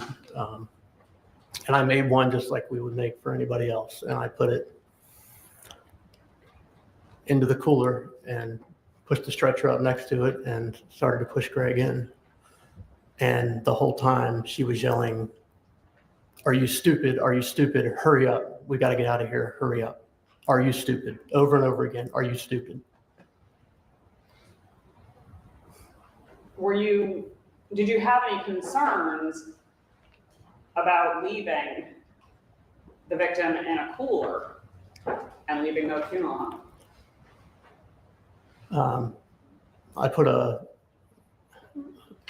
so sometimes the coroner's office will use funeral homes as extra storage, like if we're out of room at the morgue in Conway, or if it's, for whatever reason, we might need to leave a body in a funeral home. And typically we put a note on the shelf that the body's on. It just says "hold for coroner," and that's what I did. I put a note on it that said "hold for coroner." Would that have been unusual? A note, hold for coroner? No, that was a regular thing. During this time that you're taking Greg out of the van and loading him into the cooler, were you able to see him? Was there a lot of blood? So the night that we put him in, Yes, the night he was killed. I did not look. I had draped the sheet across him when we brought him in from the van, and I just pushed him in like he was. Now the next night, I saw him. Okay, And I'll get to that in just a minute. Okay. So after you put Greg in the cooler, what did you guys do? Got out of there fast and went back to her house. Did you go back to? I'm sorry. Yeah. On the way back to her house, we had to get my Explorer from Abuelo's. So we stopped to get my Explorer before we went back to her house. On the way to get the Explorer,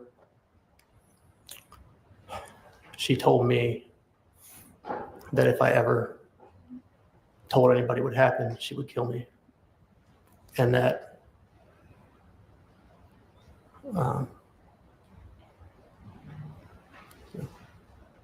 we had to be in this together. She told me that I have to stay with her that night. I better not leave her. And then we went, got my Explorer. We went to Lowe's food store, International Drive. And I can't remember which vehicle we left there, but we left one of the vehicles in the parking lot of the Lowe's food store. And So took your the other Explorer two. was still at Abuelo's, but you went and picked it up and went to Lowe's? I'm just trying to get that. Correct, yes. Where did you go after that? We went to Megan's house. Okay. So at some point, did you go back to the funeral home that night? We did. Why? So I got to backtrack and tell you background. When we got back to her house,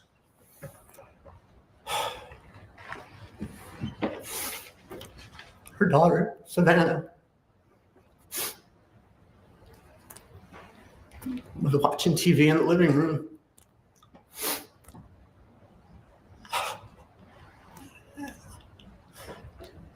And I just remember thinking how normal it looked in the house. And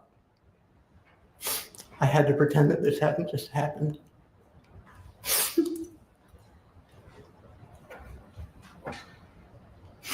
sorry.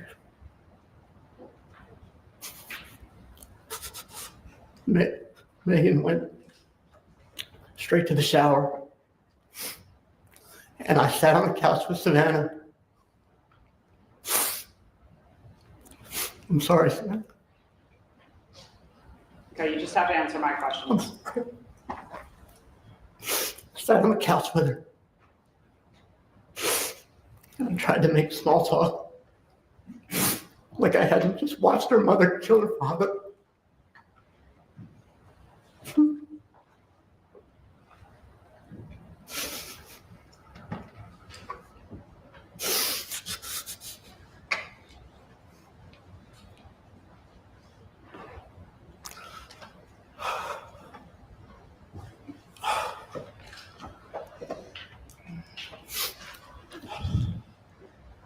I'm sorry, what was the question?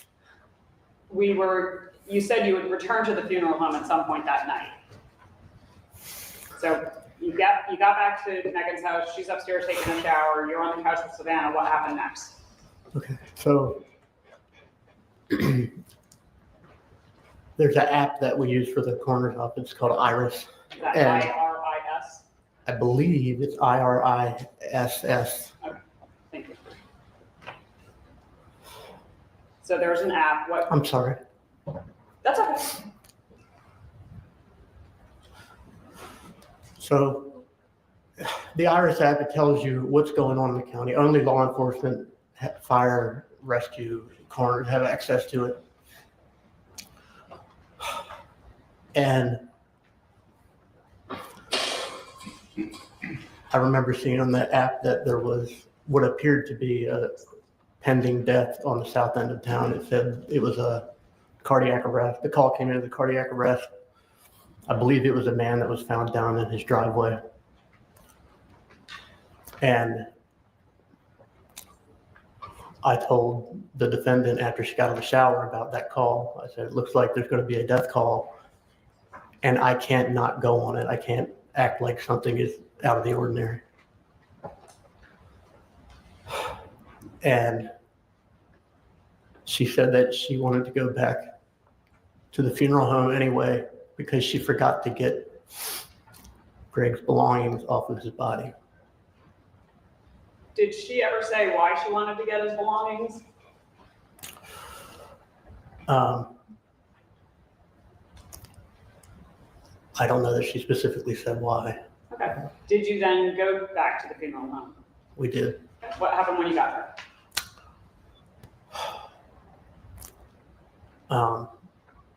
When we got there, I parked out back. I did not go in at first. It's very late at night at this point. It's got to be probably after midnight. And I parked out back. I stayed in the car. The defendant went into the building. And right after she went in the building, two older people, an older couple, walked around from the side of the building around back. And I had never seen them before. And they were walking toward the door of the building.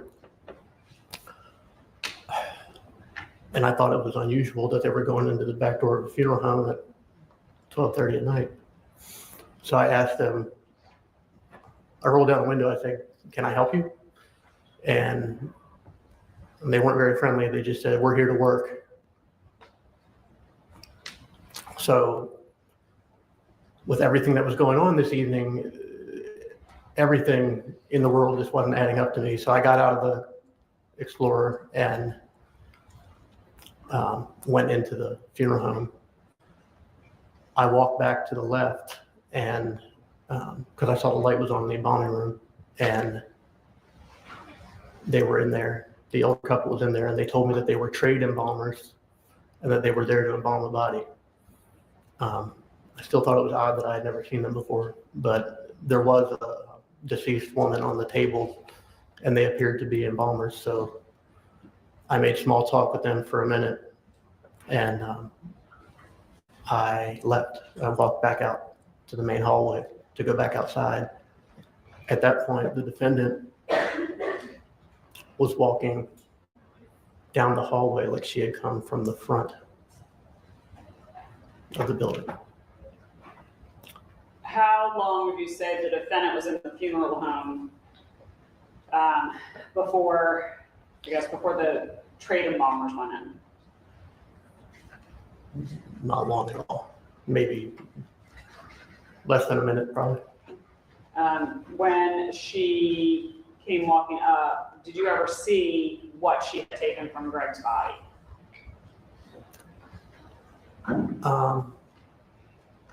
Yeah, I saw keys and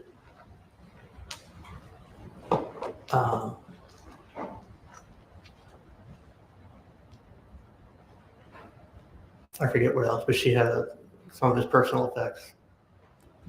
Did she ever tell you what she did with that stuff? Yeah, so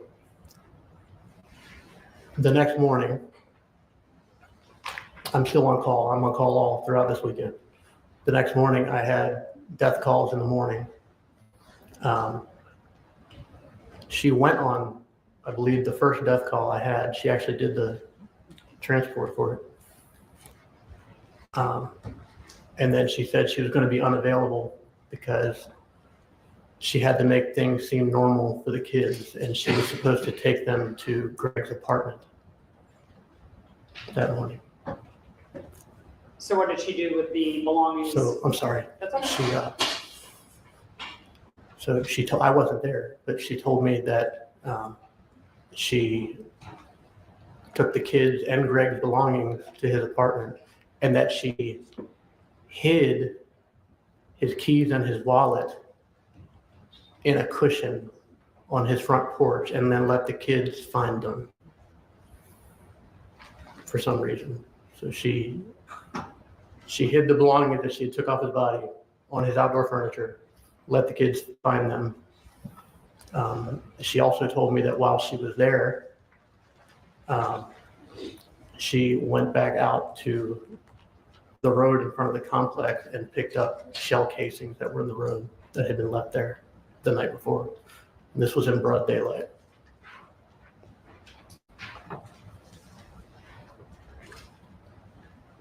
So this is now October 3rd. Yeah, the morning of the 3rd. Okay. Did you and the defendant have any conversations about what to do with Greg's body? Yeah, so I believe what happened that morning after she took the kids to Greg's apartment was she went to her boss's house and dropped them off there because Greg What he believes. That's the standard. If he knows, he knows. If he doesn't, Okay, the defendant told me that she dropped the kids off with her boss, Chuck Benjamin, at which point she became available for death calls because she didn't have kids anymore. I had a death call on Treetop Court off of Bay Road, and the defendant came and did that transport for me. So I went inside and I talked with the next of kin of the deceased. The defendant came in. We did our normal job preparing the body for transport. Got the body onto the stretcher together, at which point the defendant took the stretcher to her van, and I went to my Explorer to do the paperwork that goes along with the body to the funeral home. While I was doing the paperwork, the defendant got in the passenger seat of my Explorer. And she told me that I had to get rid of the body. What did you say? I said no. I told her that she should ask Jim to cremate the body. Jim was the owner of the funeral home.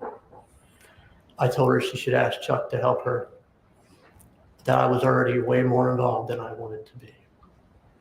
And she told me, this isn't about Jim. This isn't about Chuck. This is about you, and I saved your life. This is the least you could do for me. So did you agree to dispose of Greg's body? Not at first. It was an ongoing debate all day.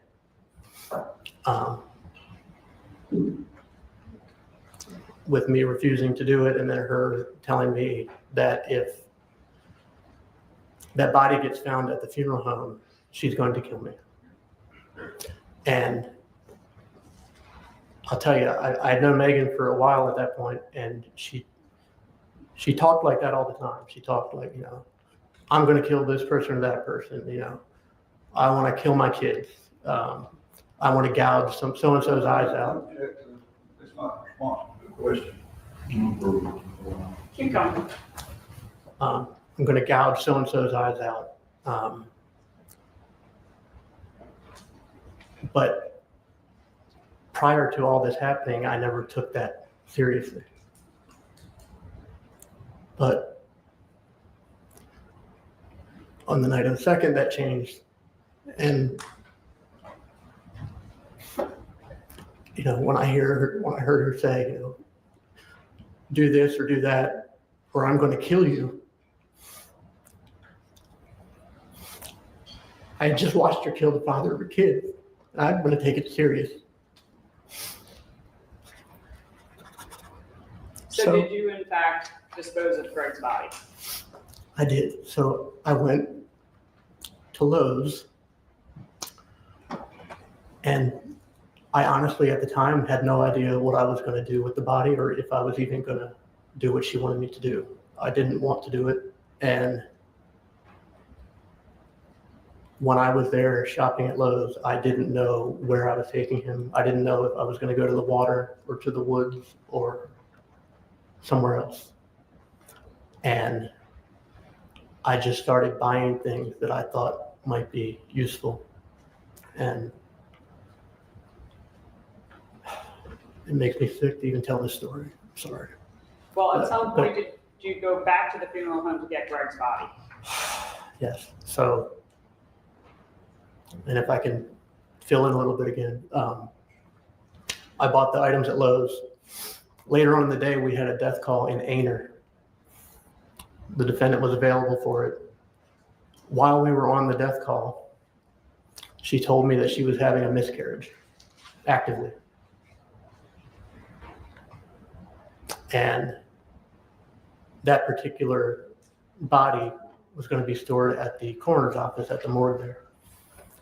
So we left the house where the person died and we took them back to the coroner's office. And the defendant got out of her van and walked straight into the bathroom of the coroner's office and was in there for, I estimate, 20 to 30 minutes.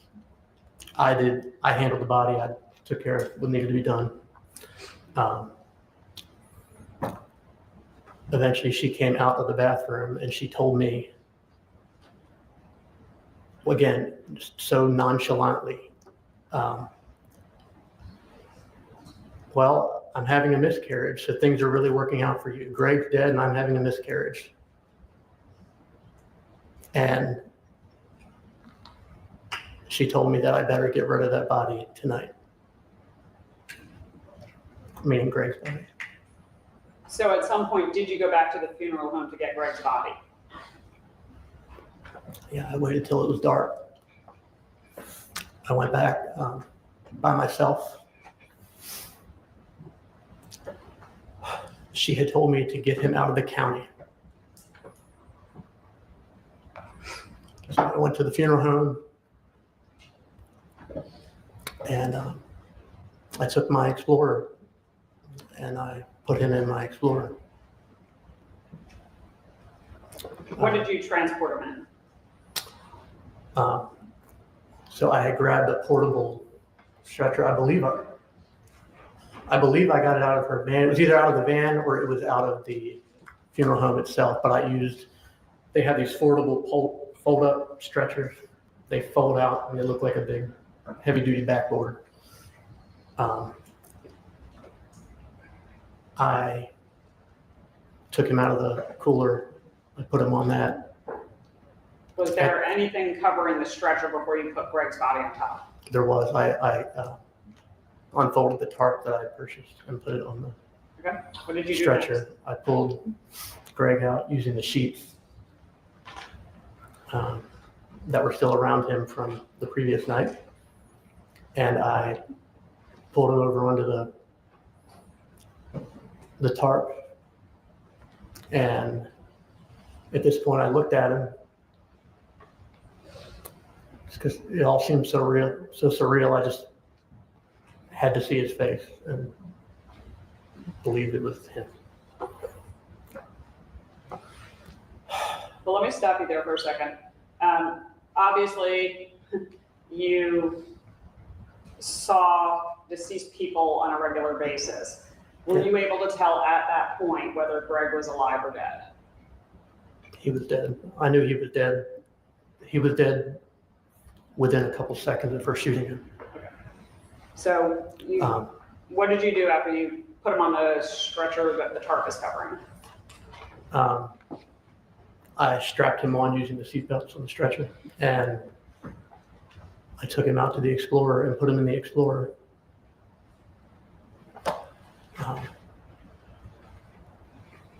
And at this point, I still didn't know where I was going. So I sat behind the funeral home for a few minutes, and I thought about going to Myrtle's Inlet. There's a lot of water down there. And then I decided, I don't even remember my train of thought, but I decided to take him out 501. I knew that the PD River was out on the county line. And I started heading in that direction. So while I was on 501, I just didn't want to be doing this. And all I could think about was, how can I get out of this?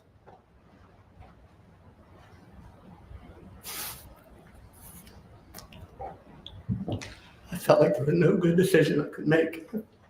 I'll call the police, she's gonna kill me.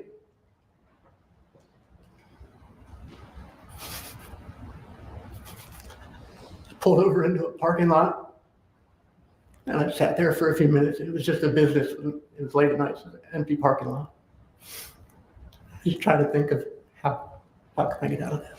And eventually I came to the realization that I wasn't getting out of it, and I just had to finish what I was doing. So I looked at the map on my phone at the river at the county line, and I decided to head out 378.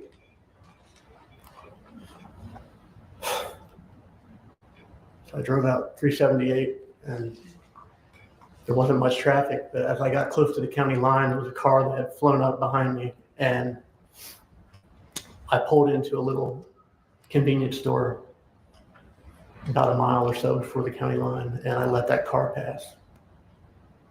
And I continued out toward the river. When I got there, I actually drove across the bridge. And after you cross the bridge into Marion County, there's a sharp bend, I believe, to the right in the road. After that bend, you can see ahead for a long way. And I made sure that there was no oncoming cars, so that nobody was going to pull up on me while I was doing what I was doing. And once I knew there were no cars coming, I did a U-turn. I went back to the middle of the bridge, and I popped the back gate of the Explorer. It took about 10 seconds to put them in the water. What did you do after that?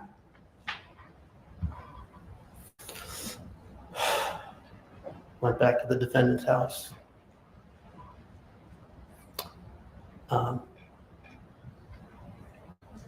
Was there any conversation at that point about getting rid of, had you done that? I came in, and she smiled at me and said, "Did you do what you needed to do? What you needed to do?" I said, "Yes." And she said, "Good boy."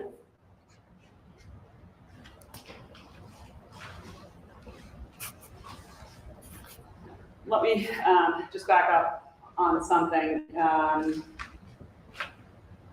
Do you know what happened to the gun the defendant used? Did she ever tell you what she did? She told me that she put it in the intercoastal waterway off of International Drive, along with shell casings and I believe some of his other personal effects. At some point, did the two of you kind of strategize about what to tell the police if they ever questioned you? Yeah. So I got a call from Greg Lent with Horry County Police asking me to come in to talk about Greg Rice's disappearance. At this point, he hadn't been found. So I told the defendant that I got that call, at which point she started drumming up this whole story about what we were going to tell him. And that's what we went with, and it was not true at all. Is that the story you repeated to the police? Yes. Time and time again before your arrest? Yes, I felt like I had no choice.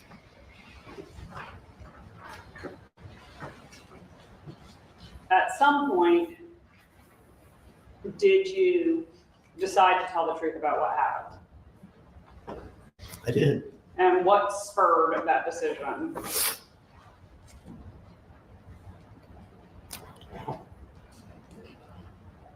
What made you decide to tell the truth?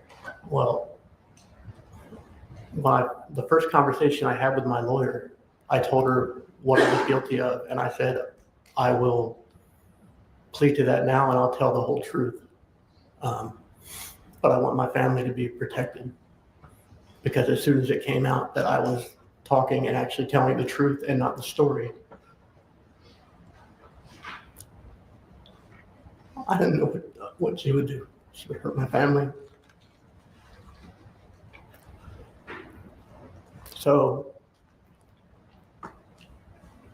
back in December, my lawyer arranged for, I guess they came to an agreement with the county that they would put some type of GPS radius around my family. And my understanding of it was that if the defendant, who was on home detention at the time on an ankle monitor, were to enter into these areas anywhere near my family, the police would be dispatched immediately.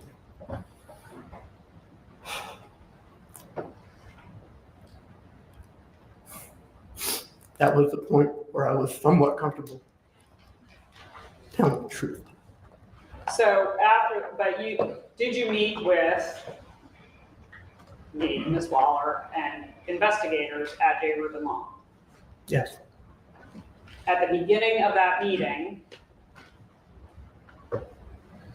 did you tell the entire truth? At the beginning of the meeting, Did you come in with a written statement? And I'll actually. I did. Well, yeah, I came in with a written statement. When I wrote the statement, I didn't tell the whole truth. That was prior to my conversation with my lawyer about the GPS radius and protecting my family. So yes, I came with that statement, but during that meeting, the safety arrangement was made, at which point I told the entire truth. Court's indulgence for a minute.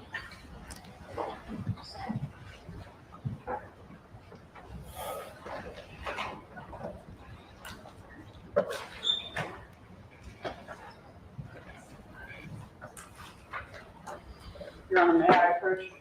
And this is previously admitted, State's Exhibit 158. All right, so this is an aerial view of the Arrowhead complex with the Flint Lake Apartments right in here. Okay. I'll hold it closer to you because I know you can't lift your arms. Can you show us where? So this is Arrowhead right here? Yeah, that's Arrowhead. Okay. And this would be, I think that's the. Clay Pond? Yeah, that's the Clay Pond entrance. Okay. So can you tell us, if that's Flint Lake, where along this road Yeah. the So defendant, he the would, victim was shot. he would come out and get it right. Here, I'm just, sorry, I'm gonna hold it up like, Yeah. Tommy, can you just not block the view of the jury? Sure. It would have been somewhere in the vicinity of where this new, it looks like a new construction road is on one side, and then looks like there's a fairway for a golf course on the other side of the road, straight across from the construction. Okay, so I wanna make sure, and then I'll show the jury. This area right here where this construction is, Correct, generally right in that vicinity. did you see that, Tom? Yeah.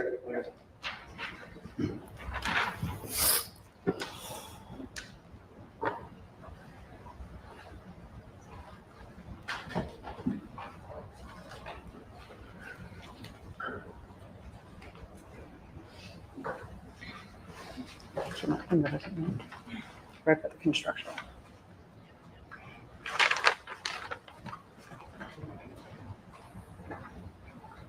Court's indulgence for a moment, please. I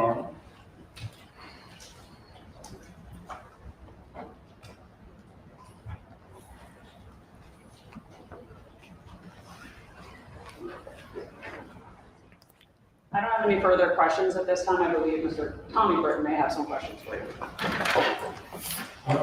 We've been at it a while. Let's go ahead and take a short break before we start cross-examination. We'll take about a 10 to 15-minute break, with notepads in the jury box. We'll bring you back out. You're on the line. Go ahead.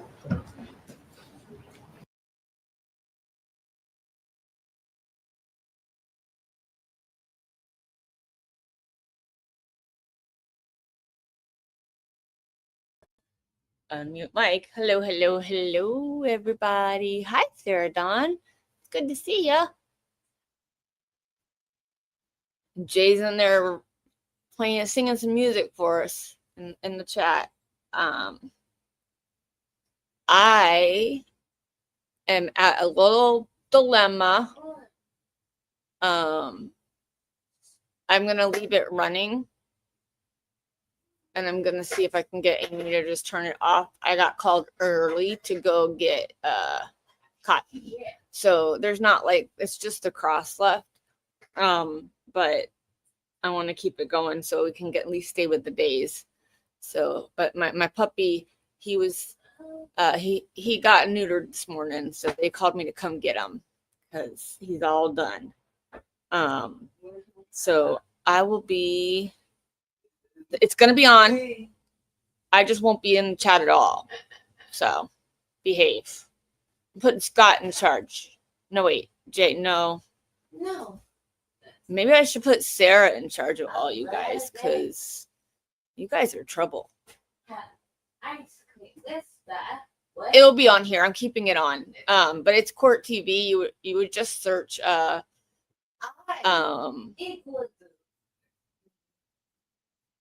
mean, it's I'm gonna keep it on. I'm just gonna leave my house with my computer on. I'm not gonna take it with me. I'm keeping it here. Just gonna leave it running. So that way you can continue to watch it. Hey, I mean, you can be in charge too.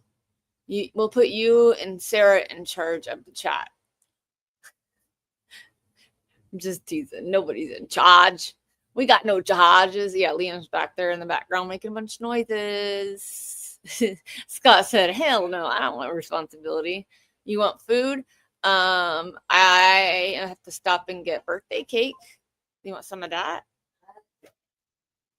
I mean, it's going to be a couple days before it gets to you. Liam's new favorite word is perfect. So no matter what he gets, if you get him drink, you get him food, he'll go perfect. He's funny. Awfully, he says. All right, so we're going to get our shoes on and we're going to go get cotton, and I'm going to let you guys continue. I'm going to continue this where it's at after the break, and you guys can watch.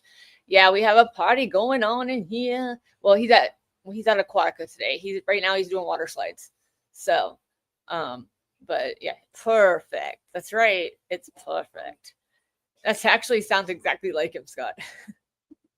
No, we don't want to do that. That's mean. He hasn't said that. He hasn't said that in a while. Liam, get out of the kitchen, please. Although I say that 58,000 times a day. So,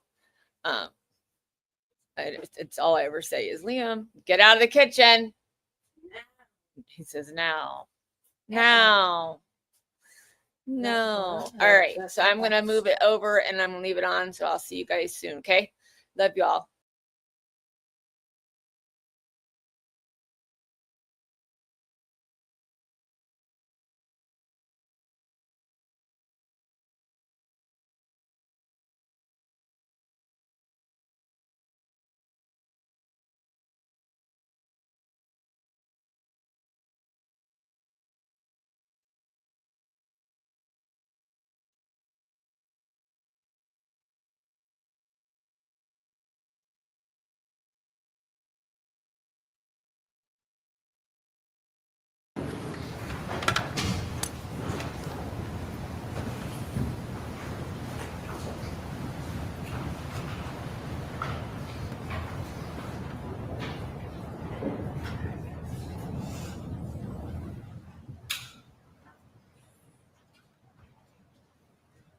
When it's done, tell, I'll remind you, you're still under oath, okay?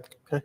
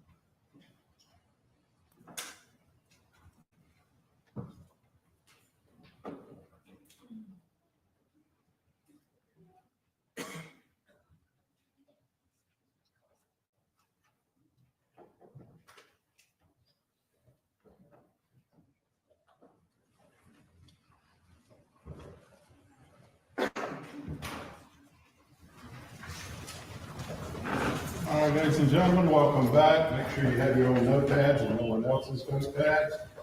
Cross-examination. Mr. Donfield, were you married in a church? No. Where were you married? Where? Yeah.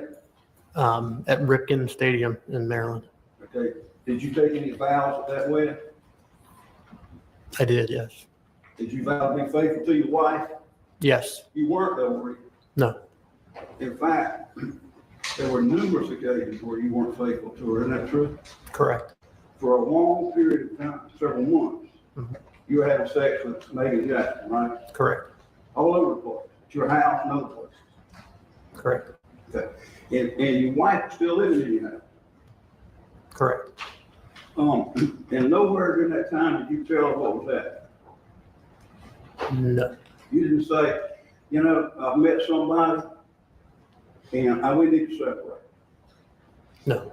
You were having sex with both of them, isn't that true? Correct. And that is worse than a lie, isn't it, sir? That's betrayal, isn't it? I suppose so. You're the kind of man that will lie and betray his own wife. Isn't that true? I did for a period of time, yes. Well, if bad enough one time, how about 15 or 20? Is the question, how about 15 or 20? Well, let's just say, how many times do you have sex with Megan Jackson? I don't know. Too many to count, right? I suppose so. We met your wife, seemed like a fine person. You broke her heart, didn't you? Yes. You're the kind of man that's so selfish. He'll hurt others.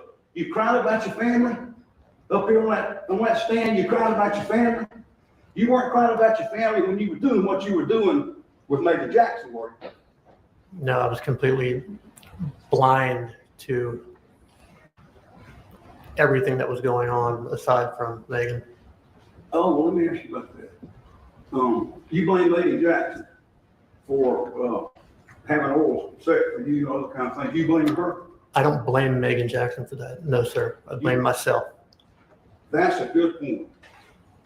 You blame yourself. You're not blaming her. You talked at the beginning like she did this, she did that. You're a grown man. You could have decided to tell her no and never have anything to do with it, could. I could have. And you could have stopped anytime you wanted to. Right? Yes. Okay. But you did stop. Even after the way you described these events of that night, through your tears, you were still having sex with Megan Jackson afterwards. Correct, for a period, yes. Okay. So now that takes a special man, doesn't it? To see the things you saw and cry all those tears, and you go right back to having sex with her. That's unusual, isn't it? I don't know if it's usual or not. Well, it's wrong, wasn't it? I would say it was wrong. Yes, that Bible you put your hand over says it's wrong, doesn't it? Yes. That's adultery. You were committing adultery, right? Right. And that's in the Ten Commandments that you're not supposed to do Objection, Your Honor. Is there a question in there? it. Yeah, I'm asking a question. You understand that it's in the Bible that you don't commit adultery? I do understand that, yes. But you were doing it, right? I've answered this question several times now. Yes, sir, I was. Well, okay. Now, let's talk about your statements. You freely admitted, I believe, on direct examination, that you have lied to the police throughout this process. Correct. As you sit there today, even you admit that your testimony is unreliable because you're a liar. What's the question? You admit that you're unreliable because of the lies you told and the deception you have practiced. No, I do not admit that. So you finally decided to tell the truth today, huh? I decided to tell the truth once I had protection from your client, once my family was protected from her and her threats. You were scared of it. Yes. Why didn't you leave her? Better yet, why didn't you go tell the police? I was in jail during this time. Oh, I'm talking about that period in between. When you saw all this happen, you, at that point, based on your testimony, you hadn't done anything wrong, right? When you get rid of the body, your testimony is you don't have anything to do with the shooting. You didn't know it was going to happen, right? That's correct. I did not know the shooting was going to happen. Okay. So you had no agreement with Megan Jackson to commit a crime until afterwards when you took the body and you did that by yourself, didn't you? She wasn't with you. We both picked up the body from the scene of death Who took immediately after the death occurred. Who took the body to the river? I took the body to the river. She was not with you in that trip? Not when I took the body to the river. Okay. Now, what I'm saying is, you're a grown man. In fact, you were a county officer. True? Deputy True. Carter of the county officer. True. And you knew most of these policemen, didn't you? Several of them, yes. They were friends. I wouldn't say that. Oh, you weren't friends with the police? I wouldn't say we were friends. I worked alongside them frequently. Well, they knew who you were. You knew who they were. Some of them, yes. Part of your job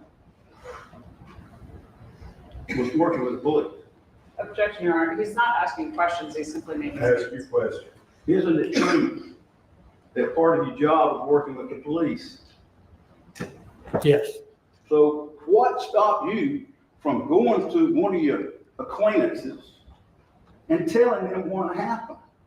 The fact that your client told me that if I did that, she would kill me, and I had watched her kill the father of her kids, so I believed her. Well, why don't you go tell police that part of the story. Why don't I? Yeah, you have her picked up by the police before you did anything wrong. Because I was afraid she was going to kill me if I told the truth. You don't expect this jury to believe that you were scared of that woman to such an extent that you wouldn't report what you consider to be, and are now telling us is her misconduct. I- You know that big of a scaredy cat, are you? What was the question? Are you scared? You said you did things wrong, but you scared of that woman sitting over there.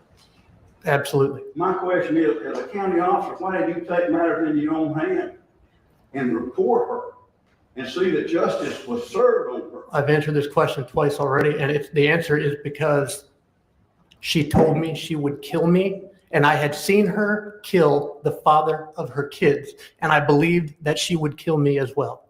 Okay. So, but nothing kept you from reporting it except your fear. Objection, Your Honor. This has been asked and answered multiple times. I got him on cross and work. Go ahead. Ask your question, you. Nothing except your fear of that little woman there prevented you from reporting these incidents to the police. True or false? That's true. Okay. Now, let's look at your guilty plea. You remember that pretty well? I believe so. Okay. And let me take you through what I believe happened there. You remember who the judge was? Who the judge was? Yes. Alex Hunter. Yeah, good. So you decided at the last minute, right as Ms. Waller was standing up, make an open statement, that you were going to plead to something, right? Correct. Okay. And so, once you said that, they shifted into a guilty plea instead of a full-blown trial. Isn't that true? Correct. Okay. And part of that process was to stand you up in front of the judge and put you under oath. Correct. Okay. So in other words, you swore in that setting to tell the truth to a sitting circuit judge. Objection, Your Honor. Still not a question.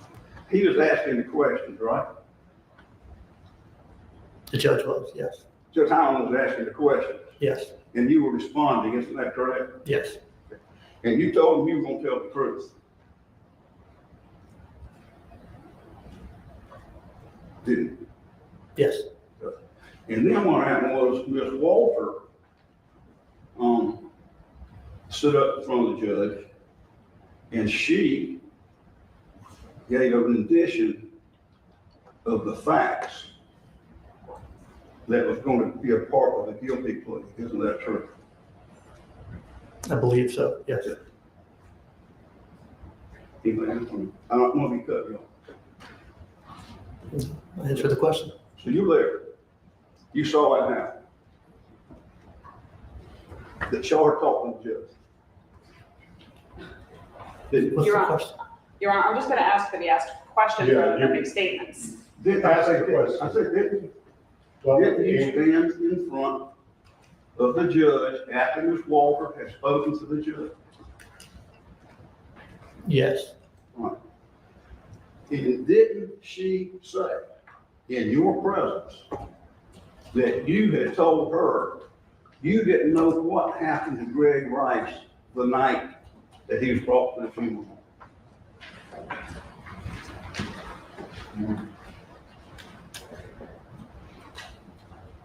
You didn't say that, did you?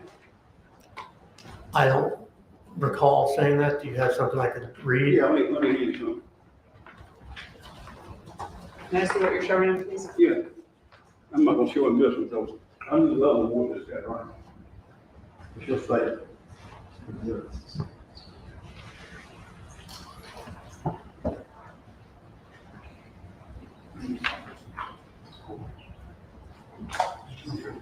Yeah. Never on TV. I need one of this.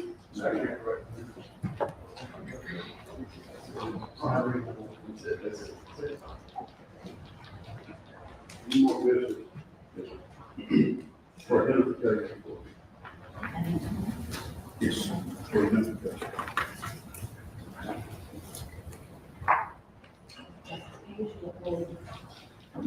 Yeah, I just turned there for every video. I'm not gonna ask you about it, he might want.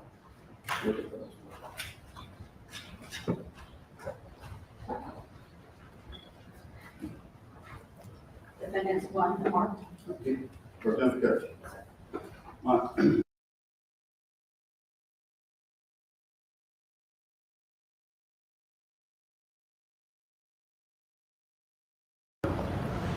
During your guilty plea. You know, like this lady here is taking everything down. I'm familiar. That's where this came from. Okay? Now, I'm interested in page 7.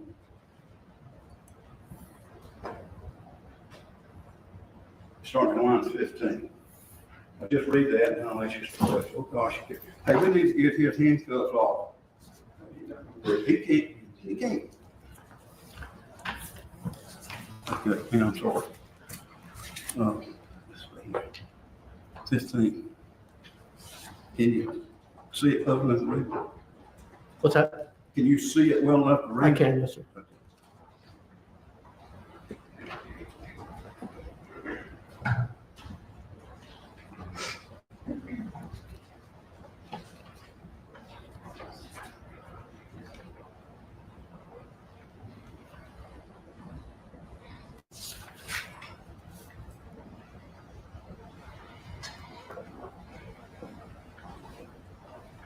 Line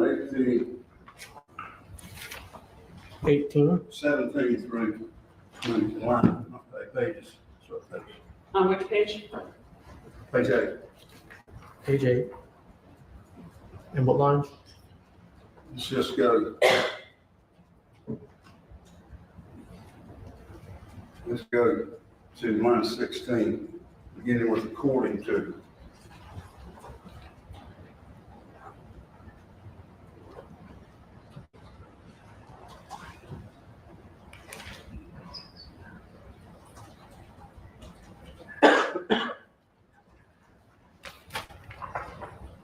What date is this statement from? This is from the. Page 8. Yeah.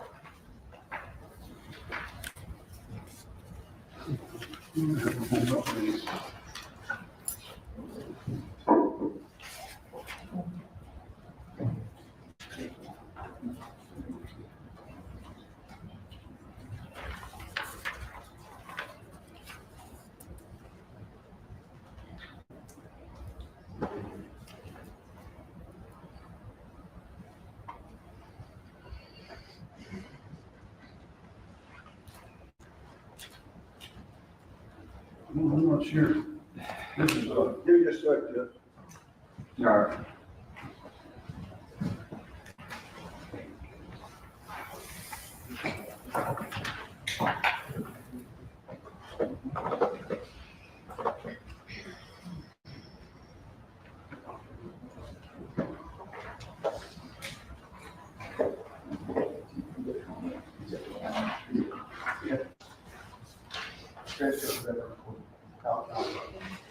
Second. I'll call this to the jury if you make the wrong thing. On this reason, we did. I apologize. Defendants two for identification. If you're showing him something different, can I see it, please? Excuse me? If you're showing him something different, may I see what you're showing him, please? No, I showed you one, I showed you. You just switched out the exhibit. I've got mine up there. And I said, well, what you saw on the other, if it was mine, I showed you mine. But you can see this. I'm asking to see what you are going to show, Mr. Gonzalez.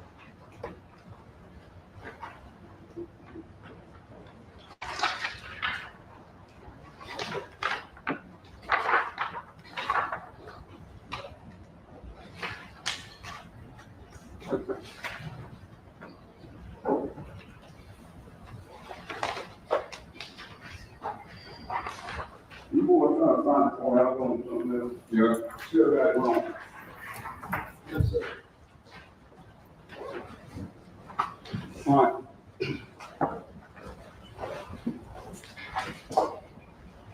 Your Honor, can I show you this one, even though it has some lines on it? Yeah, if it's not an exhibit. Yep. Great.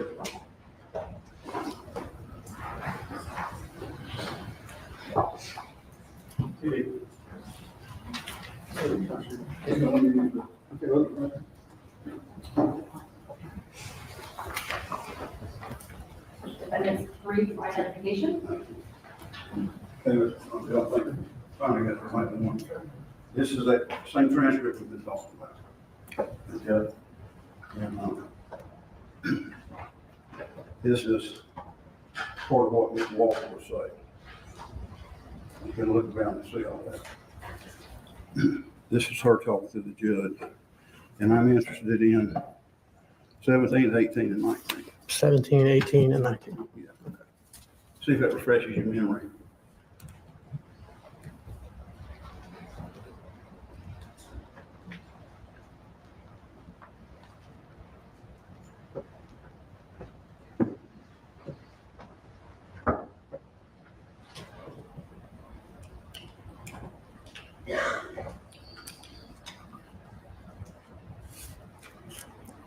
It doesn't really refresh my memory. What exactly are we looking for? Doesn't it say that you told Ms. Walker? Objection, Your Honor. I think it is. Well, No, that's not in the evidence. Okay. Well, the fact of the matter is, you told, did you not tell, did Ms. Walker not tell the judge, told the judge, you claimed you didn't know. objection, Your Honor. The same, he said he didn't recall. And he said that did not refresh his memory. Have to come at it another way. Do you then deny, sir, that you told Mr. Walker you didn't know what happened to Craig Rice that night? Do you deny that? Objection, just as to which time, if we're talking about the, Overruled, I'll allow that. You read this, do you deny it? Do I deny that I told Miss Walter? That you don't know what happened to Craig Rice that night? On what date are we speaking of when I spoke with Miss Walter? Like October 2nd, 2020? I didn't speak with Miss Walter on October 2nd. No, you're talking about October 2nd, 2020. That's denied. Right. I'm sorry. I just don't understand what you're asking me. You're asking me when which conversation that I had with Miss Walter are you referring to? No, you're not having a conversation with her in this one. You've already had that conversation. I apologize. I really apologize. I'm just not following. What? What's your objection? that's not a question. He's making statements, and also Mr. Gonzalez is simply. Well, he's asking a back question. My understanding is at his guilty plea, you recited the facts, and that was your facts. And he's asking him, does he recall that? And he's already said he does not recall, and that doesn't refresh his recollection. Let's ask him the question. Judge, I'm gonna stay on this point. All right. If we're here for 100 years, because this is an official transcript of his guilty plea, it recites what Ms. Walker said. It's crucial to put into evidence that he already told another Well, lie. you can put the transcript into evidence. All right, but I need to talk to you about that. Can I put it in for impeachment purposes only and not as an exhibit? I mean, I don't want to be introducing any evidence. Well, then don't put it in, but you're not gonna be able to read it.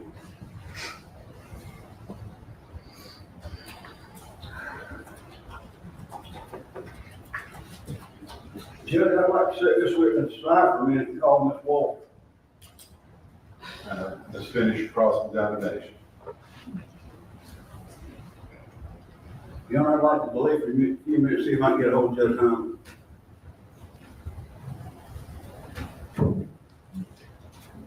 Hold for a second. Ladies and gentlemen, we got to take up a matter of law. I'm going to excuse you back to jury room in just a few minutes.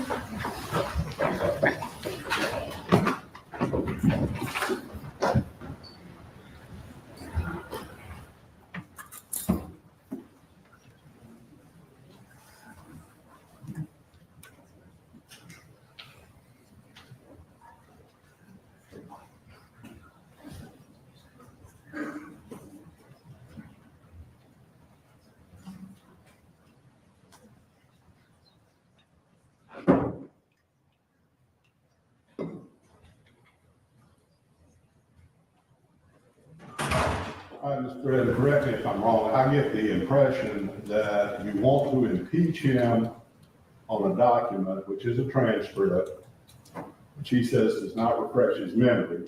You want to get that transcript to the jury, but you don't want to introduce it as evidence because you want to be able to close last and closing arguments. All I want him to do is read 2 lines from the transcript. Well, you're going to, and he read it, and that refreshes memory. The only way it can be published to the jury is if you introduce it into evidence. Well, I'd like you to review the transcript. I just, For what reason? well, because there's Ms. Walker and I both know she made that statement to the judge.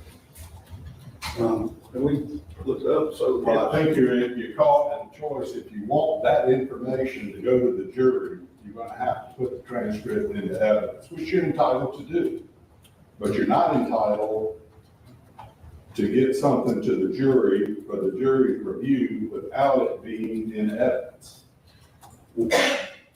I believe the law on this is, if I use it for impeachment purposes, it's not introducing substantive evidence. I need the authority on that. Okay. All right. Well, I need about a 5-minute break now. All right. I'll be back to it. Thank you. Yeah, thank you, Your Honor. All right, we'll stand in recess for about 10 minutes, okay?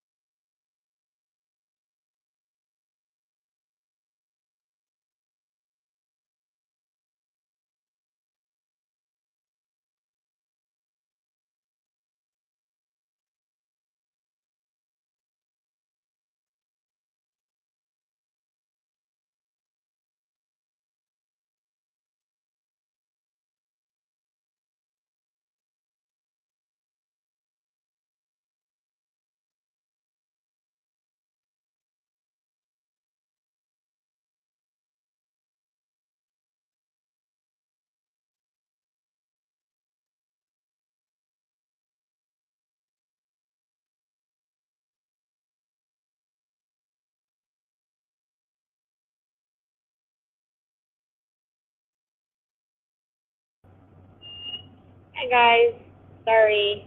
I left it open so I don't have a way to fast-forward it, and I'm just waiting for cotton to come out from the doctor, and then they should. Oh, I have a different cotton.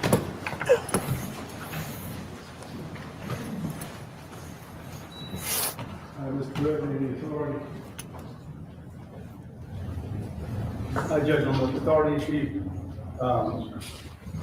seemed a little vague to me, but I think it might be a little risky the way I read it.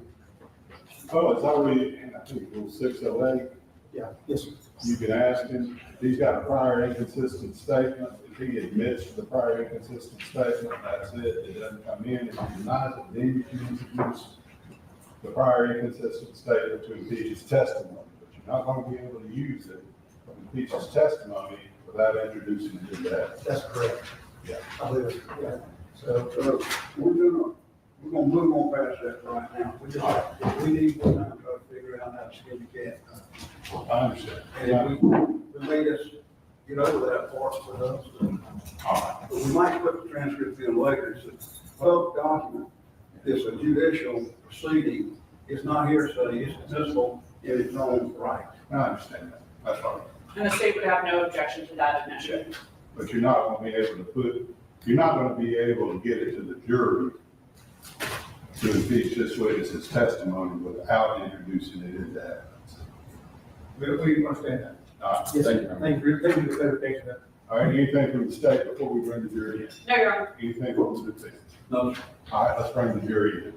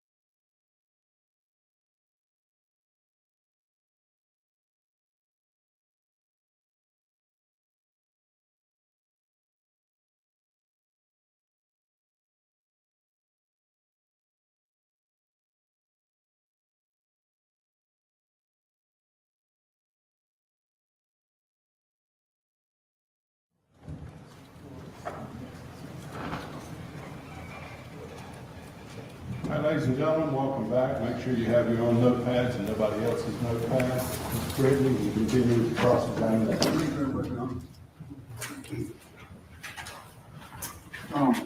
Mr. Dontel, is your testimony today that you don't remember what was said at your guilty plea? My testimony is not that I don't remember what was said at the guilty plea. So you do remember that you told Ms. Walter that you know what happened to Greg Rice that night? Objection. Or do you? No, he said he, I'll allow that question. Go ahead. Could you repeat it? I'm sorry. Okay. Do you admit that you told Ms. Walter as part of the guilty plea, you didn't know what happened to Greg Rice the night of October 2nd, 2020? Or did you not say that? I don't recall saying that. Well, that's just another lie, Mr. Dontel. That's the biggest thing in your life, that guilty plea. My answer would be no, it's not a lie. Oh, it's not a lie. Do you deny saying it? I don't recall saying it. So you don't recall what was said about you in your guilty plea? Objection, asked and answered. Same question. No, I think I cut you off on that. No. So that was, the guilty plea is a significant event in your life, what? Yes. You never pled guilty to anything before, Ted. No, I've never. So, you were paying close attention to what was going on, I assume. I was doing my best, yes. Yeah.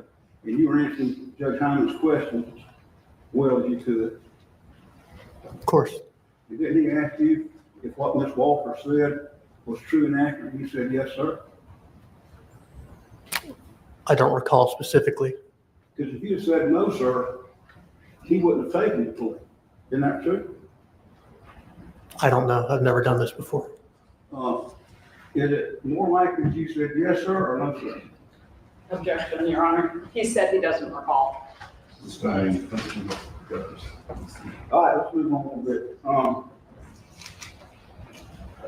Now, this business of you having an affair with Ms. Jackson, that ended up producing a pregnancy, didn't it?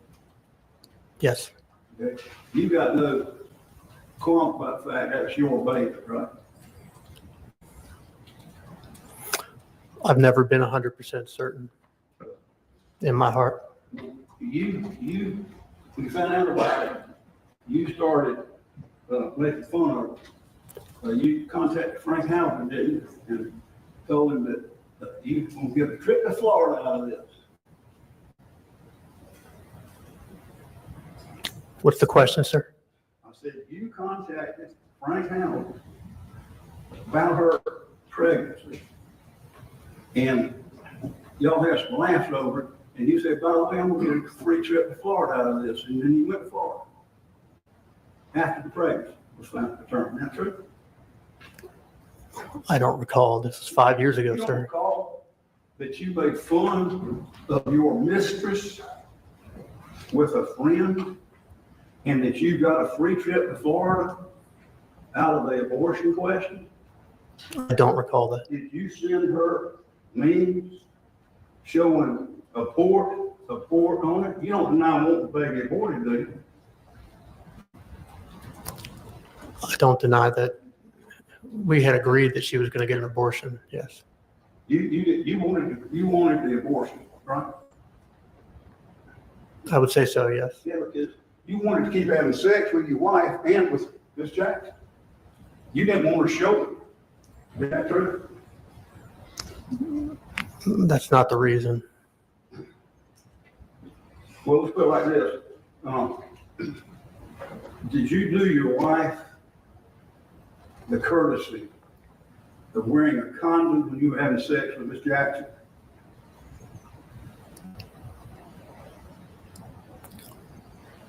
You don't remember using a condom or not? You don't remember anything, do you? Are you talking about a specific occasion? Any occasion. Did you always use a condom to protect your wife from what may happen in the sex act or from her getting pregnant? Did you always use a condom? No. All right. So you had unprotected sex with her. And as a result of it, there was a pregnancy. I believe I already answered that question as well.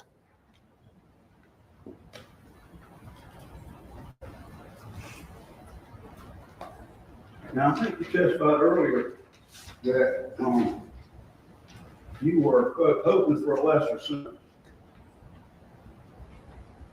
Isn't that true? Yes. In this courtroom, you said that, so you have to remember that. That just happened about 45 minutes ago. So you remember saying that, don't you? I do remember saying that. Yes, sir.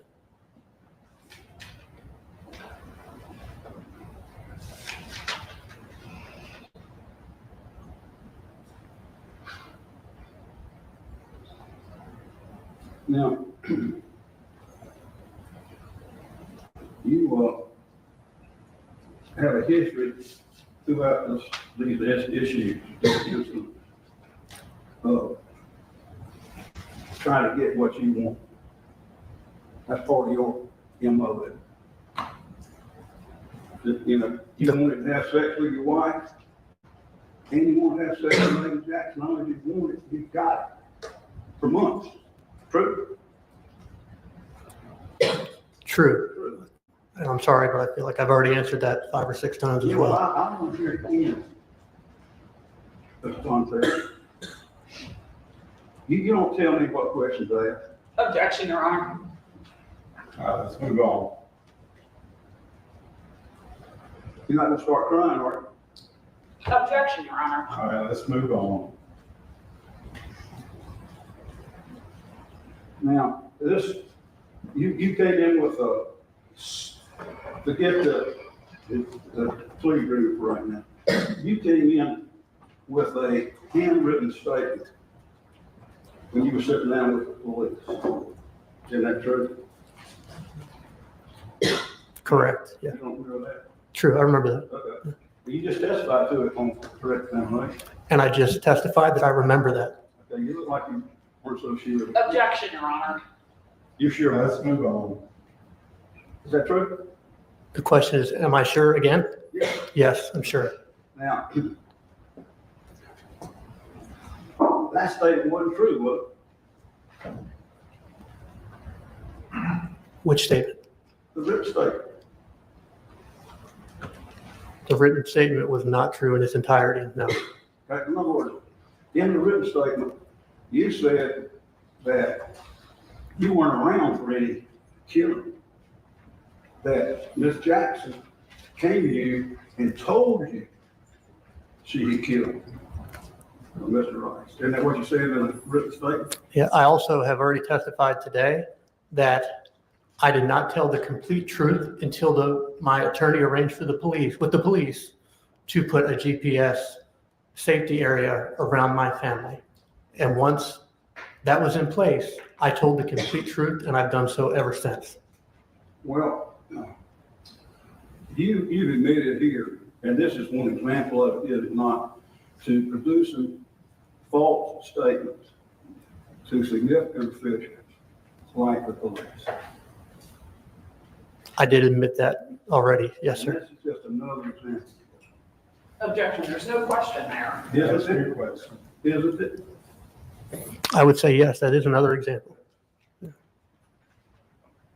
Now, you testified that you're worried about your family, right? Correct. You weren't worried about them, you were having sex with Megan Jackson, were you? She had not threatened to kill me at that point.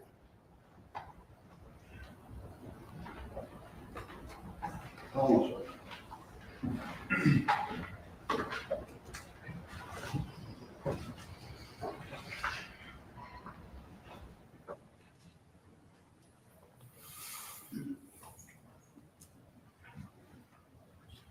You may not remember this, let me ask you anyway.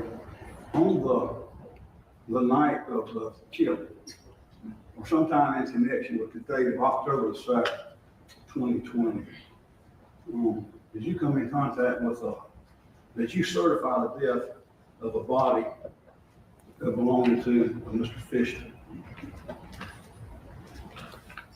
I don't recall, sir.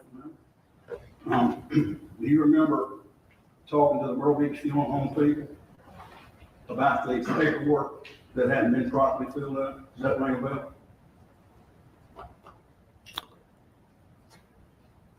I'm not denying that that took place, but it does not ring a bell. No. Do you remember what you did with that body? I don't. I already testified. I don't remember that body. I handled 600 bodies, sir, and this was 5 years ago. Could you take him to the county morgue, the coroner's office? Objection, Your Honor. He said he doesn't remember. I'm not shutting that in. I'm not allowed to disclose. Could you have taken him to the county morgue there in the coroner's office? I could have. Yes, sir. And do you know, sitting here today, what happened to that man? Where he was? I don't recall that particular case. And it happened the same day of what you described as the killing of Greg Rice, didn't it? I don't recall that particular case. You don't recall hardly anything, do you? I recall quite a bit, but not any of the last several questions that you asked me. You don't recall anything I'm trying to ask you that's got any significance. You just say you don't recall. Isn't that what you just say? Please explain the significance, because I would love to answer it properly so that everybody understands what you're asking and what my answer is. It's a mystery. It's It is. It's the same day. As I understood your testimony, there's gonna be a cooler that Mr. Rice goes in. So for some reason, that body doesn't go to Myrtle Beach Funeral Home. It goes to the morgue, and nobody I know knows what happened to it after that. Do you? Do you guess? You don't recall. I don't.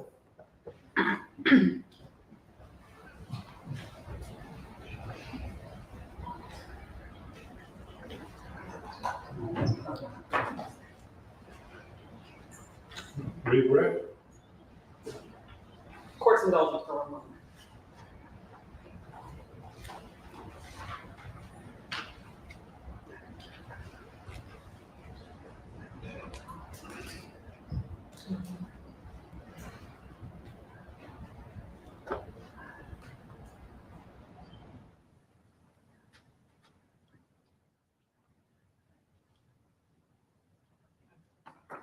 Thank you, Your Honor. I'm sorry. Mr. Britton brought up the 10 Commandments. I think we all know that thou shalt not commit adultery is one of the commandments. Do you know if thou shalt not kill is also a commandment? I do know that that is a commandment. And yet did the defendant break that commandment? Yes. That question. She doesn't need to characterize what we're doing. She asked you a question. Overruled. Mr. Britton asked you if you lied multiple times and you admitted that you had. Did the defendant also lie multiple times? Yes. Mr. Britton seemed to poke fun of the fact that you were afraid of a quote-unquote little woman. Can you explain to the jury why, despite her apparent diminutive size, you are afraid of the defendant? The primary reason is because I watched the defendant murder Gregory Rice by shooting him several times, and then she told me she would kill me if I didn't do what she asked in helping him get rid of her and to never tell the truth about what happened. The answer is yes, I'm afraid of her regardless of her diminutive size. And then there's been quite a bit of questioning about what happened at the time of the plea and then leading up to your conversation with the state a couple days later. I think it would have been 2 or 3 days later.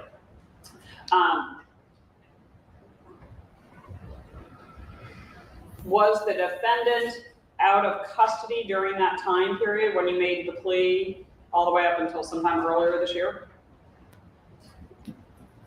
I believe so. To my personal knowledge, I believe she was out on bond during that time. Do you have the same, strike back.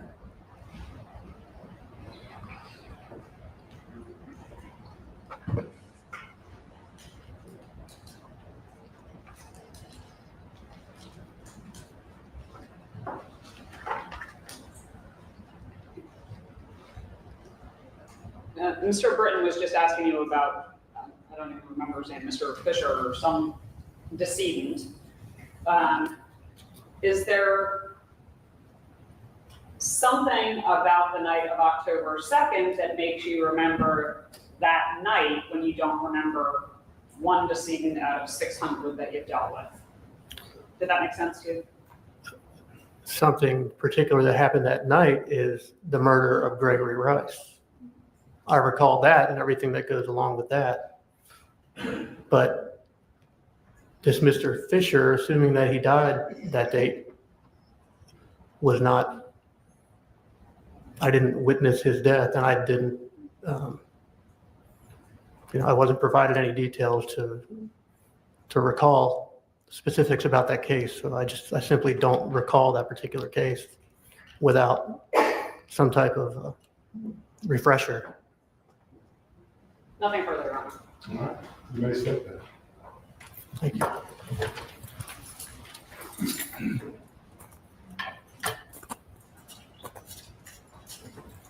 Ladies and gentlemen, we're gonna go ahead and break for the evening. Please leave your notepads in the jury box. Do not discuss the case even among yourselves. Don't conduct any independent investigations. Don't watch your news.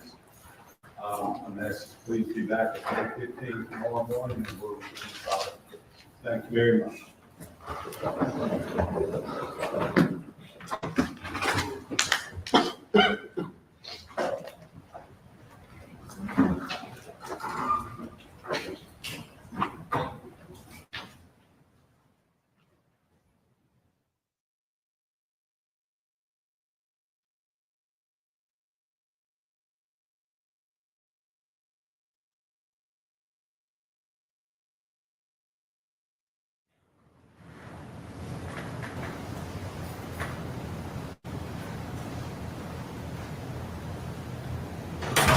All right, anything from the state before we recess for the evening? Nothing from the state, Your Honor. Anything from the defense?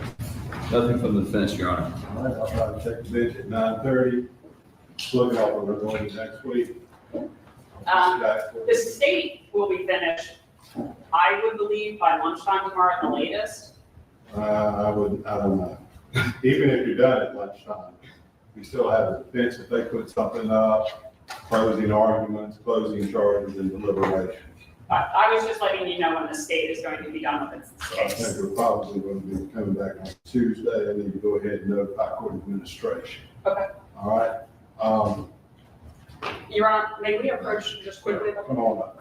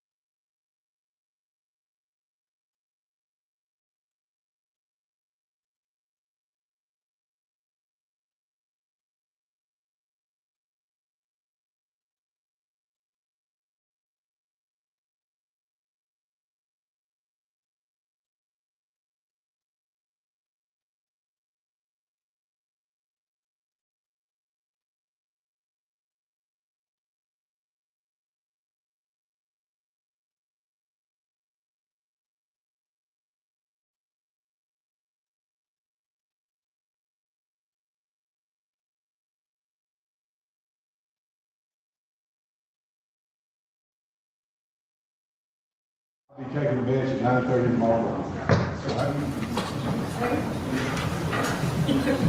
Sorry. Oh.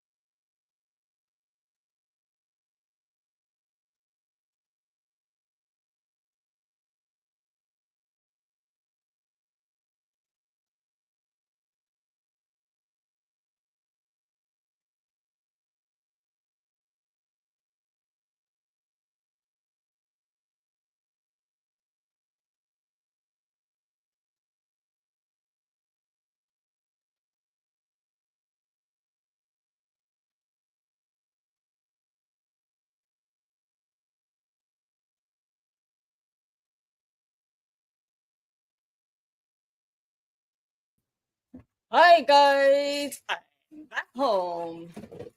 So, what do you guys think of that guy? Do you believe him?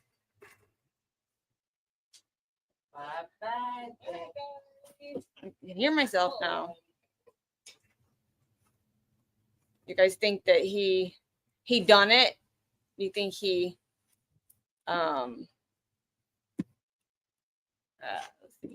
do you guys, I don't know, like I don't know whether to believe him or not, you guys. a little weird. It's I don't know, odd. So poor Cotton, he's so upset. Where am I? Where am I? There I am. I can't find myself. He looks so sad. He just lays there, poor baby. But I got to get him home early, so that was good.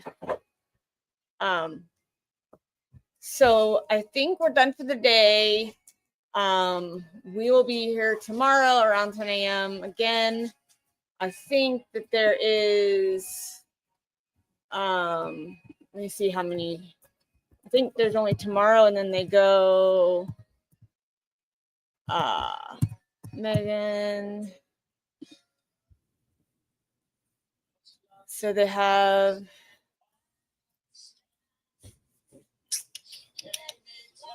I think it's 5 days. I think we have 4 days left, or 2 more days left. I don't know. The defense is stupid. And we will go from there. So he's whining. You guys hear him crying. Poor baby. He's a little boy. Had to get fixed so he can not have babies, because we don't want those around here. So stay tuned. If you're here, we do have our little outro that plays that Amy got. It's so cool. And we will see you guys.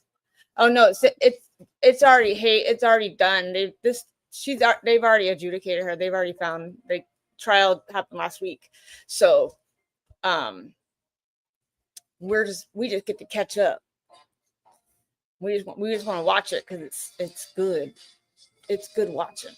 So all right, so I will see you guys tomorrow. Here's our little outro. How am I supposed to say that?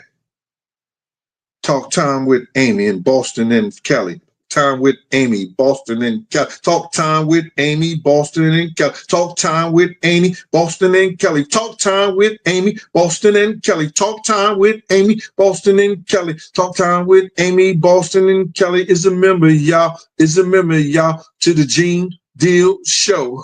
Talk time with Amy in Boston and Kelly. Talk time with Amy, Boston and Kelly. Talk time with Amy, Boston and Kelly is a member to the Gene Deal Show. Oh, thank you for your membership. Talk time with Amy in Boston and Kelly on the Gene.